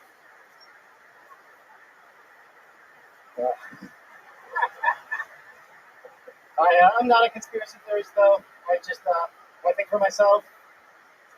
Nobody controls my thoughts because my parents didn't vaccinate me.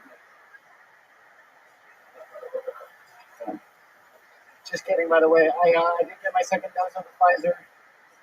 I figure it's too late for me to get autism, so. By the way, I'm not a conspiracy theorist. I'm actually from South America, so I've been vaccinated for real third world diseases. And I just generally feel like quoting conspiracies are a white thing.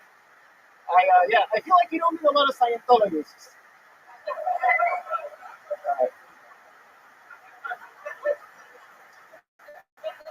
That was it. So. There you go. That's a minute right there. Mariano Di Vincenzo. Very funny. Yeah, building momentum throughout the set. You were on the show a couple weeks ago, right? I was, yes. Yeah, what happened there? I had a decent set. You mostly made fun of my hair. Right, that sounds about right. Yeah, and you made Aguilar look really bad, so I want to give him a new shout out. What? Aguilar, my barber, who's going to be on the show. Right, no, Agabar made Agabar look really bad, and he did that again on this appearance as well. Nothing's changing the hair. The set was fantastic, but that doesn't mean anything about your hair. Even Carrot Top has good sets. Luckily, we're not judging your hair here, Mariano. Love it. I love it. I also love that even when you're wearing a shirt, it still looks like you're like one of those barber apron things. What the fuck is that? What are you, Conor McGregor's valet driver or something like that? What is that? Where'd you Cosby Show shirt. find that fucking thing? I started wearing these vintage shirts. I used to be really shy, so it's kind of a way of when I put on these shirts, it just kind of helped get attention, and I kind of learned how to, You put the awe in autistic. Oh, thank you. There's the sound of autism, for those of you wondering. A lot of people think it's a seal. That is our autistic friend. There he is. There you go. Wow, look at that. Quiet and awesome audience. Exactly. Does everyone here have an autistic cousin or something like that?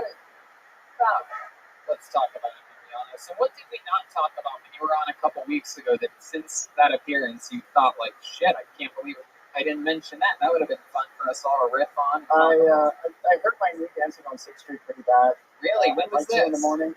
It was 2 months ago. Okay. It was right when the pandemic ended. It was 2 in the morning. And it was wow. You hurt your ACL during ACL? Wait, did I say ACL? No. I was guessing. You said you hurt your knee. I hurt my knee. I was on 6th Street right 2 months ago, and it was right when I was starting to feel okay. What was the dance move? How many of you want to see the dance move that Show us. that he did? Here we go. Give us a little. I was doing this, and then snap right there. Wait, what kind of dance move is that? Show us. Dance. Dance, you son of a bitch. Whoa.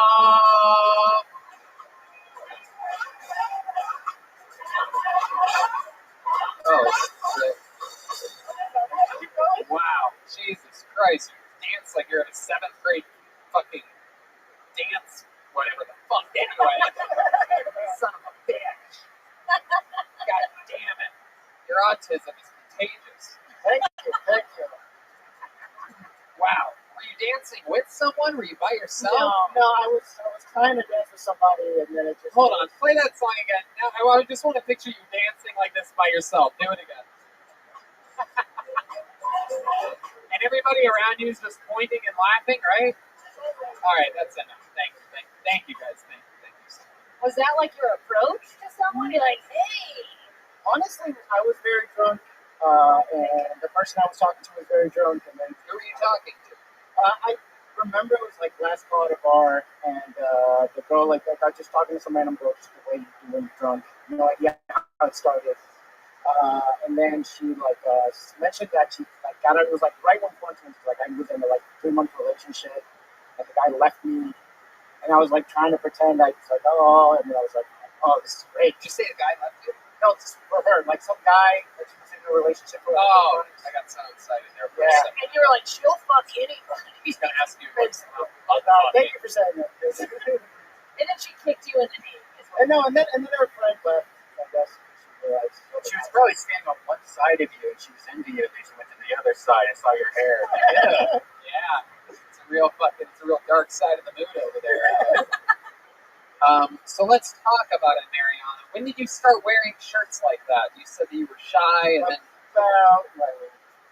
been like 8 years or so. 8 years. Okay, so you sort of have it's like your own little trademark. Basically, yeah. What else do you do for fun, Mariana? You seem like an energetic guy. You're out there dancing. I like reading. It's kind of boring. I don't know. What else? I went to rock climbing. I guess I went to a wedding right across the border. I walked into the border. The border of Mexico? Yeah, Jesus Christ, bro. What? Oh, well, why? Do you even know the people? No, yeah, obviously. I wouldn't do it otherwise. Yeah. Well, I'm more Latino than people think, so I have like a friend from Peru. I married a girl from Peru to Mexico, so we parked our car on the U.S. border and walked into Mexico. You just walked across the border? Yeah, I have a picture right in between the river, right in between the two bridges. You can just do that. You can go into Mexico and nobody gives a shit. Like, yeah, no, get out. Yeah, right. I don't even know what cares. They try to come back. They don't care if Americans come. They're like, did you bring anything? Do you have anything with you? Can we have something? Sorry, Michael Gonzalez. See, you don't awe that, but you awe the other guy. I'm making fun of all your people right now. I love it. Okay. How long ago was that wedding? Like a week ago. Oh wow. Okay. So fresh off the border. Fresh off the border. Wow. I love it. Yeah. That's fun. Anything special? Did they do anything extra Mexican there? Did they, you know what I mean? Did she throw her bouquet over the wall or something like that? Just the typical Mexican stuff. They won't leave till 6. There's just always one person who wants to sing mariachi karaoke or whatever. Was that you? It was not. I was extra respectful just because I was in a border. You look like you're part of the mariachi band. Yeah, there's a very mariachi energy to you. It's very mariachi or something like that. Mariachi. All right, Mariana, what's your sex life like? We've been talking with. We just had a real serious discussion with Aaron Sorosti. Real animal. It's been pretty slow for the last 3 months. I had a hookup 3 months ago, and I'm kind of off the dating apps right now, just trying to take care of myself. There in your head, yeah. Yeah, getting safe, and no, I'm trying to do it organically or whatever. Just when I'm starting to get more confidence, and just the dating apps are fucking with my head, so I just felt like it was the time to just put on the shirt, meet a lady. I like it. Normally, weddings, ladies are very turned on. They're very horny and things like that. Did anyone make a move on you at this wedding? I was pretty scared and went all the way up. Did you tell them you're American? You should just have a name tag that says "My name is American" on it. I told them I was Argentinian, which means they probably hated me more. They don't like us. Yeah, so he just went through. Yeah, Michael Gonzalez just threw up on his snare drum when you said you're Argentinian. All right, Mariana, you got lucky a couple weeks here. Welcome back to the show. Congratulations. You know what? You were so funny. I'm going to give you a full-size Kill Tony joke book. Thanks to our friend Adrian Cavazos. He hand makes these. This is another local Austin artist. You can follow him on Instagram at Boneseye with a Z in the middle. BONEZEYE. Boneseye. How about another hand for Mariana Vincenzo? Great set. We're doing it here today. What? I don't remember how to get off the stage. This is very weird what's happening here. I think it's sort of a... Well, he almost jumped off the front. Oh, okay. Uh-oh. We know this guy. Ladies and gentlemen, your next comedian helps us out here on the show. He is a barbecue specialist. He has his own show called Best Barbecue Show on the internet. He feeds us regularly. He is basically our ambassador of food here in Austin, Texas. Any type of food, anything that we want to do, we always ask Yoni first. Ladies and gentlemen, here he is. It's Yoni, everybody.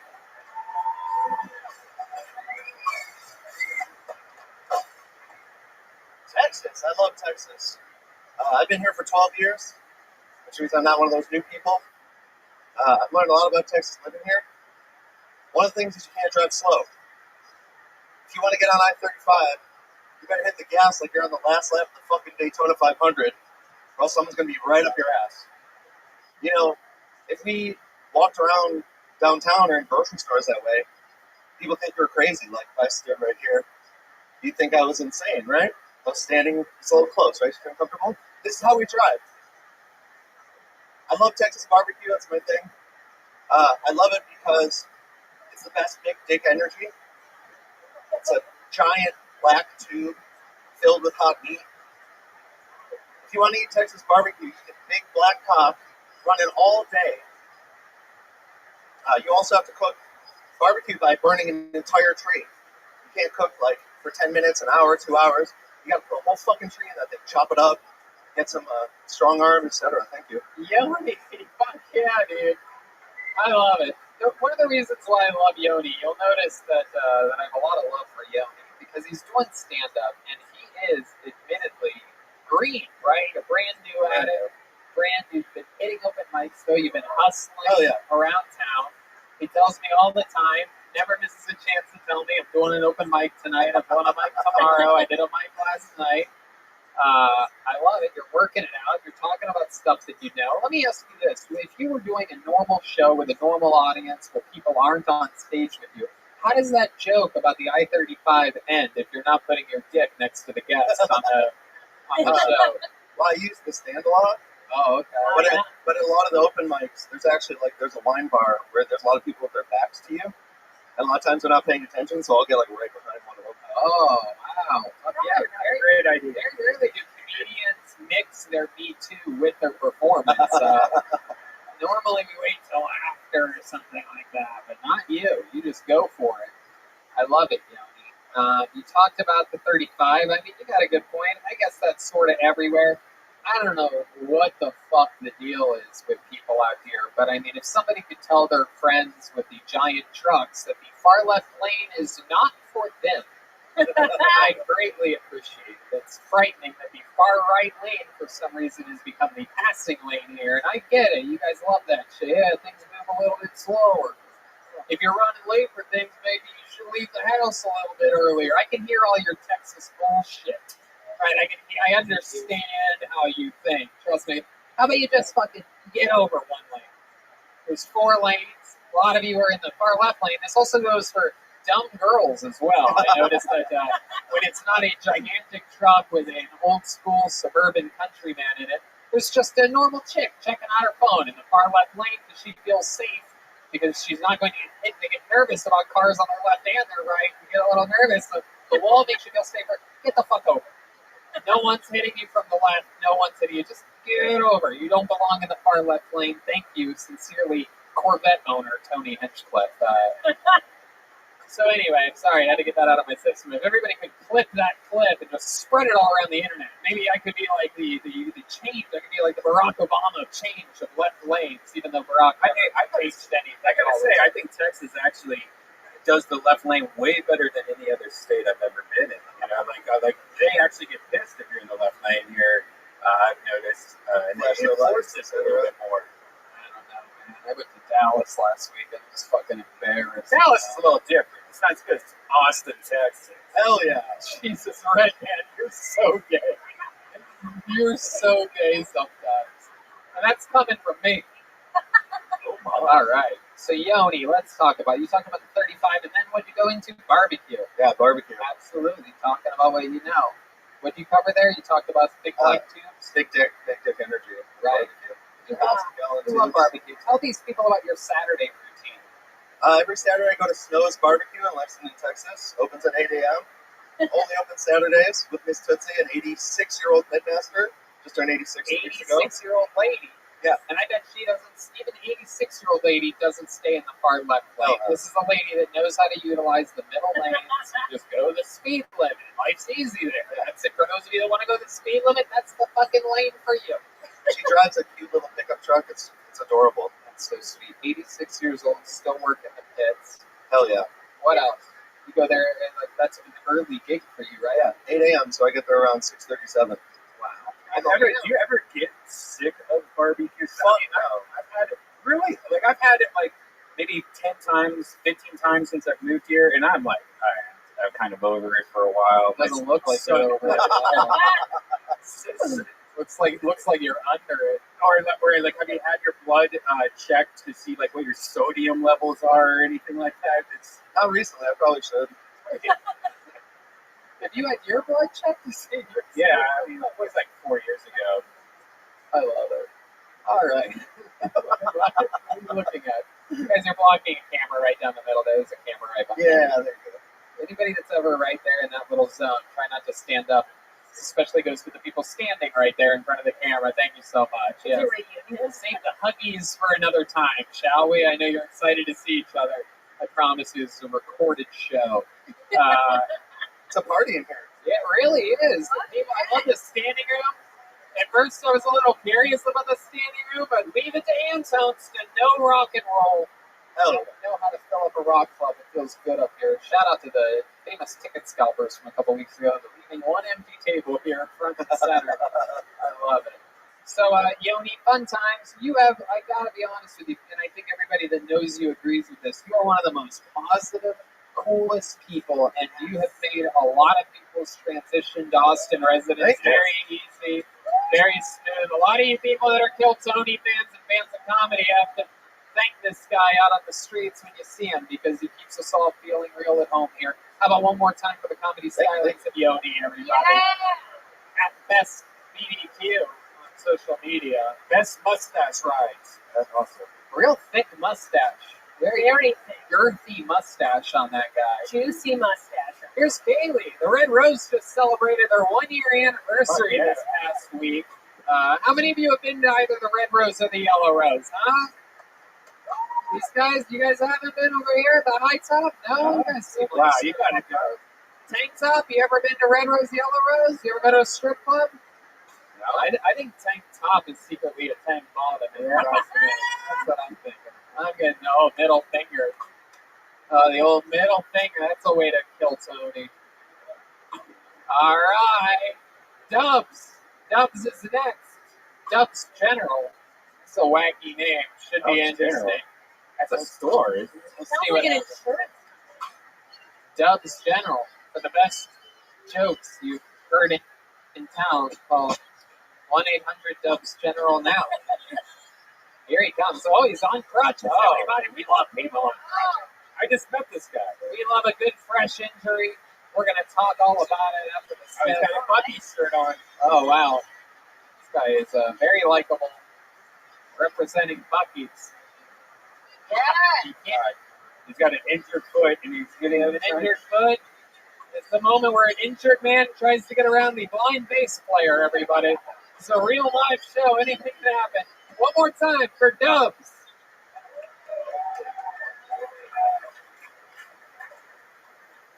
I hate bitches with braces. Just because you're lying through your teeth, bitch. Yeah.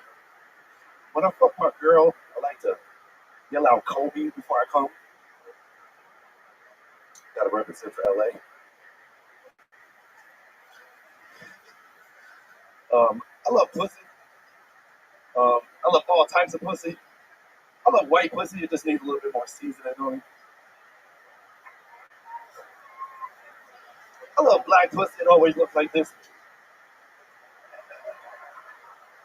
What's wrong, pussy? I love Mexican pussy. It's just too fertile. Pregnant. Hey, bitch, I just shook your hand, bitch. Right there. You ever heard this? That's called toilet paper pussy. You ain't never had no toilet paper pussy? That's it. I'm Dubs General. Dubs General, I remember you if you were on the show before. You have not been, correct? Welcome, sir. Appreciate it. Indeed, absolutely welcome to the show, Dubs. You Oh, did. shit. Gee, madness. You did. Really? That was that David Cooper show last night. Oh, okay. Yeah. Awesome. I love it. So here's the, well, my first question is this. You said that you yell Kobe before you come. Why exactly is that? Is that because your cum is going to crash into her from above?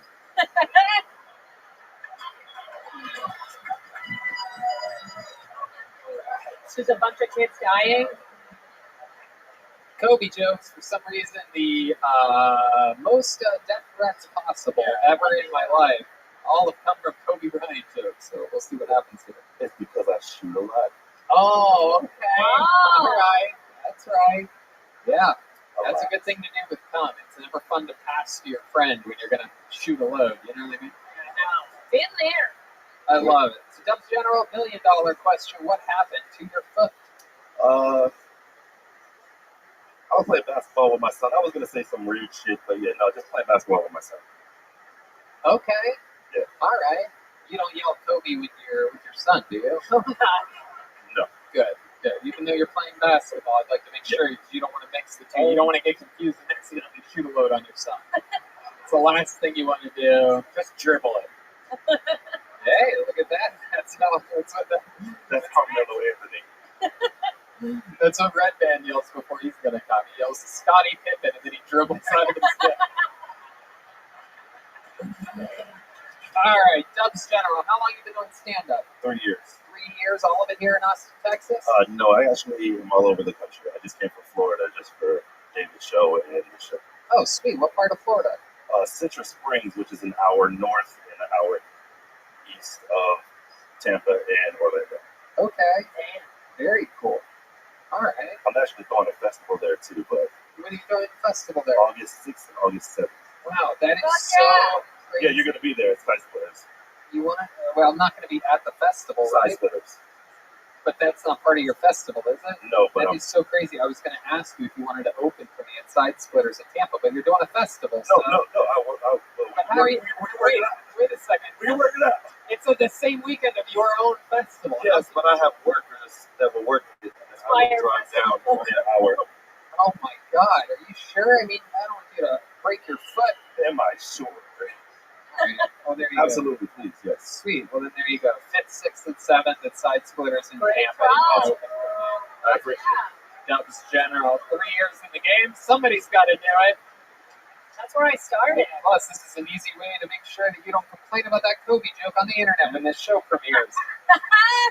Should see that? It's a fucking house of cards. Keep your friends close. Enemies close. Dubs, what do you do for work? What do you do for a living? I work with IT. I work for a hospital. Awesome, man. Nice. Okay, that's fun. And living in Florida. Yep. Out there. Just moved there from here in San Antonio, like right when you guys moved here. What made you move to Florida at that time? All right, let's go into it. So I was getting a divorce, and my wife, or ex at the time now, lived in Florida, and I wanted to be a great dad and have my kids closer to their mom, so I moved to Florida. Oh, wow. There you go. Good dad. Nice. Yeah. Good father. Don't see a lot of those in comedy.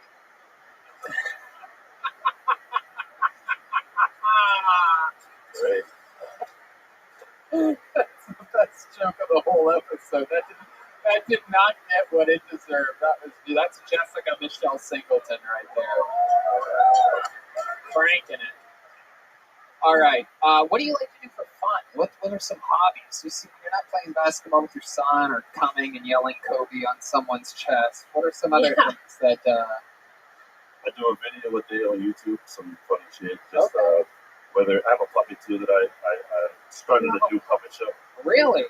Yeah. So pretty much I realized that there's a lane that's missing right now because like it's the Muppets. Jesus Christ. Guys, please, the one table that can't stand continuously. I love you guys so much. Please stop standing. Guy with the kid. Will someone tell him that I'm talking to him? Hey, you right there, guys. Stop standing. Please stop standing up, please. There's one camera that gets most of the show. It's right there. Thank you. I love you guys so much. Cutting up my good tits. Jesus fucking Christ. They are good tits. They are good tits. So Dubs. Oh, wow! Someone just broke the glass. What was the answer to that question about things that you do for fun again? Doing a puppet show because there's like a lane that's missing. There's not like an urban puppet show. That is true. There is no Tyler Perry presents Muppet Babies. Muppets from the hood. Yeah. There is Willie, the famous Willie. Tyler and Lester. And of course, I don't know. I'm actually from an all-black neighborhood. I know that you guys might not believe that, but it's true. And one of the movies that I was raised on, that me and my young African American friends would watch, is a little movie called Tales from the Hood. And there is one of the anthologies that features a lot of scary black puppets. Black puppets shockingly scarier than white puppets. White puppets are fucking child's play compared to black puppets. Now, that didn't get a laugh, but it was smart child's play. White doll, thank you. Is your puppet something that you bought, like Amazon? Because I actually bought a black puppet after some research, and it wasn't that great of a puppet. It's hard to find a good black puppet. What are you saying? The black puppet didn't work for you? No, what did it steal your wallet? It's poorly made. It's probably made by a Mexican puppet. So my puppet is Mexican. Oh, it is? He is Mexican. He wears like a cape and a mask, and his name is Ruby. Wow, I love it. Not the first Mexican anything to peek up over a wall, right? You know what I mean? That's true. Puppet jokes, everybody. Did you make it yourself? No, I got it from Hobby Lobby. Oh. Hobby Lobby selling Mexican puppets. Got it from where? What's it called? Hobby Lobby. Oh, Hobby Lobby. It's a 4-people place. You don't go there. Indeed. No, I don't. I don't at all. They don't even allow people like me in there. Yeah, no gays allowed. They tell me, get out. You son of a bitch. Wow. How to get it in there? For the night, right? Such a shame that I'm going to be bringing totally different people to Tampa to open for the first weekend of August. All right, Dubs, so much fun. Congratulations. I'm going to see you August 5th, 6th, and 7th. You'll be going up first on those shows. And, anything else for Dubs? Great meeting you, man. I think with the Kobe joke, I think what you said in his response, it's actually a very clean joke to go like, because I shoot a lot. That's what we're thinking about adding. Because this setup for like a really hard time. So, I wanted a hard time. Yeah, I appreciate that because I literally wrote that joke last night with David, and I just didn't know where else to go with it. Yeah. I think just the honest answer of like, because I shoot a lot or something like that, like, because it's set up for a hard punch and you're really great. And also, I can't do this part, but you might be able to. You could also say because a bunch of children die on her afterwards. Anyway, that's for those of you that know what happened in the actual Tony Hinchcliffe at AOL.com. Yeah, that's my email. For those of you trying to reach out to me. Guys, come on, give one more hand for @Dubs General, everybody. Follow him on social media, DUBC General, all one word. Hey, can I have a Crown Royal and Coca-Cola whenever you get a chance here? Why don't you have a whistle? One Crown and Coke. Actually, sure. You guys have Whistle Pig, I'll do Whistle Pig. Whatever, Crown and Coke is fine. How about a hand for the staff here at Antone's? Yeah. It's all filled up. And here's Kaylee from the Red Rose, fresh off their 1-year anniversary. Woo! Everybody went there. We had a blast. I mean, the place is so much fun. And they have a world-famous cheeseburger at the Red Rose. Thank you very much. For those of you that love cheeseburgers, I know it might not be the place that you think of first for your cheeseburgers. No pubes. Everyone's the only shaved. reason I go there is for the cheeseburgers. You guys want another special treat? All right. Clearly you don't. You guys want another special treat? All right, ladies and gentlemen, I present to you yet another regular on the show. Feels like we're in Los Angeles. All the regulars are here, everybody. Ladies and gentlemen, make some noise for this guy, one of the best joke writers in the show's history. Always a brand new minute and one of the best roasters in the game. Ladies and gentlemen, oh, he's already here. David Lucas, believe it or not. It's spoiler alert, David Lucas. Yeah, what's up, y'all? I don't normally do jokes like this, but I said, fuck it, I'm gonna try it on Kill Tony. So Bill Gates and Melinda Gates are getting a divorce. Y'all heard about that shit? I heard that Melinda Gates is leaving Bill because he has a dick that's Microsoft. Oh shit, it worked.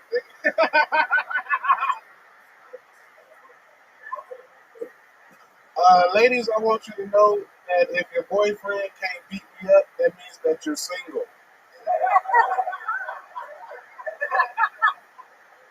It's like I'm gonna do like Trump in front of him and grab you by the pussy. Like, fill on your ass.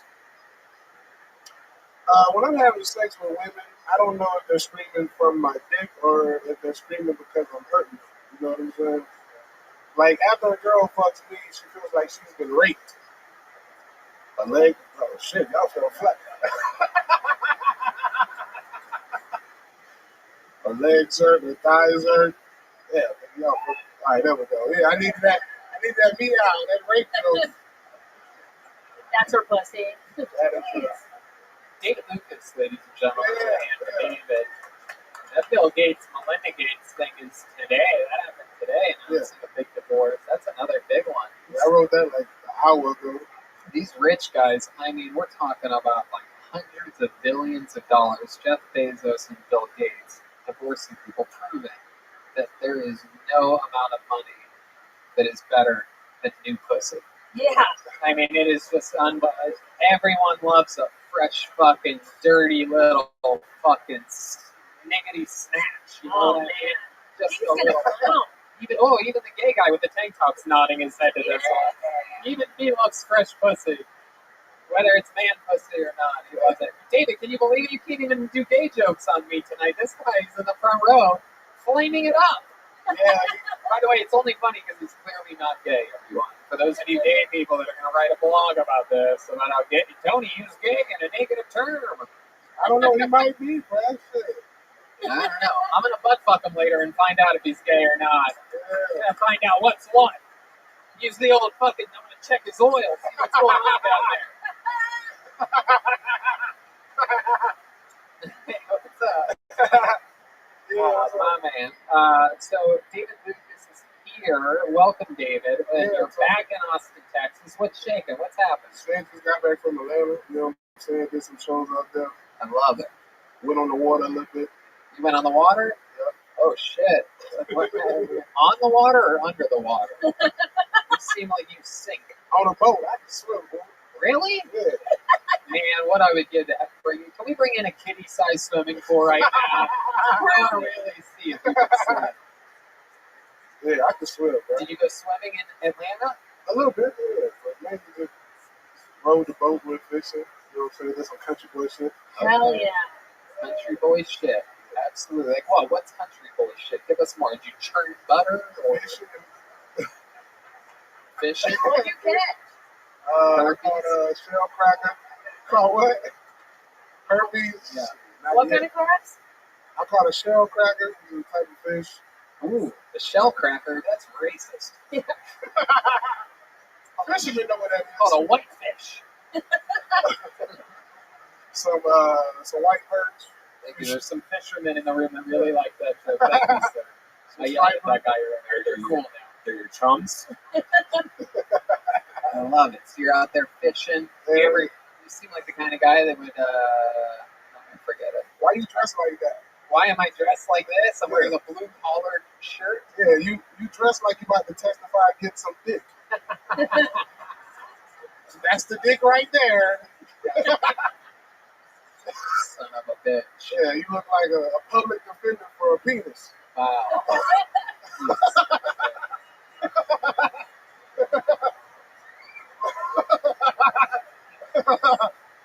Relax. A lot of fucking court jokes coming from the king of the food court over here. Oh, wow. Whoa. A lighting change. I love that. You just got, that's fucking, you got lighting change on that shit. I just slammed your ass. We haven't even seen that before here in Austin. I love it. I love that you're dressed like a old school TV when it goes out of when it goes off the air. Well, David with incredibly short legs. I mean, it is incredible. I've never seen someone with a big, giant upper body. You dress like you did jury duty when that nigga shut up at gay club in Orlando. You look like you need to do a doobie-doo. You look filled up with a bread. You was playing dress up with your boyfriend. My lawyer's gonna come check on me today, inmate. What are all these court jokes happening? Because you got that fucking, I just got out of college lawyer shirt on. They were like, oh my god. Like, it's just a...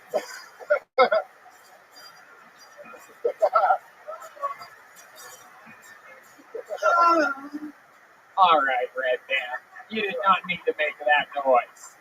All right, buddy. You look like Jerry Springer's lawyer. Okay. Relax. You son of a bitch. People's Court. Tony is suing his ex-roommate over $1,200 worth of dildo. Oh, there it is. There's the dildo drop. It's the only guy that drops a dildo on stage. I see a lot of my personal friends out there really enjoying that joke. Jesus, David. I love what you're doing with your hair. You're really you're matching your body and letting it just go. Tony got his hair inspiration from Pee Wee Herman. I love it. I love it. I love it. You got dreads, which is exactly how waiters feel when you walk into the restaurant. No fancy lights on that one? Wow. I'm surprised you're going to do it. If you're going to do it, let's fucking do it. Tony, you got a cow lick, which is exactly what your boyfriend did in the bedroom. Oh, I don't know. You're lucky you made that gig, because I was going to turn that cow lick joke right on you in a second. Everyone knows that shit. You bailed out of that real quick. Goddamn right. I love it. Somebody on stage earlier, a young gentleman, also of African American descent, says that he yells Kobe when he comes. Is there anything that you yell when you come? Seems to be a thing that the young African Americans may do. Normally when I come, I yell my bad. Mommy, my motherfucking man. Yes. I don't put out. Oh, really? Oh, but you want to have a lot of kids, though. You've said this before. I want like 5 or 6. That's the only thing that he pulls out of is the Cane's drive-through. Man, a better one would have been like the only thing you pull out of is an oven. Okay. I don't think you cook your own food. I think you go. I cook sometimes, sure. You ever take a? You seem like the kind of guy that would take a bird scooter through a drive-through. You ever done that? Tony can pull a cooking sheet out with his ass cheeks. What? How did you know that? How did you know? I do. I put 2 oven mitts on my ass cheeks and I pull baking sheets out. When the dildos fall out of my ass. Is that what you want? Yeah. He can roll pizza dough with 1 booty cheek. I roll pizza dough with my booty cheeks? With just 1 dough. This show is out of control. This show is off. Danny Brown fucked with it. I'm going to aim for the great Danny Brown joining us here. I knew you must have been thinking, why did they kick that insane person out of the front earlier? And there you go, Danny Brown's here. My favorite song by you, bro, is I Will. I put that on every time I put a bitch in the car. There you go. If y'all don't know I Will, y'all can go listen to that by Danny Brown. Okay. He talk about how he puts it, even if it's stank, all you gotta do is put the bitch in the shower. I love it. And you're a big fan of people eating things no matter what they are. So.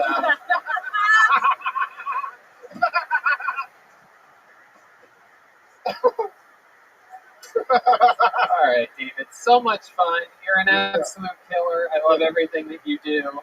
Quick on your feet for a guy that's morbidly obese. Always right off the top of your head. We in Florida at the same time. I'm actually told.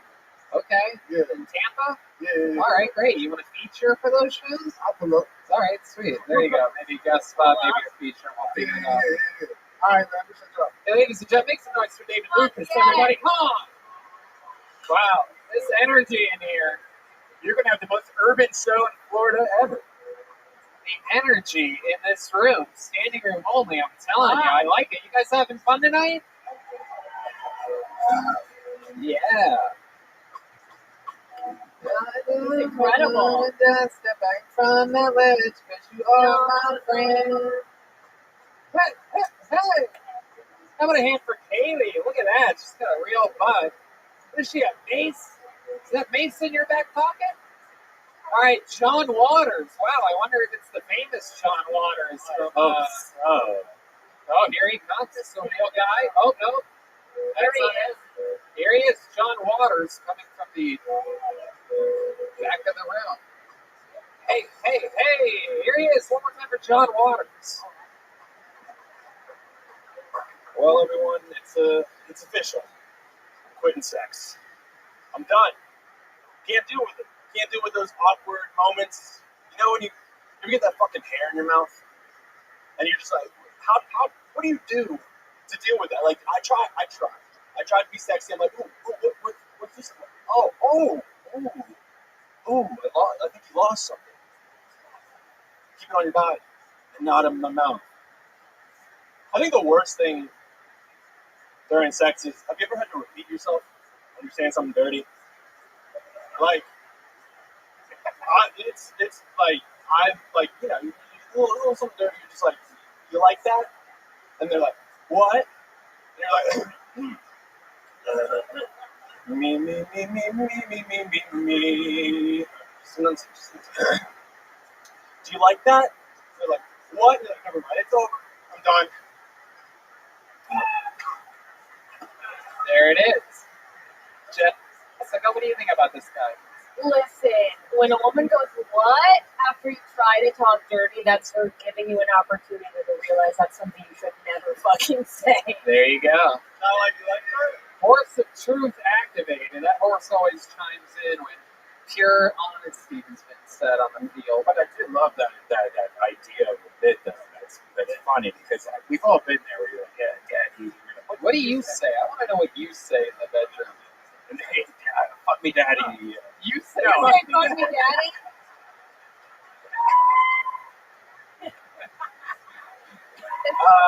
She goes, what? You're like, do you like that?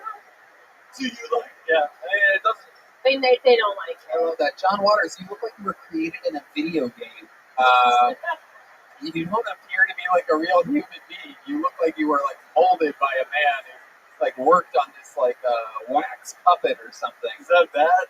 I don't know if it's bad or not. I can't really tell. You kind of look like a ventriloquist.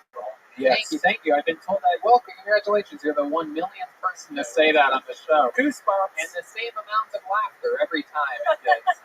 You would think that people would use something else. Did you like that? What? Is that your dirty talk? See what I did there? Hey, he commits. John, how long have you been with stand-up? About 3 3 months. I love it. You're from Texas? No, so I'm from Maryland. Okay. So I actually moved to Austin like 3 years ago, and then I started doing stand-up 3 months before the pandemic. And then you don't like this? So just relax. Commit to your answers. Don't try to read my face. I moved back home to live with Oh, wait, hey, Tony, am I doing all right? You're still on the show, dude. Ask me afterwards if you did okay. All right, I'll say no. No, I'm kidding. I'm joking, John. I'm kidding. For 3 months, rock solid set. For 3 months. For 2 years, it was dog shit. You know what I'm saying? But no, I'm kidding. So, John, what do you do for work? rather not talk about my work. Why? I don't know. I just don't know. I was just talking about like sex and hair in my mouth. Well, instead of naming the exact corporation that you work for, can you give us a ballpark of what you do? Red Man's guessing police officer. There's no way this guy's a cop. How is that hair? Pharmaceutical companies. All right. Drug pumper. Yeah, all right. West and Pfizer. Are you one of the Johnson brothers? Johnson and Johnson. Johnson and Johnson?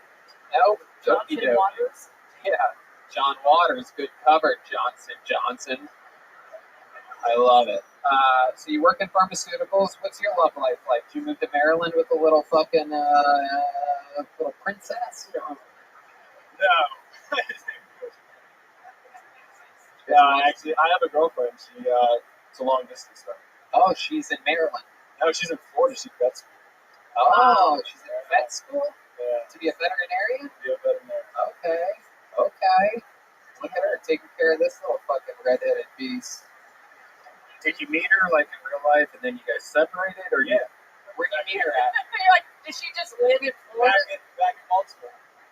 Damn. Where in Baltimore? What was happening when you met her? So I was just out St. Patrick's Day, and I met her through one of my friends. Were you out on St. Patrick's Day because you're a leprechaun? Yes, exactly. Yeah. It's my job. You were standing at the end of the ring. That's why I can't talk about what I do, Tony. Yeah. I'm a leprechaun. If I give away the secret, I have to go back to imagination land any minute now. I love it. So you're out on St. Patty's Day. You're wearing the same thing you're wearing now, I'm guessing. Very St. Patrick's Day. I have to wear green. I love it. Absolutely. And then you meet her. How do you guys meet? What do you say to her? I say, hey, I'm a leprechaun. Do you like leprechauns? No, what do you really say, John? Stop trying to be funny. We know how that works I don't out. like her. Well, she was actually in her veterinarian outfit, and I was like, oh, is that what are they called? Scrubs? She's just in scrubs, blackout drunk on the streets of Baltimore, and you're like, hey. She's like, hey, you'll do. Yeah. Hop in the car. Get in the passenger side. All right. So what happened? I just said, Sean, what the fuck is going on? See Right my now? bit? Do you see how obviously awkward I am with during sex? Like, Just relax. Answer the I question. said, hey, I like your scrubs. Uh-huh. And she said, I like your leprechaun red hair. Okay, shut up. Did you guys fuck that night? Did you fuck the first night? Yes. Did you? Are you listening to the audience and answering, or are you I answering? went on and said, I didn't answer. I said, yes. Sean, are you fucking retarded, dude? Just listen to me. Think about the question that I asked you, and then answer it honestly. You don't have to lie. You don't have to keep referencing the leprechaun. You don't have to hear somebody say something and then repeat what they say.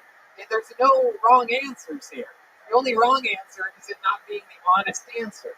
Did you guys have sex that first night that you met? Yes. And Where? in my bedroom. In your bedroom. Yeah? Did she like that? Well, maybe. I mean, she's still with me. So. All right. And She's then, cheating. how soon after that? Okay. She's just getting railed Oh, yeah, for in sure. Florida by that guy with the broken leg. Where's Kobe? By Get up! Dub's General. She's taking Dub's genitals. I love it. So, John, what else about you? Any fun facts about John Waters that we should know about before letting you go? Well, there must be some crazy fun fact about your life. Do you have any special skills or talents? I know the Napoleon Dynamite dance. Okay. I don't.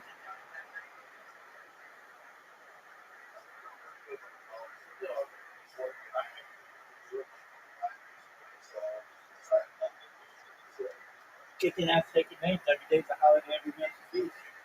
What's new in your neck of the woods?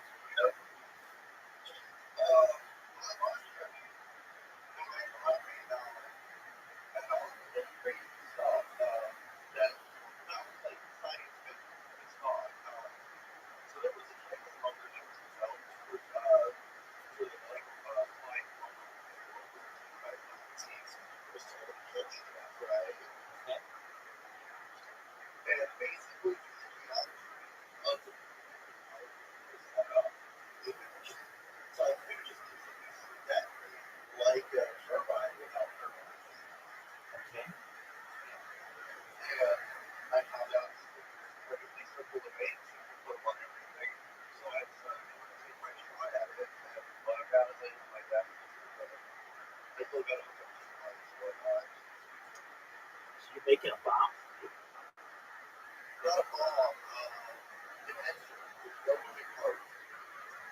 Oh, okay, very cool. Well, that sounds like fun. That sounds like fun. It is. I mean, it was wonderful stuff.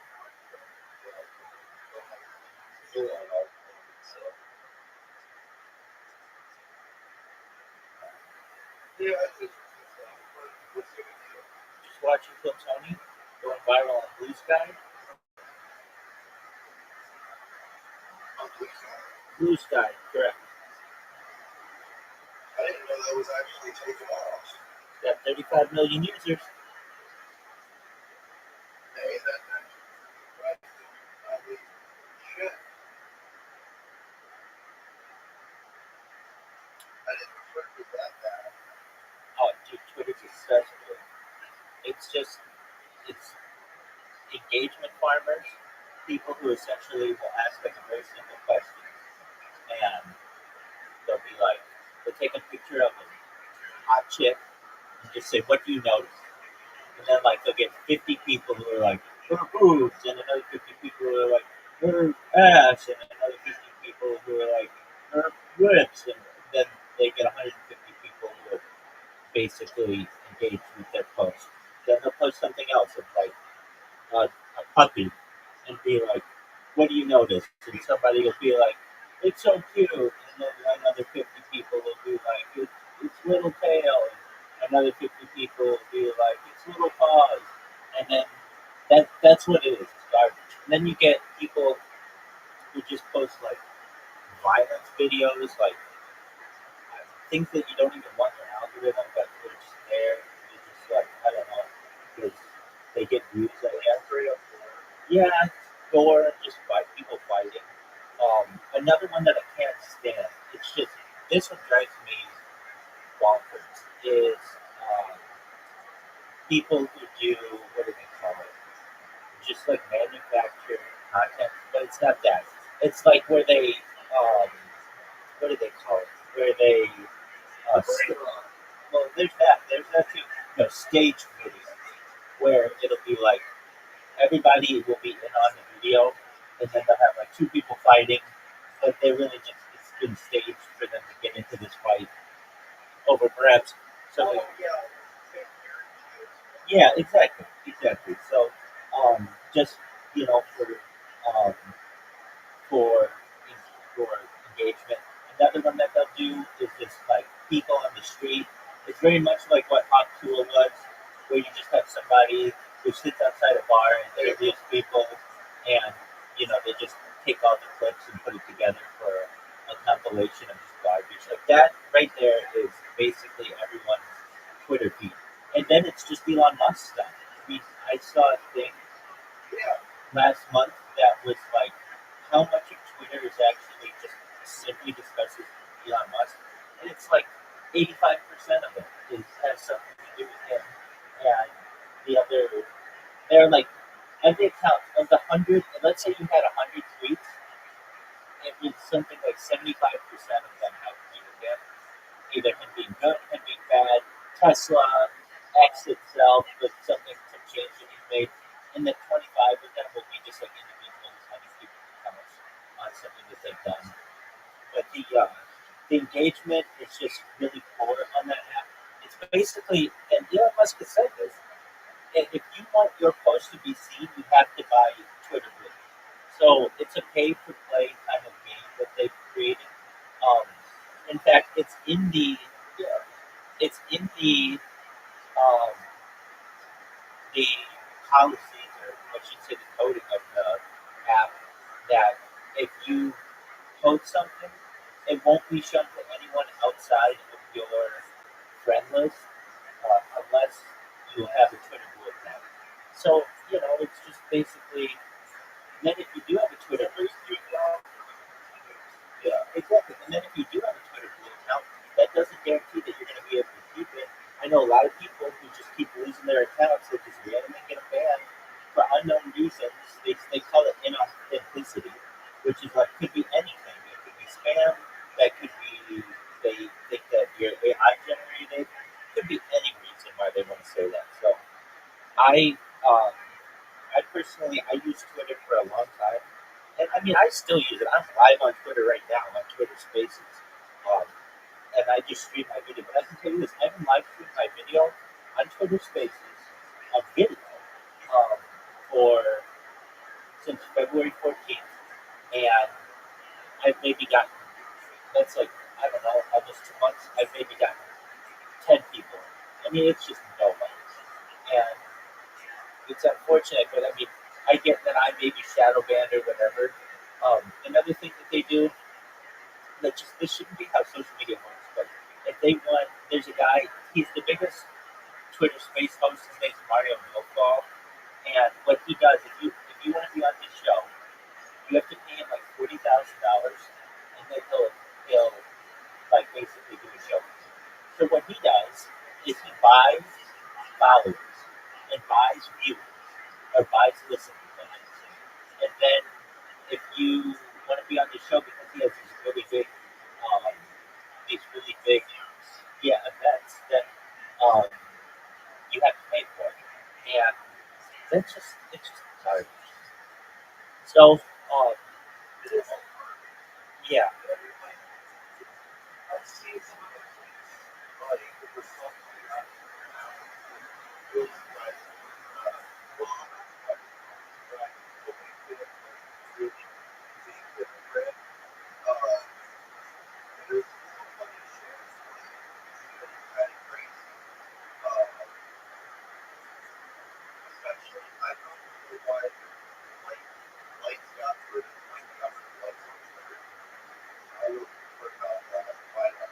Why did that happen?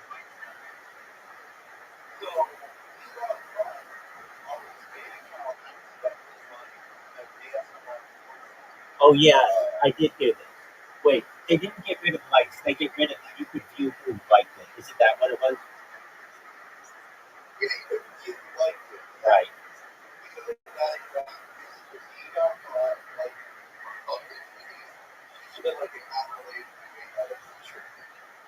Right, and I can see that. I mean, even how he used his own platform, or he uses it, he just like he finds baby mamas on it, and then impregnates them. But like, it's just like when you have that much money, he's just basically created his own dating app, which I kind of think is lame. And then doesn't spend that much time with his children, or only a few of them.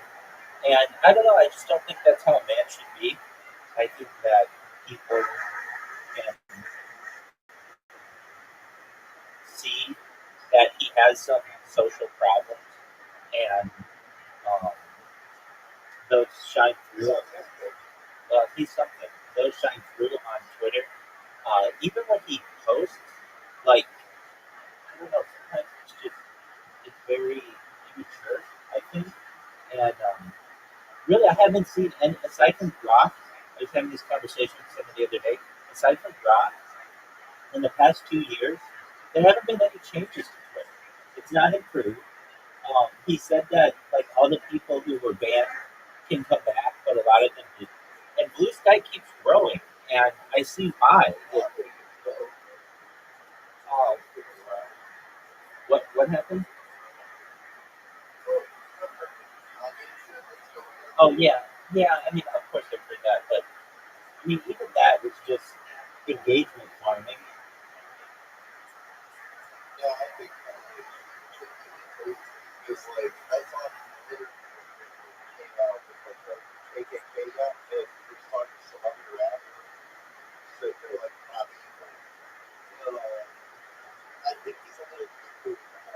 Well, even that, I think it's just engagement farming. Basically, he's no longer relevant in the rap game.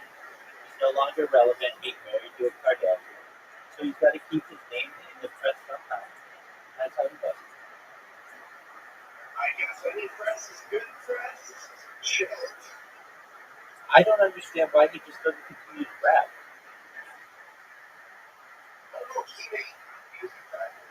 He most certainly did. Dude, he had a thousand hits. He had the album College Dropout. He had Graduation. He had, like getting into Gold Digger. He had American Boy.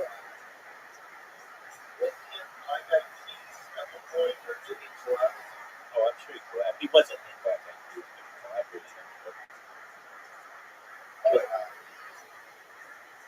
Oh, yeah. He did that one. He did like one song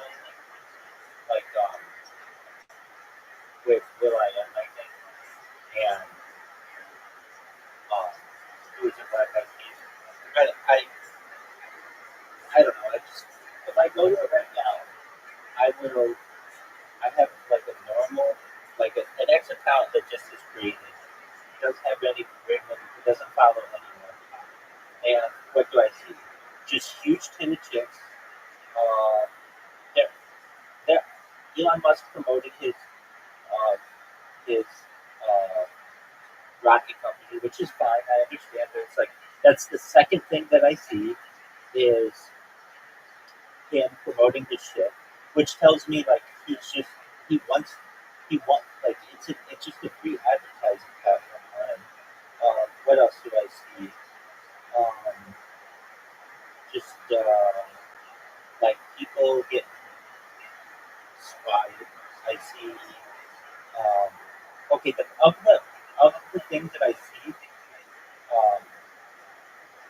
okay, I see 3 posts and 2 ads. So he's added a lot of ads to it, which make it garbage. Another thing, there's a hold up that I've seen like 1,000 times. Another thing is just pet engagement. I mean, it's like people who post pet shit. Another thing, next thing, the fight between 2 people. It's just a lot of fights and stuff. Yeah, and I don't like anything, and I don't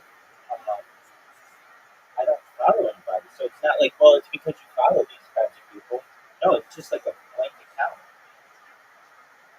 So I don't know. I mean, it kind of goes back.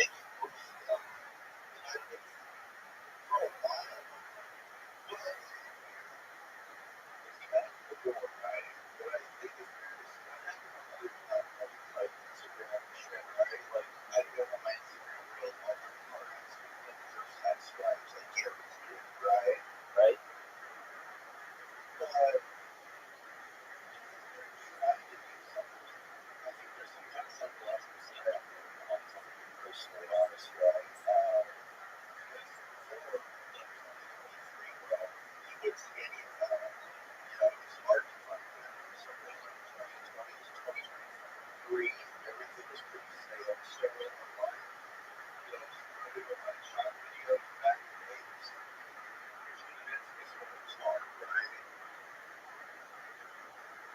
Yeah, I understand. I don't know. If you've ever seen what Chinese TikTok looks like, that's what I'd like it to be. It's just more engagement posts. Sure.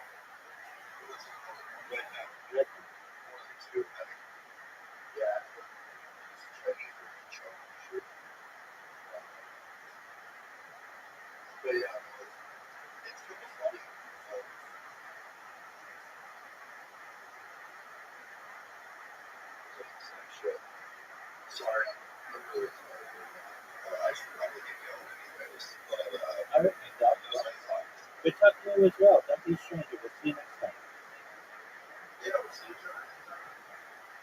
Peace out.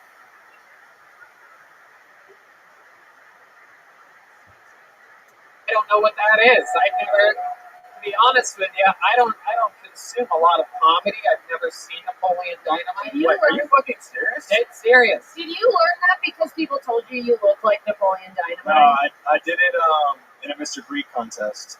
I don't know what that what is. crowd are you in? I know. All right, bro. Exactly. You like that? That sounds all right. That's literally me. All right. That's literally me. Very interesting. I don't know. Do you guys know the Napoleon Dynamite thing? What song You is guys it? know what that is? We're trying to look it up too. real quick. Oh, yeah. We're trying to give you an opportunity to redeem yourself, John. Hold you're on a doing second. I think we got it. Here he is, trying to entertain us. John Waters. This is going to be interesting. I don't know what's going to happen here. All right, the crowd goes wild.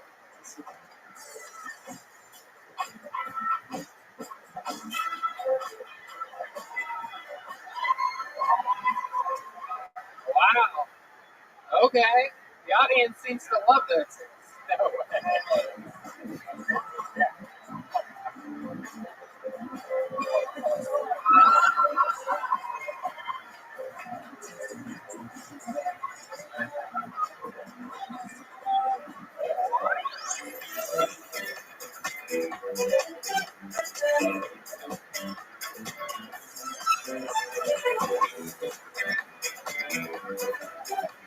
Alright,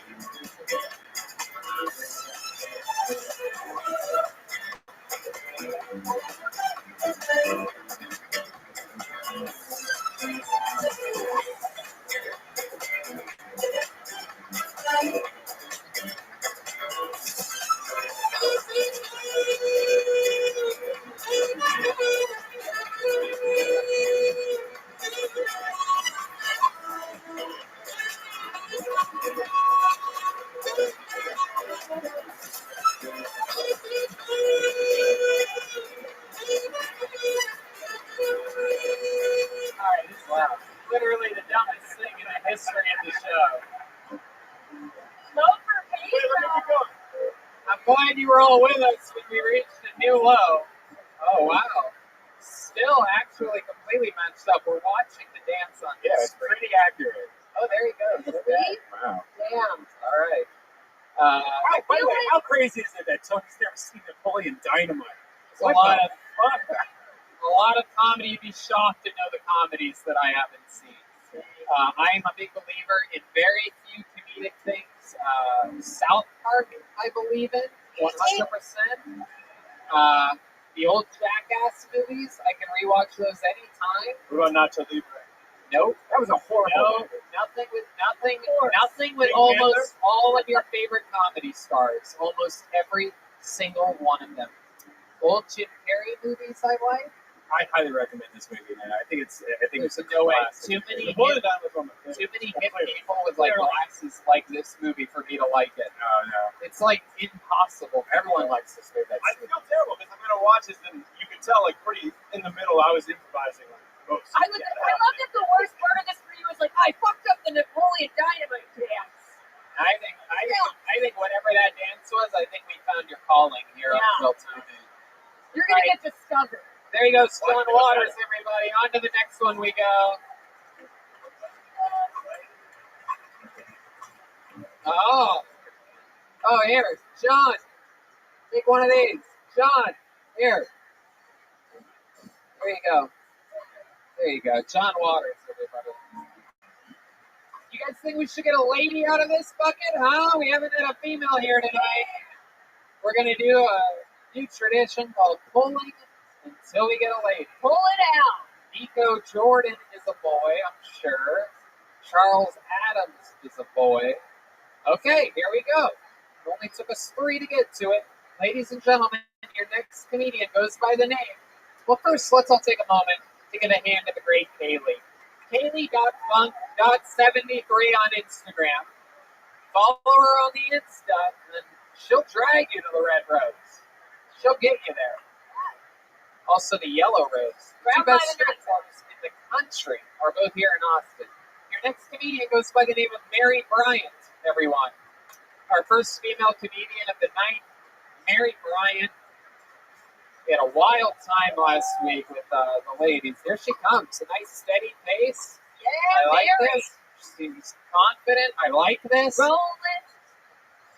How about one more hand for Mary Bryant, ladies and gentlemen? Hello, Austin. Let me just tell you, there are some beautiful people here in Austin. Yes, I love it. I just moved here on Friday. Yes.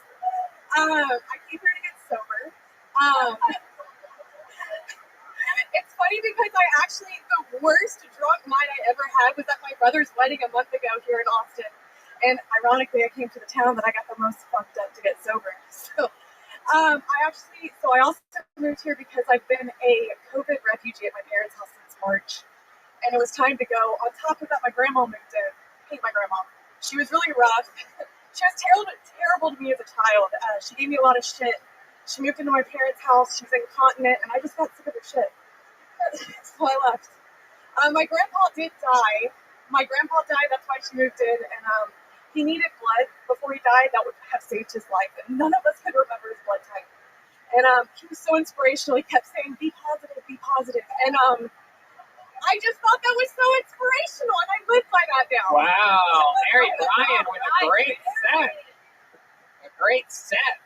We had a rough time last week, though. You didn't like it? Or did I just give up? I thought it was just a story. You're not smart enough to get the jokes, you dipshit. She covered four different subjects and ended on a smart note. The incontinent joke, loved it. I am gonna be sad when you clearly die of an alcohol-related incident in this city. No, you know not a place to get sober. You're gonna be shitting your pants like grandma in no time. she's the reason I'm an alcoholic. It was her trauma that induced my alcoholism and comedy. What was her trauma? Oh, she was a bitch. She used to lock me in a closet. Really? Yeah, she used to tell me, you're unlovable, you're not funny, you're going to be alone forever. I know what that's like to be trapped in a closet. So. I did get out of the closet. There was no change there, but I did prove that I was funny. So, yes. I think. Yes. I may still be wrong on that one. In the arms of an angel. That's my Tinder profile. I love it. So are you really trying to get sober? Is what I got 5 days, which is more than I've had in 5 years. 5 days? Okay. That is the cardigan of someone who is holding on by a thread. Yeah, that is true. That is true. It's nice that Grandpa left that for you. He died with 50 years sober. Oh my goodness. See what happens if you quit drinking. Yeah, 50 years. You become a success. I love it. So Mary, let's talk about it. Why are you finding sobriety? What's like a rough night? What's something horrible that you did? Tell us about your rock bottom. What did I not do? Speaking of rock do I bottom, get how's the guy in the tank top doing right now? I'm kidding. I'm sorry. Well, let's talk about your drinking problem. Will I get arrested if I say anything on this podcast? Okay, so my worst night? Allegedly. Just don't give location specific. Okay, I'll be as Don't have any names. my worst drunk night, the worst mistake of my life is I smuggled illegal. Like Hold on. Hold. This is one of those moments where we just let that statement just settle for a second. There's no reason. It was a wild night and cocaine was involved. Hold on a second. Let's just take our time. There it is. Thank you. Thank you for appreciating the moment. Sometimes you just gotta let this show breathe for a second. It's not always about the next joke. Every time a basic white girl says that she got so drunk she smuggled people in to the United States of I still America. love Starbucks. I had Starbucks when they got me. I had a Java chip frappuccino. I swear to God. What? Yes. I had a Java chip frappuccino in my cup holder when When you smuggled people here, that's okay. So explain to us what happened. You got drunk and then what? fell in love. With a Mexican man. Yes. Happens all the time. And you brought him back to the United States? No, he was connected. Connected with the cartels? Man, I don't want to just, Oh, I see. This is how I get murdered. All right. Let's just take a step back. We're not going to talk about the cartel boy that you smuggled into America. If I'm gone in a week, you all know why. Absolutely. And if your head is sent to Antone's, we're gonna know why. We'll put it right here. Yeah, absolutely. It'll be part of the set. We'll make leather Kiltony books out of your skin. It's gonna be great. It's gonna be like Silence of the Hams. Silence of the Hams got nothing for the record. Silence of the Hams, leather book out of your skin. Think about it, let it settle in. Okay, Mary Bryant. So you just moved here, what'd you say, a month ago? No, Friday. Oh, Friday. Oh my God. So what's the big plan? Where are you living? What part of town? Oh, I have no plan. So I actually called my old sponsor and was just like, I'm gonna die. And she's like, pack up, come to Austin. So I called our old sponsor the other day and I was like, ZipRecruiter, what's up? You're not an old sponsor. So you've tried this before? Yeah. I've been trying to get sober since 2009. I'm a real failure. Oh no, you're doing great. I failed at drinking, failed at getting sober, failed at drinking again. That's good. You had a good set on stage, one day at a time. Absolutely. Let's live in the moment here. So, what are you going to do? What are you going to do here in Austin? I applied to a lot of florists to be a floral designer. I got first in state back in the day. First in state in floral design. Wow, my goodness. So if you've got weddings coming up. Yeah, I don't know. It's impressive. Hell yeah. I raised pigs too, so I was an FFA. Wow, you raised pigs? I sure did. I still deal with them every day. Amen. I bet. 100%. So are you looking into the pig raising industry as well? No, I mean, I'm not gonna be like, I'm gonna take comedy serious, but yeah, I'm trying to take comedy serious. That's good. You know, Oh my goodness. try to finish through with something. I have a pig that I'm raising too. His name's David Lucas. I don't know where he went. Adorable. Aww. You didn't think it was over, did you? Look at this fucking guy going to Cancun real quick. It's a fucking sloppy animal. Lead pixel. I love it. It's like, I will not listen to these pig jokes. All right. So, Mary, you just moved into town. What are you excited about Austin, Texas? It's just so weird. Oh, God. Stop. I got a business opportunity. A homeless man said, he said, I'll wash your car, and then every car that you bring to get washed, I'll give you $20. Why did you talk to him that long? Like, I was trapped. You know, I come from a place there's not a lot of home. I'm like in a suburb of Houston is where I'm from. What suburb? The Woodlands. Ooh, the Woodlands. Wow, that's crazy. Someone was just... I got one living on right now. Oh, a lot of booze, but what are they, racist out there? Why are you booing the Woodlands? It's not Oh, you they hate black mold. All right. Fuck yeah. What's your love life like, Mary? Have you been with a boy since being here in Austin? No, and I didn't get on dating apps intentionally. I'm not doing dating apps. My love life is a disaster. It is? Really? For sure. Maybe the guy that you smuggled in from Mexico is playing the drums right now. You would think that, you'd be pretty happy with your work. No, it's I do it wrong. Like I have sex to fall in love to get married, not to have a good time. So it just never ends up good. You know, man, you just gotta tighten your pussy. Yeah. Oh. You just need to find the kind of guy that'll fuck you and on the first night be like, I love you, I love you, I love you. I've done that before. I've done it before. You'd be shocked to know how close one could be. They're out there. They are out there. Well, Mary, thank you so much for coming on. So much fun, a great set. I loved it. The sober, for moved to Austin to be sober. Hey, Mary, take one of these. It's a brand new, handmade leather joke book from Bonezeye, Bonezye on Instagram. The work of Adrian Cavazos, the newest member of the Kill Tony regime. So what are your steps out in that notebook? The newest member of the family. I mean, normally we would bring our last regular up here and then end this puppy, but I love the energy in this room tonight. You guys think we should do one more? All right, let's do one more. Danny Brown got here late. I want him to see a bunch of show. How about one more time from literally one of my favorite musicians in the world, Danny Brown is here, everybody. Doesn't get much cooler than that. All right, your final comedian of the night, here in Austin, Texas, goes by the name of Dave Eubanks. Dave Eubanks ending out the show tonight. How about one more hand for the band, huh? Killing it tonight. Wow. Here he is, Dave Eubanks, ladies and gentlemen. Thank you. Thank you guys for coming out. I have two dads. I have gay dads. You grew up in that kind of household, you get a lot of questions, especially from kids in high school, middle school. Oh, Dave, is it weird to hear your parents having sex? Is that weird or awkward? Like, of course it is. Like, what fucking kid is out there with their head up against the wall and listening to mom and dad go at it and it's like, oh yeah, Dad, give it to her. Come on, Mom, you can take more. Wait a minute. Dad's not supposed to be home for another hour and a half. And the FedEx guy sure has been here a while.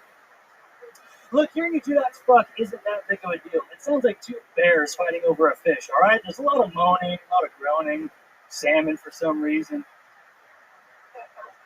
And they never say anything out of the ordinary. It's all the normal stuff people say when they're making love. Harder, deeper, Carl, glad you could make it. Come on in here. People all start pumping. Merry Christmas. All right, thank you guys very much. Dave Eubanks. I love it. Perhaps one of the whitest human beings in the history of the show. Thank you. Just coming up guns ablaze and super white guy energies. I mean, you are as white as Dubs General was black.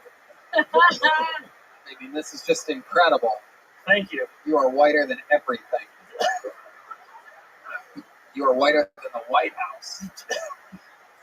Welcome to the show. Appreciate it. What's the most like non-white thing about you, if you're the guest? Because I have this theory that you're the whitest guy ever, just off of 60 seconds. Oh shit, man. I can play bass. That's about it. Really? You can play the bass guitar? Yeah. Really? Is that true? Yeah. Jesus, it's a shame. D Madness doesn't share, or else. I'm not. Wait a second. Uh-oh!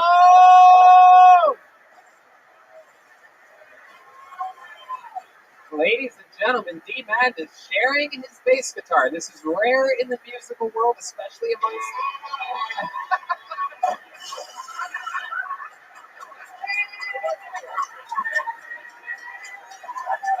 Granddad! Now that's the joke of the night right there. Wow!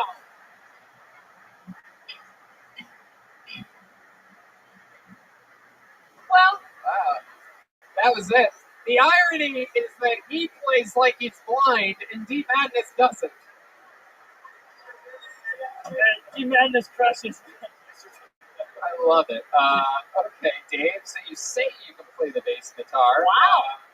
I guess everybody here can play the bass guitar. If that's what like the bass guitar. All right, what is your name, Mud? Maybe perhaps Mud Water. Stop it. Check out Mudwater if you like Coffee. Yeah, if you like coffee, gives you everything without the jitters. Anyway, Dave.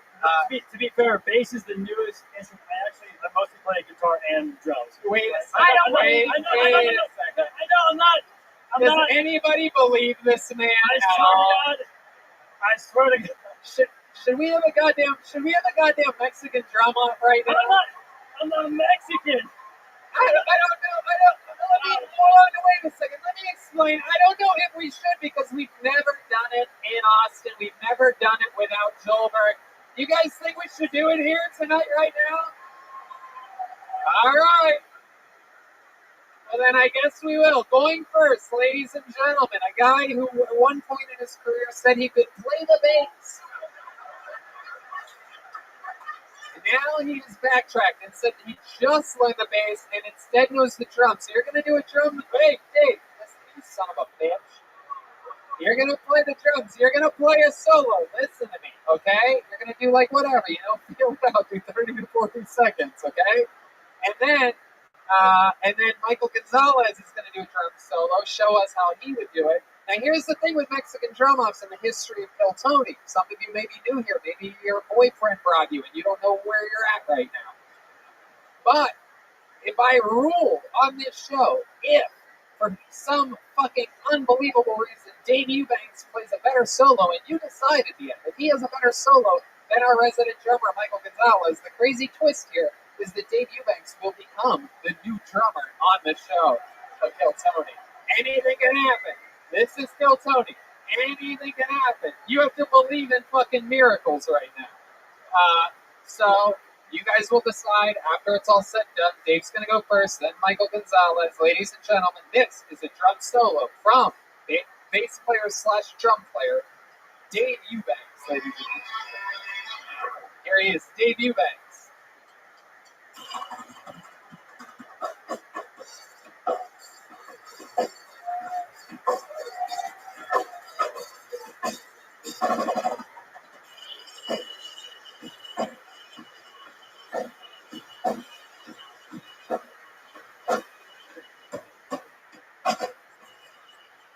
Okay, there's Dave Eubanks.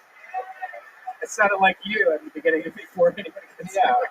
I mean, I can literally beat him in this Mexican drum off. I was thinking the same thing.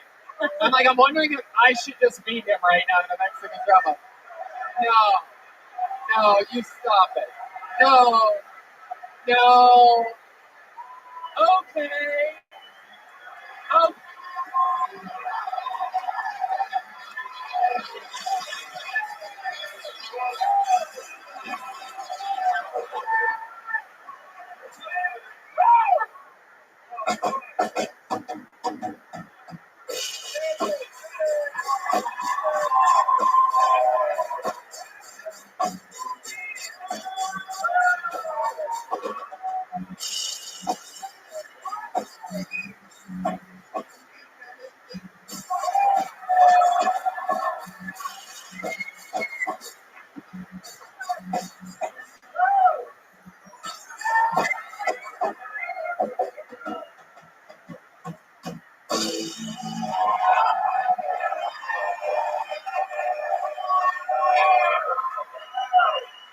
So stupid. Wait. How many of you have Steve Eubanks winning this Mexican drum off? How many of you have me winning the Mexican drum off?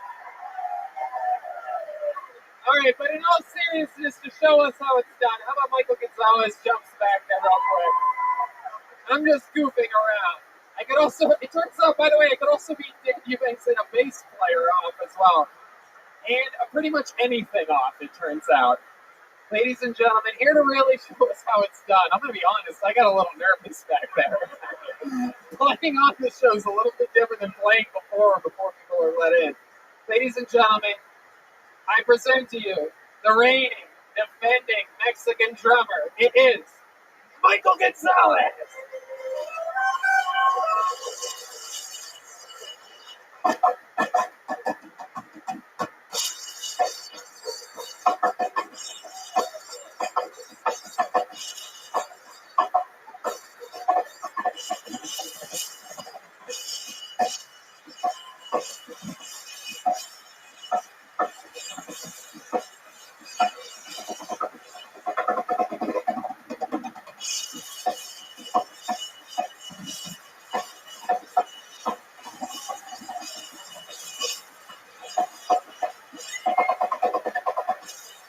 Wow! How about that? Wow!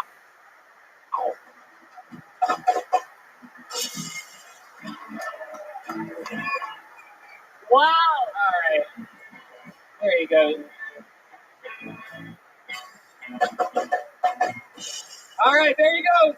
Ladies and gentlemen, there goes Dave Eubanks, everybody. There you go. We're going to keep it moving here. He's on Instagram at Dave_Eubanks. Dave, go that way. Keep going that way. Keep going that way. Oh, no. It's okay. Very, very easy toss. Wow. That's a Buckeye right there. I can throw things all day. What? Who else wants one, huh? No, I need a better challenge than that. Give me the catcher. Oh, okay. There you go. Wow, look. He can catch and he can pitch. Ladies and gentlemen, your final comedian of the night on this a beautiful episode of Kill Tony live from Austin, Texas. This regular absolutely knows how to put a ribbon on a beautiful fucking episode. Originally from Brooklyn, New York, lived in Chicago, became the king of Second City in Chicago for over 2 decades. Got diagnosed with Lou Gehrig's disease, chased his bucket list dream of being a stand-up comedian. I present to you the one, the only, the great, the powerful, make some fucking noise for Michael Lair.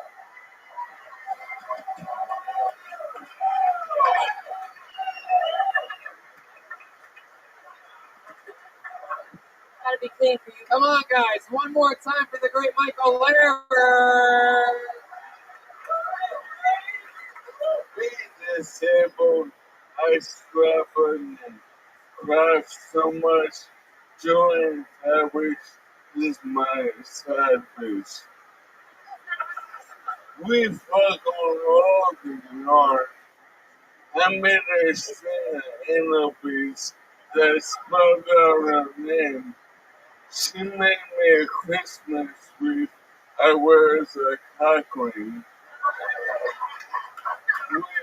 We get abortions just because public God is the competition. She thinks I'm such a good lover. She got me my own craft store. It's called Michael's, a place for crafts. We have orgies in the scrapbook section. And then we scrapbook our favorite memories from that orgy.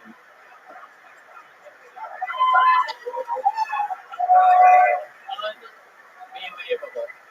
The consistency of this man is absolutely unbelievable. Michael fucking Lair. Every single episode closing it out strong. Hey, I had another minute that was a little edgier tonight, and You guys want to hear another minute from Michael Lair? This fucking guy. The only guy, the first regular to move here. remember, David Lucas only comes, every 2, 3. He's here like 70% of the time. William's here about 20% of the time. Michael Lair was one of the first comedians from Los Angeles to move to Austin, Texas.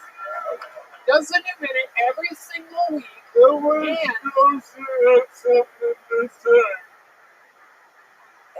Anyway, as I was saying,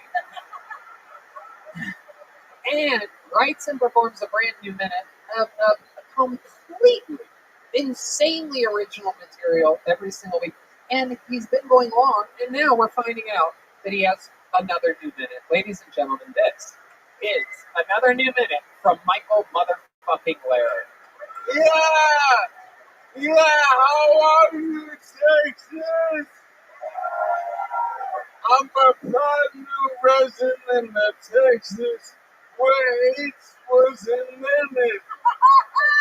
If you're not familiar with this story, there's a movie called Dallas Buyers Club. And the lead character, his name is Dallas, and he likes to party and got high so much, he likes one of his buddies pump his asshole full of his. Now, I'd like to get wet. I'd like to get pumped. I'd like to kiss the sky, but I never got it so high when I let one of my buddies pump my asshole full of ace. I don't know. I'm just a Jew from New York. Must be the cowboy way. Wow. Jesus Christ. I mean, what the fuck? It's getting that standing ovation from the front part of it, from the sitting part of the audience. He lives for this, ladies and gentlemen. And won't be stopped is what he's screaming incoherently. Not into the microphone at all.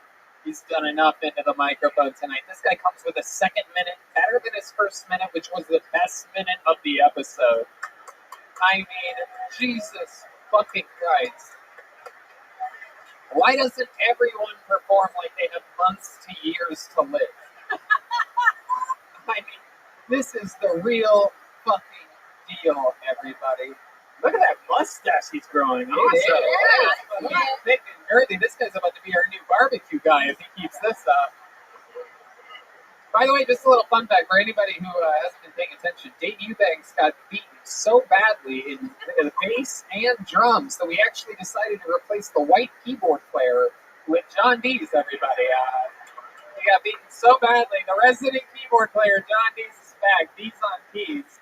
Welcome back to the show, my friend. Michael, you are unfucking believably talented. I say it every week, but I mean, this is wild. Man, it's cool to get to start over because those first few words, I don't know how they're going to sound when they come out of my mouth. Like right now, I'm clear. So when I begin, so disheartening when I can't speak clear. So, I'm just fucked. But, to get a warm up and now to be able to speak and do that thing. I know how you feel. I'm telling you, I play drums so much better before the audience comes in. I know exactly how you feel. Well, a few weeks ago, Michael, right before you got COVID, you had that one episode where you could barely speak, and then it was very discerning to all of us. And concerning is the word I was looking for. Yeah, Michael speaks better. Hey, truthfully, the word is cocaine. Yeah, it really is. Happened then. What I love about that is that we do indeed pre-tape the show for those people that watch it on YouTube. A wild thing about that episode, Michael was on a cocaine bender. He was on a big alcohol bender. I mean, no regrets. Yeah, absolutely. People in Austin agree with you. All these filthy cokeheads over here absolutely agree with you. No regrets. But one of the fun facts that I'm getting to is that, when that episode came out of Michael had a really rough night one night. I mean, absolute rock bottom tank top.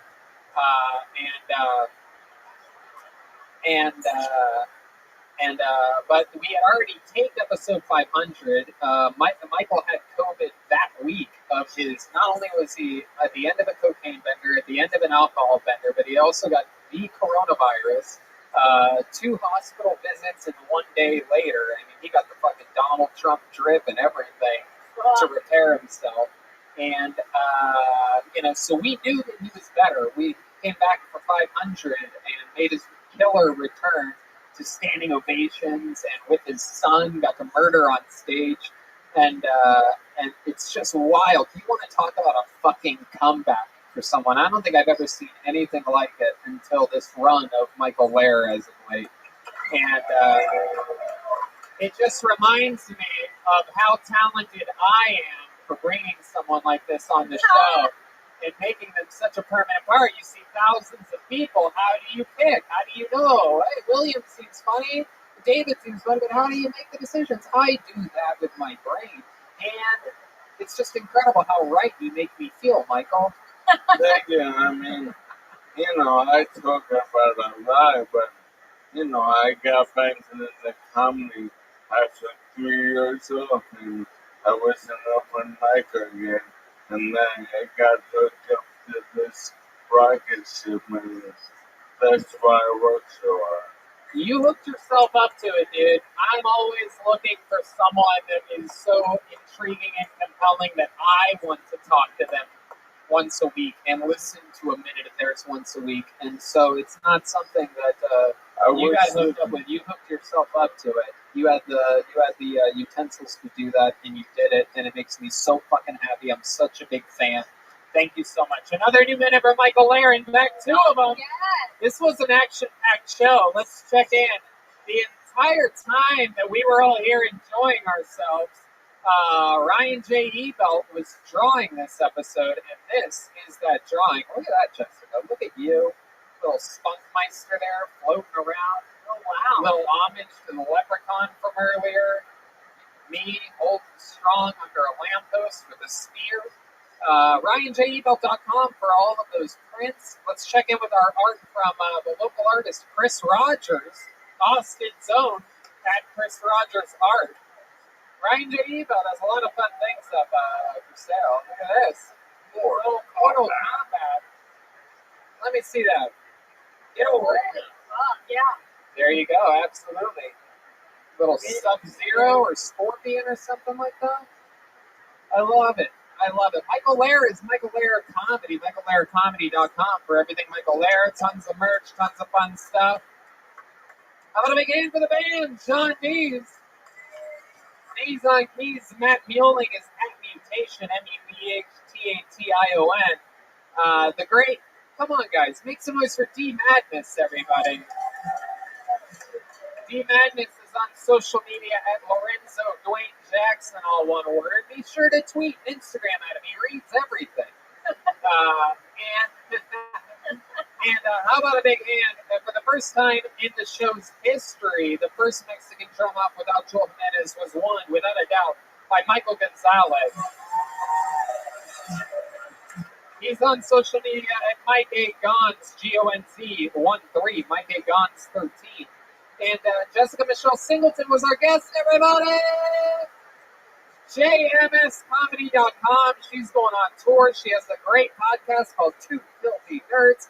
And be sure, whatever you do, go on iTunes right after this and download Now I Need a Whiskey. That's her debut country song. As you found out, comedians can shockingly play musical instruments very well. Now I Need a Whiskey from Jessica Michelle. Did you have fun tonight? I had so much fun. Thank you for How do you like Austin, Texas? You've been here all week. She loves it. Well, look out. You guys are awesome. Could be another high-level recruit.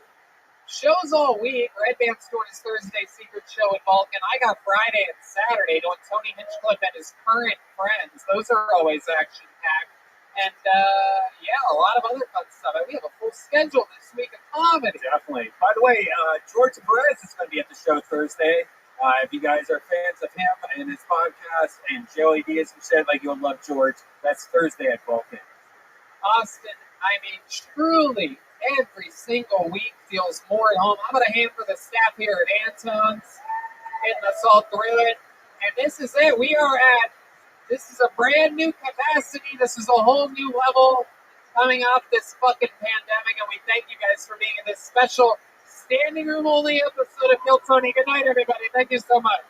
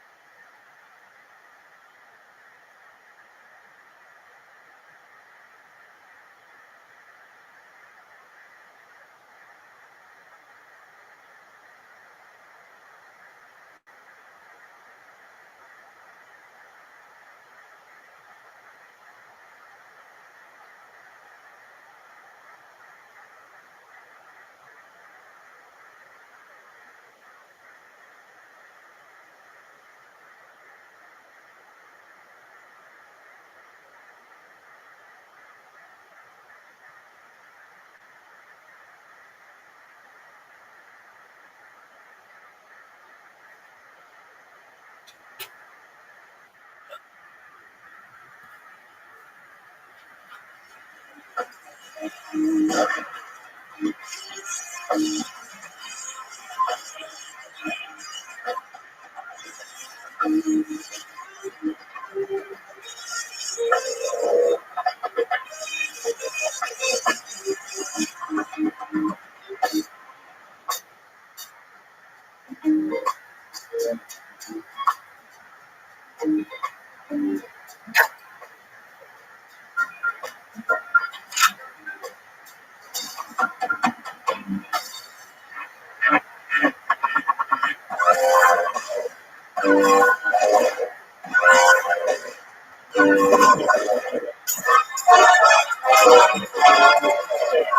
this is Rabbi coming to you live from Austin, Texas, at Antos for a brand new episode of Kill Tony, Get Up for Tony.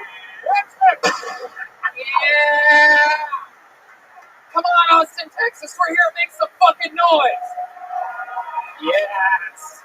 Yes! Brian Redman's here. What's up, everybody? We are at a new, even higher capacity than last week. How do you guys feel? You guys happy to be here? Wow. Absolutely. How exciting is this? Very, very fun. Thank you, lady. Yes, I love my shirt too. It's the most Texas shit. I didn't even buy this. I just woke up this morning and it was on me. Texas is fucking crazy, man. I woke up on a little haystack with a piece of straw in my mouth. My butt hurt. I don't know what happened. Excited to be here. Fun stuff happening. How about a hand for the band, everybody? That's the Fix Vodka Kill Tony band, brought to you by Fix Vodka, the first ever alkaline vodka. Less hangover, more fucking jamming. They support local artists. How awesome is that? That's John Dees on the keyboard, the great Matt Mueling on guitar, Deep Madness on the bass, and of course Michael Gonzalez on the drums. Very, very exciting stuff. We're all stuffed up. Great food. We had a amazing weekend. We went and visited CM Smokehouse, tried their brand new jalapeno taco.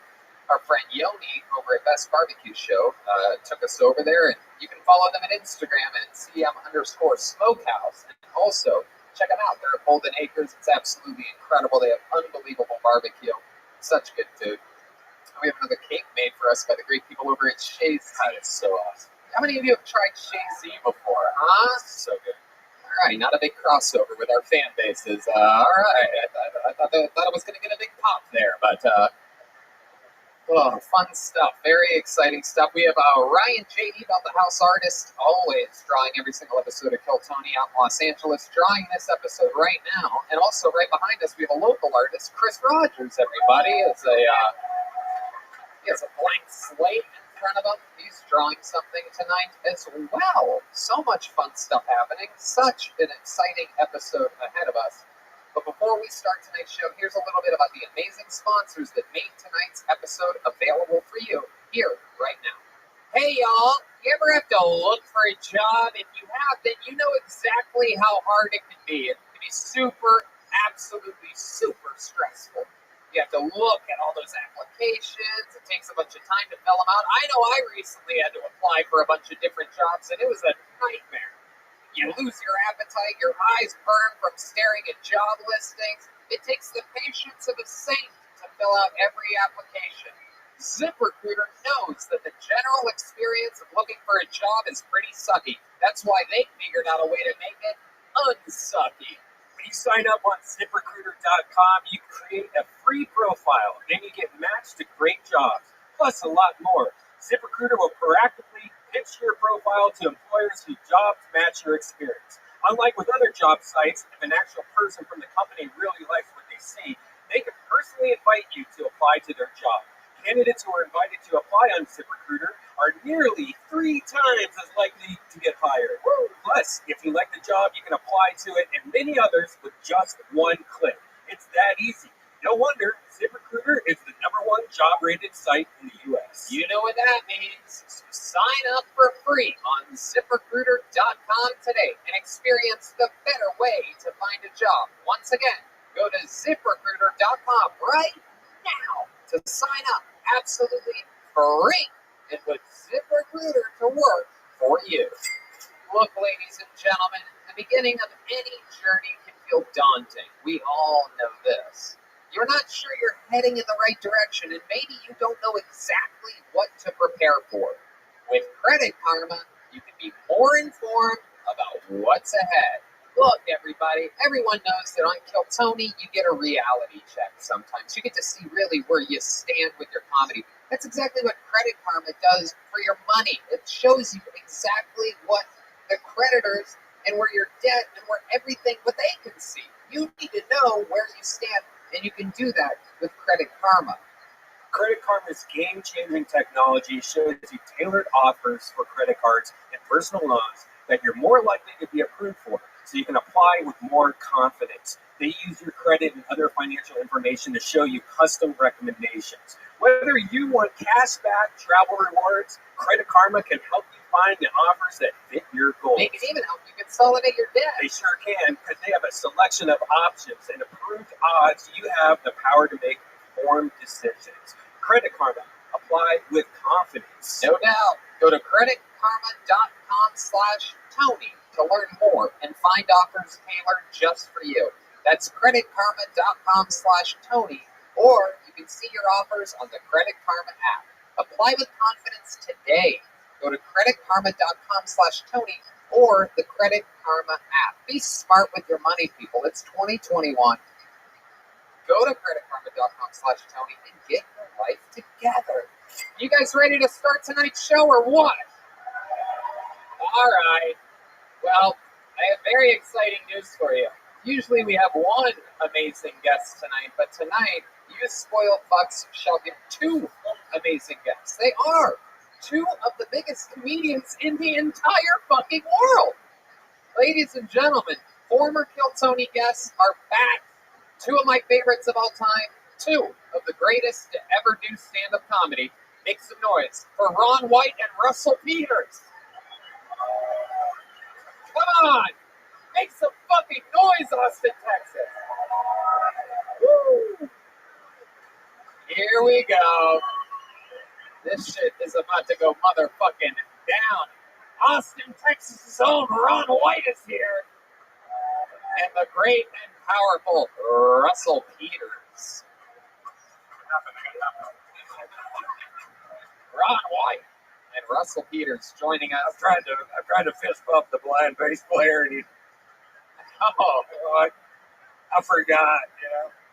That's one of my favorite parts, is watching people realize D Madness is blind. Yeah, I'll be the last one to care. Well, you guys have both been guests on the show before. You know what it is. It's chaos. We're going to have fun. Audience, I'm sure you know how it works too, but just in case it's somebody's first time, a bunch of people signed up before the show, people that know the show, maybe some hopeful young comedians, maybe it's somebody's first ever time, maybe they're a local legend that's been doing it for decades and is here to help build their fan base and become a star. Success here on Kill Tony. They pull their name out of the bucket, they get 60 seconds uninterrupted. You know your time is up and you hear the sound of a kitten. Wrap it up then, or else you're going to bring out the angry West Hollywood bear. Yeah. All the way from West Hollywood. We flew him out. It's a part of the show. You guys ready to start tonight's show or what? This is it. Anything can happen. Literally over 100 people signed up for the chance to get pulled out of this bucket. They're out on the sidewalk. Some of them are mingled in here, mixed in. Might even be you. Maybe you signed up tonight. So let's see. Your first comedian getting an uninterrupted 60 seconds tonight goes by the name of Abe Rabinowitz. Seems like a good name for comedy. Abe Rabinowitz. Yeah, good lawyer, right? I'm going to get Abe Rabinowitz on you. We're going to sue you for everything. Oh, God, I love this band. Oh, we got to get Russell Peters to move out here. You got to move out here, Russell. When are you going to move to Austin? Once I sort out my baby mama drama. Such an honest answer. I love it. You need to hire Abe. Yeah, Abe Rabinowitz will get you custody and vast sums of money. Rabinowitz and Rabinowitz. Where the fuck is Abe Rabinowitz? We got him coming? Anybody see anything? We're Rabinowitz. Oh, big X coming from the back of the room. Wow. Wow. Abe Rabinowitz. Okay. On to the next one. What a great way to start the show. Thank you, Abe Rabinowitz, for signing up and not being present. Your next comedian goes by the name of Jacob Shinnes. Jacob Shinnes. That sounds like a guy that is going to be here. He would not miss a spot. Jacob Shinnens. Oh my goodness. What an electrical energy in the room right now. Nothing better than the first person not being here. You really can't beat it. That's why we always need to have like a William Montgomery at the beginning or something. Well, William's not here. Thanks for the advice, Redman. I love that. Jacob Shinnens isn't here? Wow. Two? Well, there's 2 Jewish people missing in Austin. That is true. My guess is that the Germans are present. All right, we know this guy's here. He's been on before. Asians never miss an opportunity to shine. Ladies and gentlemen, Hans Kim will start tonight's show. Hans Kim, a local legend. He's been on the show before. Here he comes. Look at this guy. Here he is. Ladies and gentlemen, one more time for your first comedian, Hans Kim.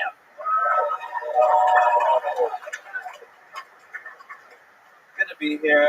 My name is Hans, and I know what I look like, but I'm not that into anime. Which is unfortunate, because the only women who are sexually attracted to me, they're pretty into anime. It's like their whole thing. I forgot I have resting anime face. I'm on days like, oh, very interesting.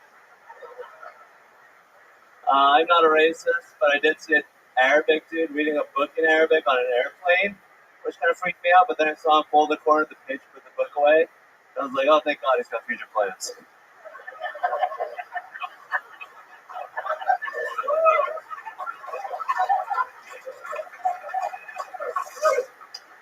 I think trans people should be allowed to use whatever bathroom they want to use, but I don't think suicidal people should because they make a mess.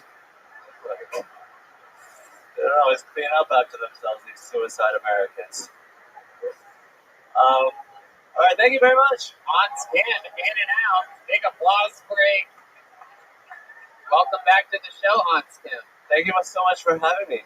You do this so good, and to think that you can do this so well with your eyes closed, it is absolutely incredible. A lot of people try to soak in the energies around them and everything, but I feel like the bass player feels like you're making fun of him. Love it. Look at those things. Hey, there they are. Hey, I'm a white guy, everybody. Look at me, my white eyes. All right. Welcome to the show, Hans. Thanks so much. Another great set. Resting anime face. I can see that. You ever watch anime porn? No, I do not. No. What kind of porn do you watch? Last time I said I was into tickling, which I'm really into tickling, and I asked you this before. Huh? I'm very interested in what you're jerking on to. It seems. Right hand or left hand? Can we get a little? No. Tickling, is that an Asian word? No, it's any race. Tickling is a city in China that he really loves. I love this chick named Tickling. Oh. I love it. So, Hans, what kind of Asian are you again? I'm South Korean. Oh, South Korean, the best of the Koreans. There you go. There's some drums from Red Band because he thinks that's South Korean. Super racist, Red Band. I love it. Hans, so what has changed since the last time that you've been on the show? What's going on with yourself? I started an open mic in a park in Zolker Park. I do it out of my van that I live in. Oh, you live in a van? Yeah. Okay. He lives in a pimp van, not just a van. He has a really nice van. You put solar panels on your van today. Yeah, recently, yeah. So Yoni helped me out from Best Barbecue. Oh, okay. There's a shout out. There you go. He just got his payment for helping you with solar panels. He just used us as a vessel to, hey, I plugged you up there. I love it. So, what else is going on in this van? You gotten lucky in it yet? Not in Austin, no. No. Where did you get lucky in the van? In New York City and in the desert next to Joshua Tree, I had intercourse with a lady. You were with a lady? I had intercourse with her. Oh my goodness, that sounds so missionary. Slow and safe. Did you use a condom? Yes. I don't know how Asians do it. You guys put a little mask over your penis before you put it in? Okie dokie. Do you use protection when you have sex with women? I try not to, but... Wow. Lord knows that if there's a raw dog around, a South Korean will eat it. You know what I mean? Come on, back. Just get warmed up here. You know what I'm saying? We're just getting a kickstart. Oh, Hans Kim is rubbing his belly right now. For those of you listening, he's starving with the sound of that endangered puppy. I love it. Hans, what's the craziest thing you've ever eaten? I guess I ate octopus and squid, which is pretty normal in South Korea. They weren't alive though. Just the tentacles were kind of, When I asked you the weirdest thing you've ever ate, I thought puss might be part of it. I didn't realize octo would be before that. Do you have any tricks when you're with a woman? Is there any special things that you do with your mouth or your penis or anything like that? Do you have a special Hans Kim trick you could show us? So there's a lady. I like to. She's big. She's big. I love it when I can actually get people to answer this question. Very rare, but when it happens, it's beautiful. Go ahead, Hans. I mean, in missionary, I like to cradle their head and just pull them really close and just. Oh shit! Get them as. I love it. What do you guys think of Hans Kim's performance? Ron White. This is first time seeing Hans, right? What do you think of this guy? I thought he had a couple of really strong jumps in 60 seconds, so I got to give him a nod on that. Yeah. So doing that. Yeah, absolutely. I mean, I'm just coming onto these shrooms, so I really don't pay attention, but until it really gets kicking in. So you had to be the first guy. So. I love it, Hans. Do you have any other special skills or talents? You seem like the guy that starts the races in all the Fast and Furious movies. That's a hiker, too. I can jump over my leg.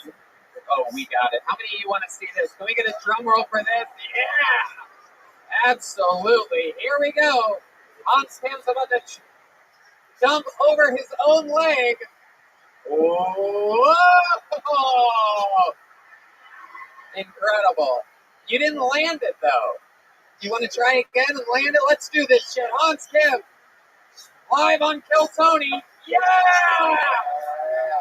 That's a Kill Tony first right there. That's the first South Korean to ever jump over his own leg in the history of the show. It's been 8 years running. New milestones every day. Hans, we have, you had a great set, and we have brand new handmade leather Kill Tony joke books that are completely empty, and you get to write whatever you want in this thing, made by an incredible local artist named Adrian Cavazos. He's on social media at Boneseye with a Z in the middle, Bones I, all one word. And here you go. It's a brand new, awesome Kill Tony book. There you go. That's Hans Kim, everybody. There he goes. The stylings of Hans Kim. How about one more time for Hans, everybody? There he goes. Yeah. And now, to give us a brand new microphone and keep everything clean for us, here is the great Kaylee from the Red Rose and the Yellow Rose, everybody. She's here, live in the flesh. She's got a giant bucket. Maybe she's hooking it up here tonight. How many of you love strip clubs out there? There's some guys here that say, well, the Red Rose and the Yellow Rose are the two best strip clubs, not only in Austin, but in the world. These are world-famous strip clubs with a world-famous cheeseburger. If you haven't tried it, sometimes I go there just for the fucking cheeseburgers. I go in, I close my eyes, I don't let myself look at any of the girls, and I just eat a cheeseburger and then go on to the next one. The Red Rose and the Yellow Rose are two different places, but they are in conjunction. They're brother and sister clubs, or brother, whatever you're into is what they are. They are the best. Your next comedian goes by the name of Esteban Fuentes. Whoa. We're going to put this bucket right behind you, Ron. Oh, that thing's heavy as shit. Here comes Esteban Fuentes. Here he is. One more time for Esteban, everybody. How y'all doing tonight? You see me, and you're probably thinking, his ass is pretty hairy. So to save money, I started washing my body with Head and Shoulders. I call it head, shoulders, dick, and balls, equal. I'm big on hygiene. Quick question. How do you brush your teeth? Do you let the brush just fuck your face? or do you do a little head bob with it? Now, me personally, I like to, hum a little song, pass the time.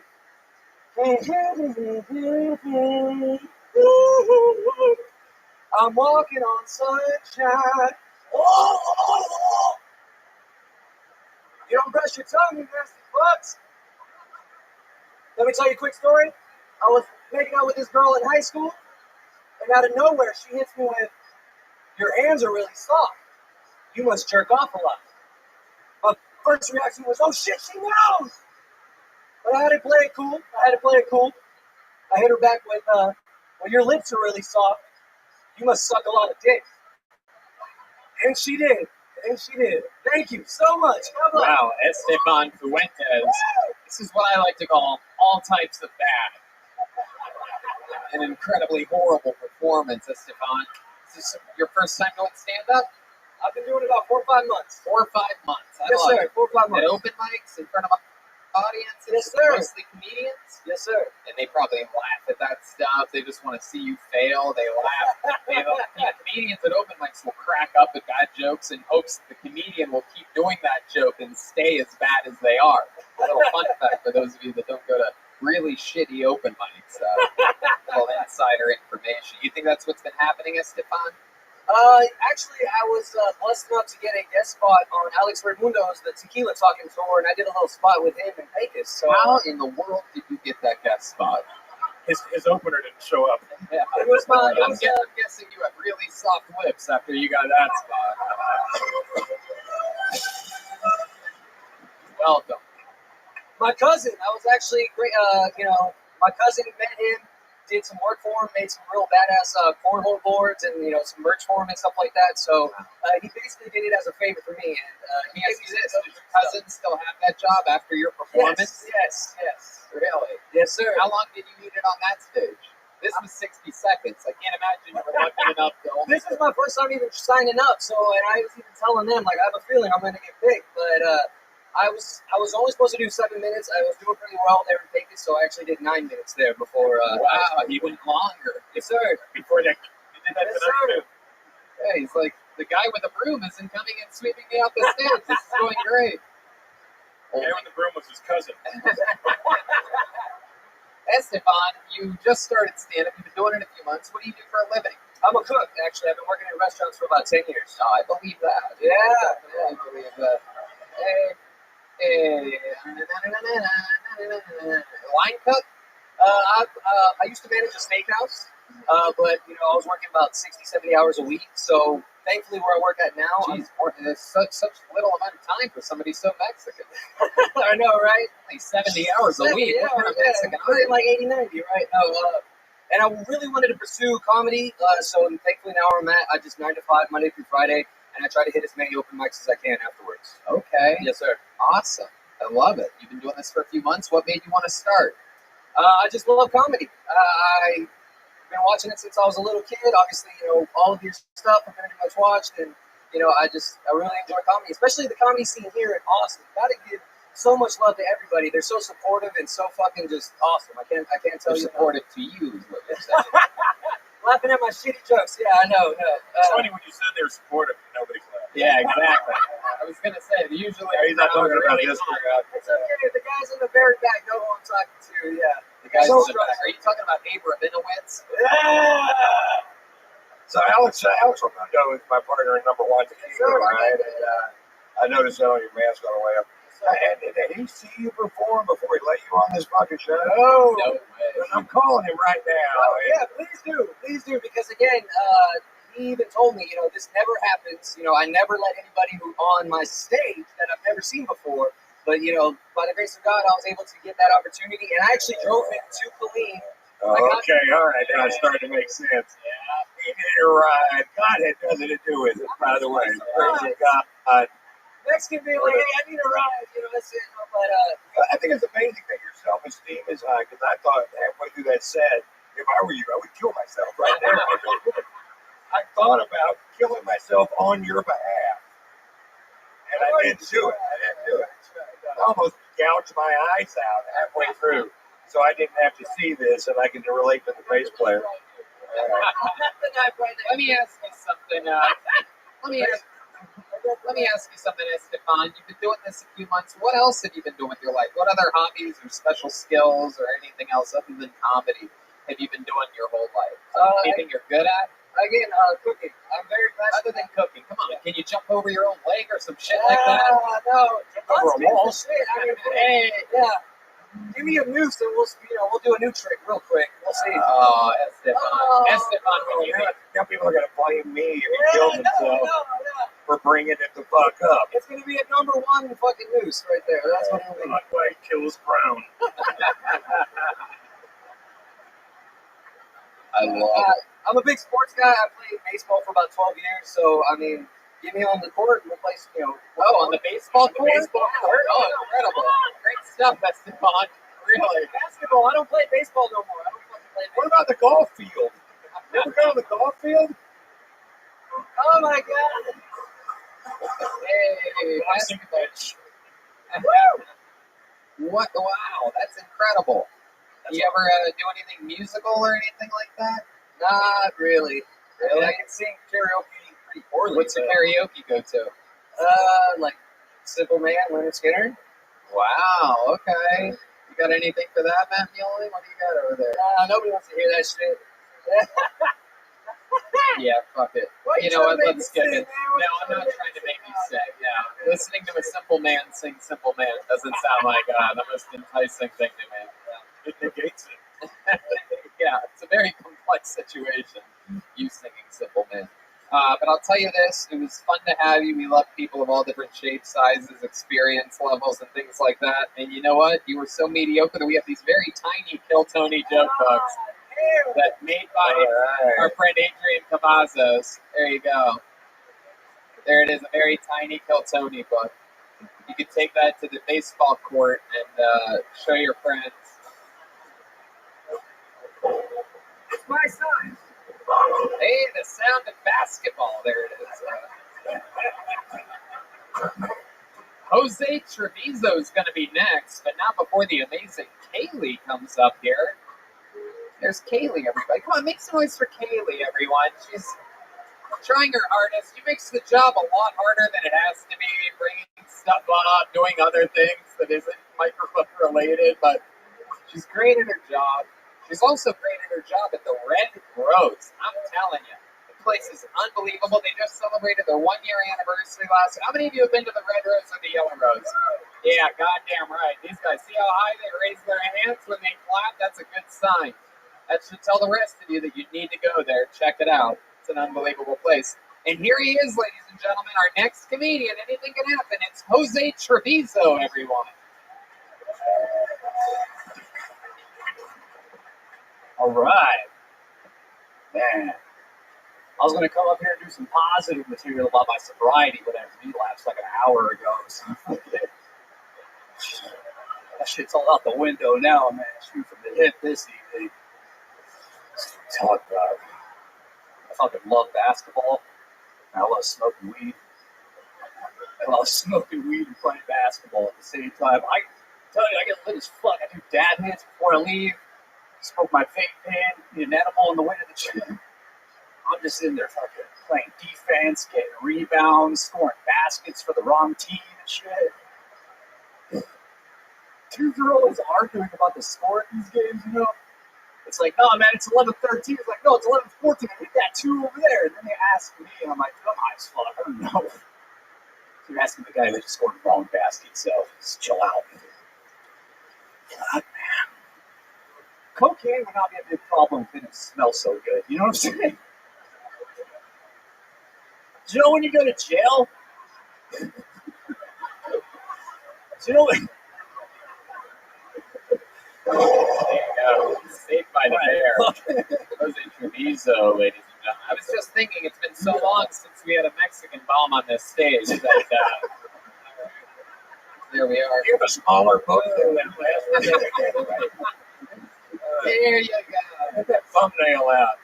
Yeah. Is it pinata night? Because these guys are taking a beating. It's 2 in a row. But nice to see you guys, by the way. Nice to see you again, Tony. Absolutely. Welcome. It's like fear and loathing in Chihuahua. Welcome to the show, Jose. absolutely incredible. By the way, don't ever do that cocaine smells good thing ever again. Literally the oldest joke. It was written by St. Peter. Very famous. I thought I wrote it, man. No, you did. But it's okay. Just don't I promise. never heard of it. Promise everybody right now. I promise you I never heard that joke anywhere No. else. We don't do that. We know that's bullshit. Yeah, we I know did it. I did. I It's swear to a God. brilliant joke. I'm sorry. I thought It would stick out like a sore fucking thumb in the rest of it. Yeah. You're like, maybe I'll just do this old-timey closer. Something cocaine smells good. You got your fucking cokeheads to laugh, and it made it seem like the whole 60 seconds went anything like that whatsoever. well, I never heard that joke.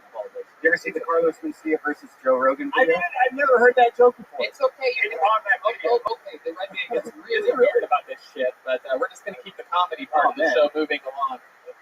The promise isn't that you haven't heard it. We don't give a fuck. We know that you've heard it, whether you realize it or not. The promise is that you won't do it again. Can you promise this audience that you won't do it I promise I won't do it ever again. There you go. Thank you so much. Jose, they're happy. See, the real comedy fans know. Progress. When you take his clothes away. Yeah, exactly.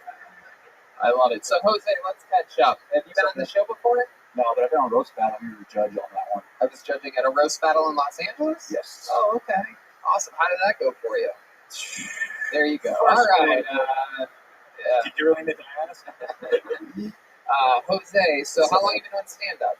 Like 10 years. Oh, shit. This is a very special moment where we light the entire stage on fire and burn in front of all of you.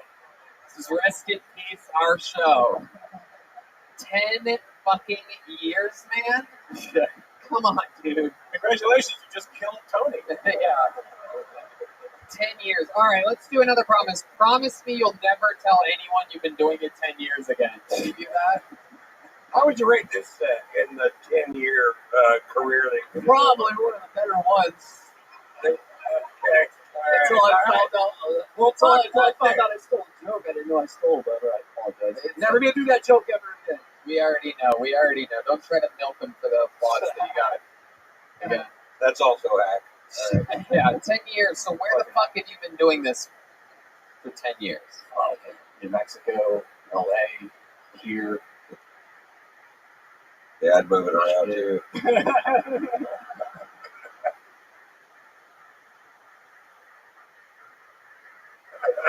You can't stay in one place and suck that bad. You gotta spread it out, little kid. Are you sure you just haven't done it for like 2 or 3 months and it's felt like 10 years? You're horrible at this. Oh man. So Jose, what else? What are you good at? Tell us about your life. What do you do for work? How do you make money? Produce comedy shows. Produce Give us another fucking answer than that, Jose. Come on, dude. You can do it. Trying to produce this festival. It's a basketball tournament, music festival, food truck festival, art festival thing. Oh, that sounds great. Sounds like Fire Festival to me. Sounds like a bunch of things that'll never happen. I love it. Oh, yeah, I love basketball. There's never enough music playing in the background. Need live music for me to make this three-pointer. Sounds great, Jose. It sounds like you're gonna love that festival. Sounds like Esteban's headline again. He's out there playing basketball. He brought his glove and bat. So Jose, how do you actually make your money though? The festival hasn't happened yet. You said comedy shows. We're not buying it. What else is there? How do you make money? Work. What do you do for work? That's the question that I'm asking you. Random shit. Just help somebody on a roof. Help somebody, I don't know, build a shed. Mexican. He's Mexican, ladies and gentlemen. I almost forgot. Help somebody on a roof. Yeah. Very good. You ever stand outside a Home Depot or anything like that? Fucking right, dude. Hey, you have? I go pick people up at Home Depot. I'm the guy that drives and pick people up. I got a cousin who pick up some dudes at like Home Depot. Okay. I'm the middle guy. All right, did you really relapse an hour ago? Is that true? No, I'm actually sober. Right. But you said during your set that you relapsed an hour ago. It's too good of an opener to pass up. It sounded honest and it wasn't. Nobody laughed. They fucking laughed. I want you guys one question. Who did that cocaine joke? Free everybody. You want to know the Everybody. Like I said, answering the Carlos Mencia video, that joke is in that video. out stealing material.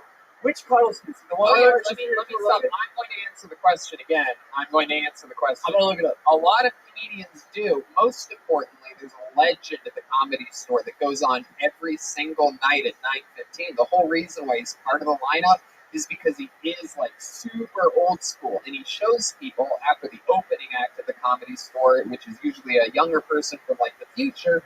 He shows people at 9:15 for 15 minutes what it used to be like and establishes a base for the insanity that they're about to see. So that comedian's role, his name's Argus Hamilton, is basically to be a throwback comedian for 15 minutes in the show. And he does that joke 7 nights a week for the last 35 years. 7 nights a week. Think about that. Well, I apologize. I never heard him do it, but I apologize. It's true. I believe you. Have you been to the Comedy Store? Yes. You've seen Argus Hamilton. You've seen a guy in a suit. Am I right? Yes. So you've seen I've seen it. that joke live. I have. No, I haven't. Busted. You're busted, dude. You're totally fucking busted. I swear to God, I haven't heard that joke. I believe you, but I swear to God, I never heard that joke. I'm going to be honest with you. I never knew what my mom meant when I was like a kid. She was like teaching me how to be an adult. When she's like, you know, the worst part is that you lie. But right now, I understand it. Like the way you keep driving in, I swear, I promise you I've never heard everything. And then you just fucking... All right, I'm going to stop now. Are you sure you didn't relapse an hour ago? I think you're going to relapse an hour from now. How long have you been sober for? 3 days.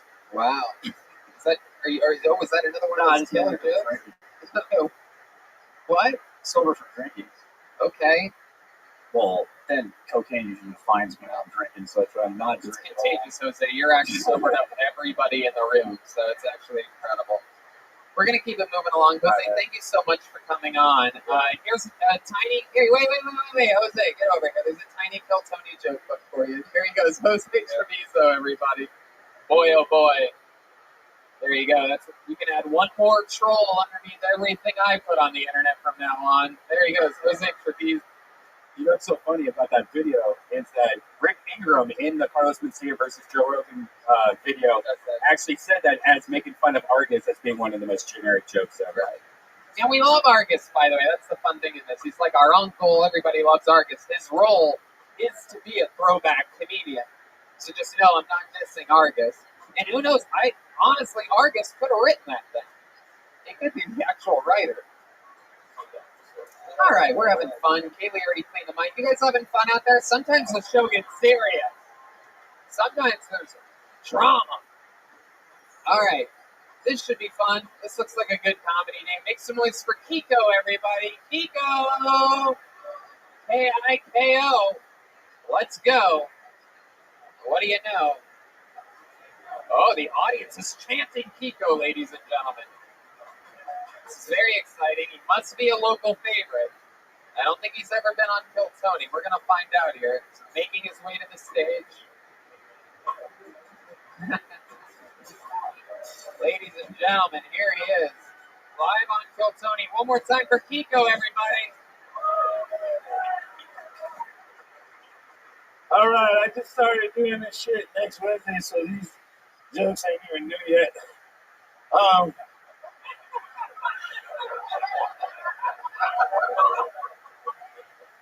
I'm a Colombian person. Colombians are like Mexicans that like to go hiking. But we're not famous for that.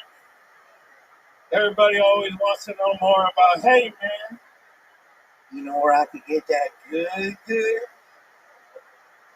It's pretty annoying, so I'm always like, yeah, shut the fuck up so we can talk about it in the back, you fucking asshole. I don't do cocaine. I did it once for 7 months, but it was too much fucking for me. I don't do cocaine because my mom died from it. She didn't overdose. It was just too much cocaine when I pushed the pallet and it crushed her.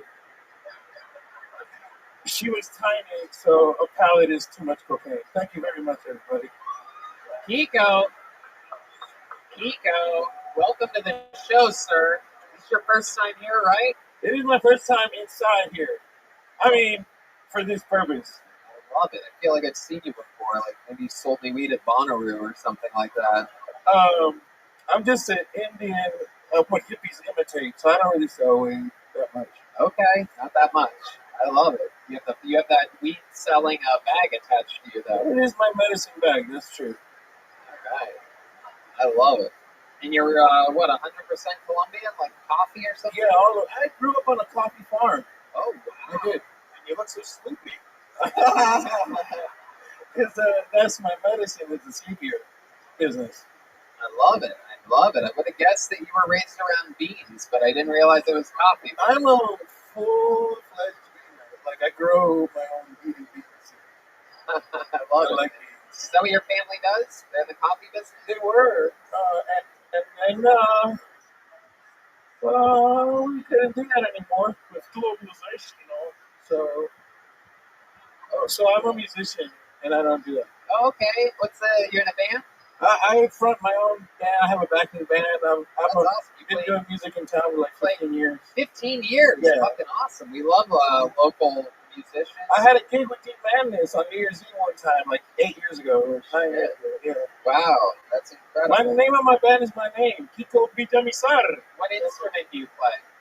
I'm a singer, but I play guitar. I play different folkloric instruments. What do you sing? You sing anything that the band could cover? You want to give a little? Yeah, we can jam, right? All right. Give them something. Tell them the 5/8 of a beat sound good or something. You remember Deep Madness? You remember Voodoo? The Neville? Voodoo. Not doo-doo. Voodoo, like no, it's okay. Do you have the sheet music? All right. Well, can I play guitar? All right. Well, we can do blues. That's a standard business. Shit. All right. Real. Some Browns doing the blues. Here we go. Sorry to. Love it. All right. I feel like this is going to pay off. This anticipation that's happening. Yeah. It's very, very exciting.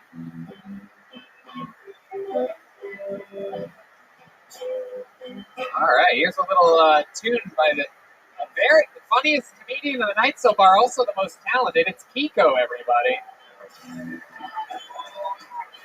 The champagne when I'm thirsty. Give me reefer when I want to get high.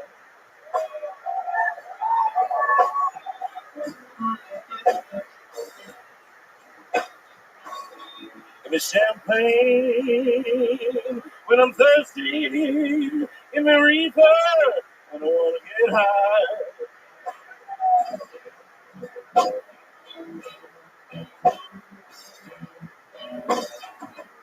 No, when I'm feeling lonely,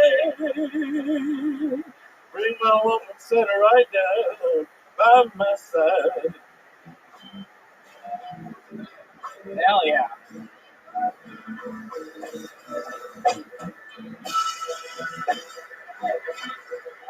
All right. That's enough. Very good. I'm going to begin for Kiko, everybody. That was incredible. All right. I play Colombian folk music, but I like all kinds of music, roots music like that. I love it. You have a real set of pipes on you, and I'm not talking about the glass ones in your weed bag. God, there's just one. I only need one glass. Right? The voice. He's got, a real good voice. It's no wonder. You're built like Adele when she was in her prime. It's incredible. I like your style, man. You're like Stink Floyd. You're like the Grateful Bread. You're like the funniest cave newt that's ever been translucent. I like this show so much. You do? Thank you so much. You really do? For having me here. I'm such a big fan of. Hey, give it up for fucking kids home, everybody. Hell yeah. I love that. Some goddamn respect. I gotta say that I love the opening joke. Thank you. Which one was that? It cracked me up. I don't remember exactly how it goes, but I think it said these started next Wednesday. So these jokes aren't even old yet, or I don't know. They're not even new yet. Not even new yet. Okay. Yeah. Thank you. Wow, Ron. That was a good joke, man. I love it. You can see when the mushrooms wear off and come back in on Kiko every minute. He's like, oh my god, Ron, what? Oh shit. Dominic Wave, baby. Whoa, Kill Tony, this is one of my favorite shows. I totally forgot I was here. Kiko, you're the fucking man, dude. I'm like a man and a half right now, but I'm trying to slow down. How long have you lived in Austin? 15 years. 15 years. Yeah. And you're originally from where? I'm a Miami Colombian. Absolutely. Basically the same. That's where they all come in at. That's what we do. That might not be a real stomach. Most of the Colombians have fake asses. So you might just yeah. It's just some fix-a-flat in there right now. That's true. I love it. Kiko, you're a real fucking talent, man. Please sign up again. Come back anytime. I will. So y'all need a brown version of like David Lucas Montgomery, like a fat brown red person. Hey, maybe not. I love it. If you can write a new minute every week, well, who knows? I'm gonna be here. We could announce a new regular at any given point. Anything can happen in the future. Hey, thank y'all very much. In the meantime, take a big Tell Tony joke about full size. There you go. That's big and brown. Full size boy. There he goes. Kiko Comedy is where you can find him on the internet. Kiko, K-I-K-O, and comedy with a K. All one word, Kiko Comedy. Very, very exciting stuff. Cool guy. I like this. I like these joke book things because, in the future, you'll see like a comic with a little one like, oh, he must have sucked ass. Anthony Knight is next. But now before the amazing Kaylee up here. Very, very easy on the eyes. A crowd favorite. Everybody loves her. She's got a fun energy. You're going to notice her energy increases as the show goes on because she likes cocaine. I'll do that again. Do that again. Do that again. Here he is one more time for Anthony Knight. What's up, everybody? Give it up for my Uncle Kiko one more time, guys. Like many of you, I'm not from Austin, and the other night I got called a colonizer. Like, that's the last thing I thought I'd be going to Texas, It's like, shit, don't let me colonize Austin, because I'll fuck around and give it back to Mexico. I like it here in Austin. I did have a little bit of culture shock, though, because I've never seen so many white people on a Martin Luther King Boulevard before. I'm used to going to MLK's where I can get an ounce of weed and a bottle of the Blue Bad Dog 2020. And also, all I got was a bubble tea and a parking ticket. I said, what the fuck am I doing here? Give it up for the band. They're doing good, like it.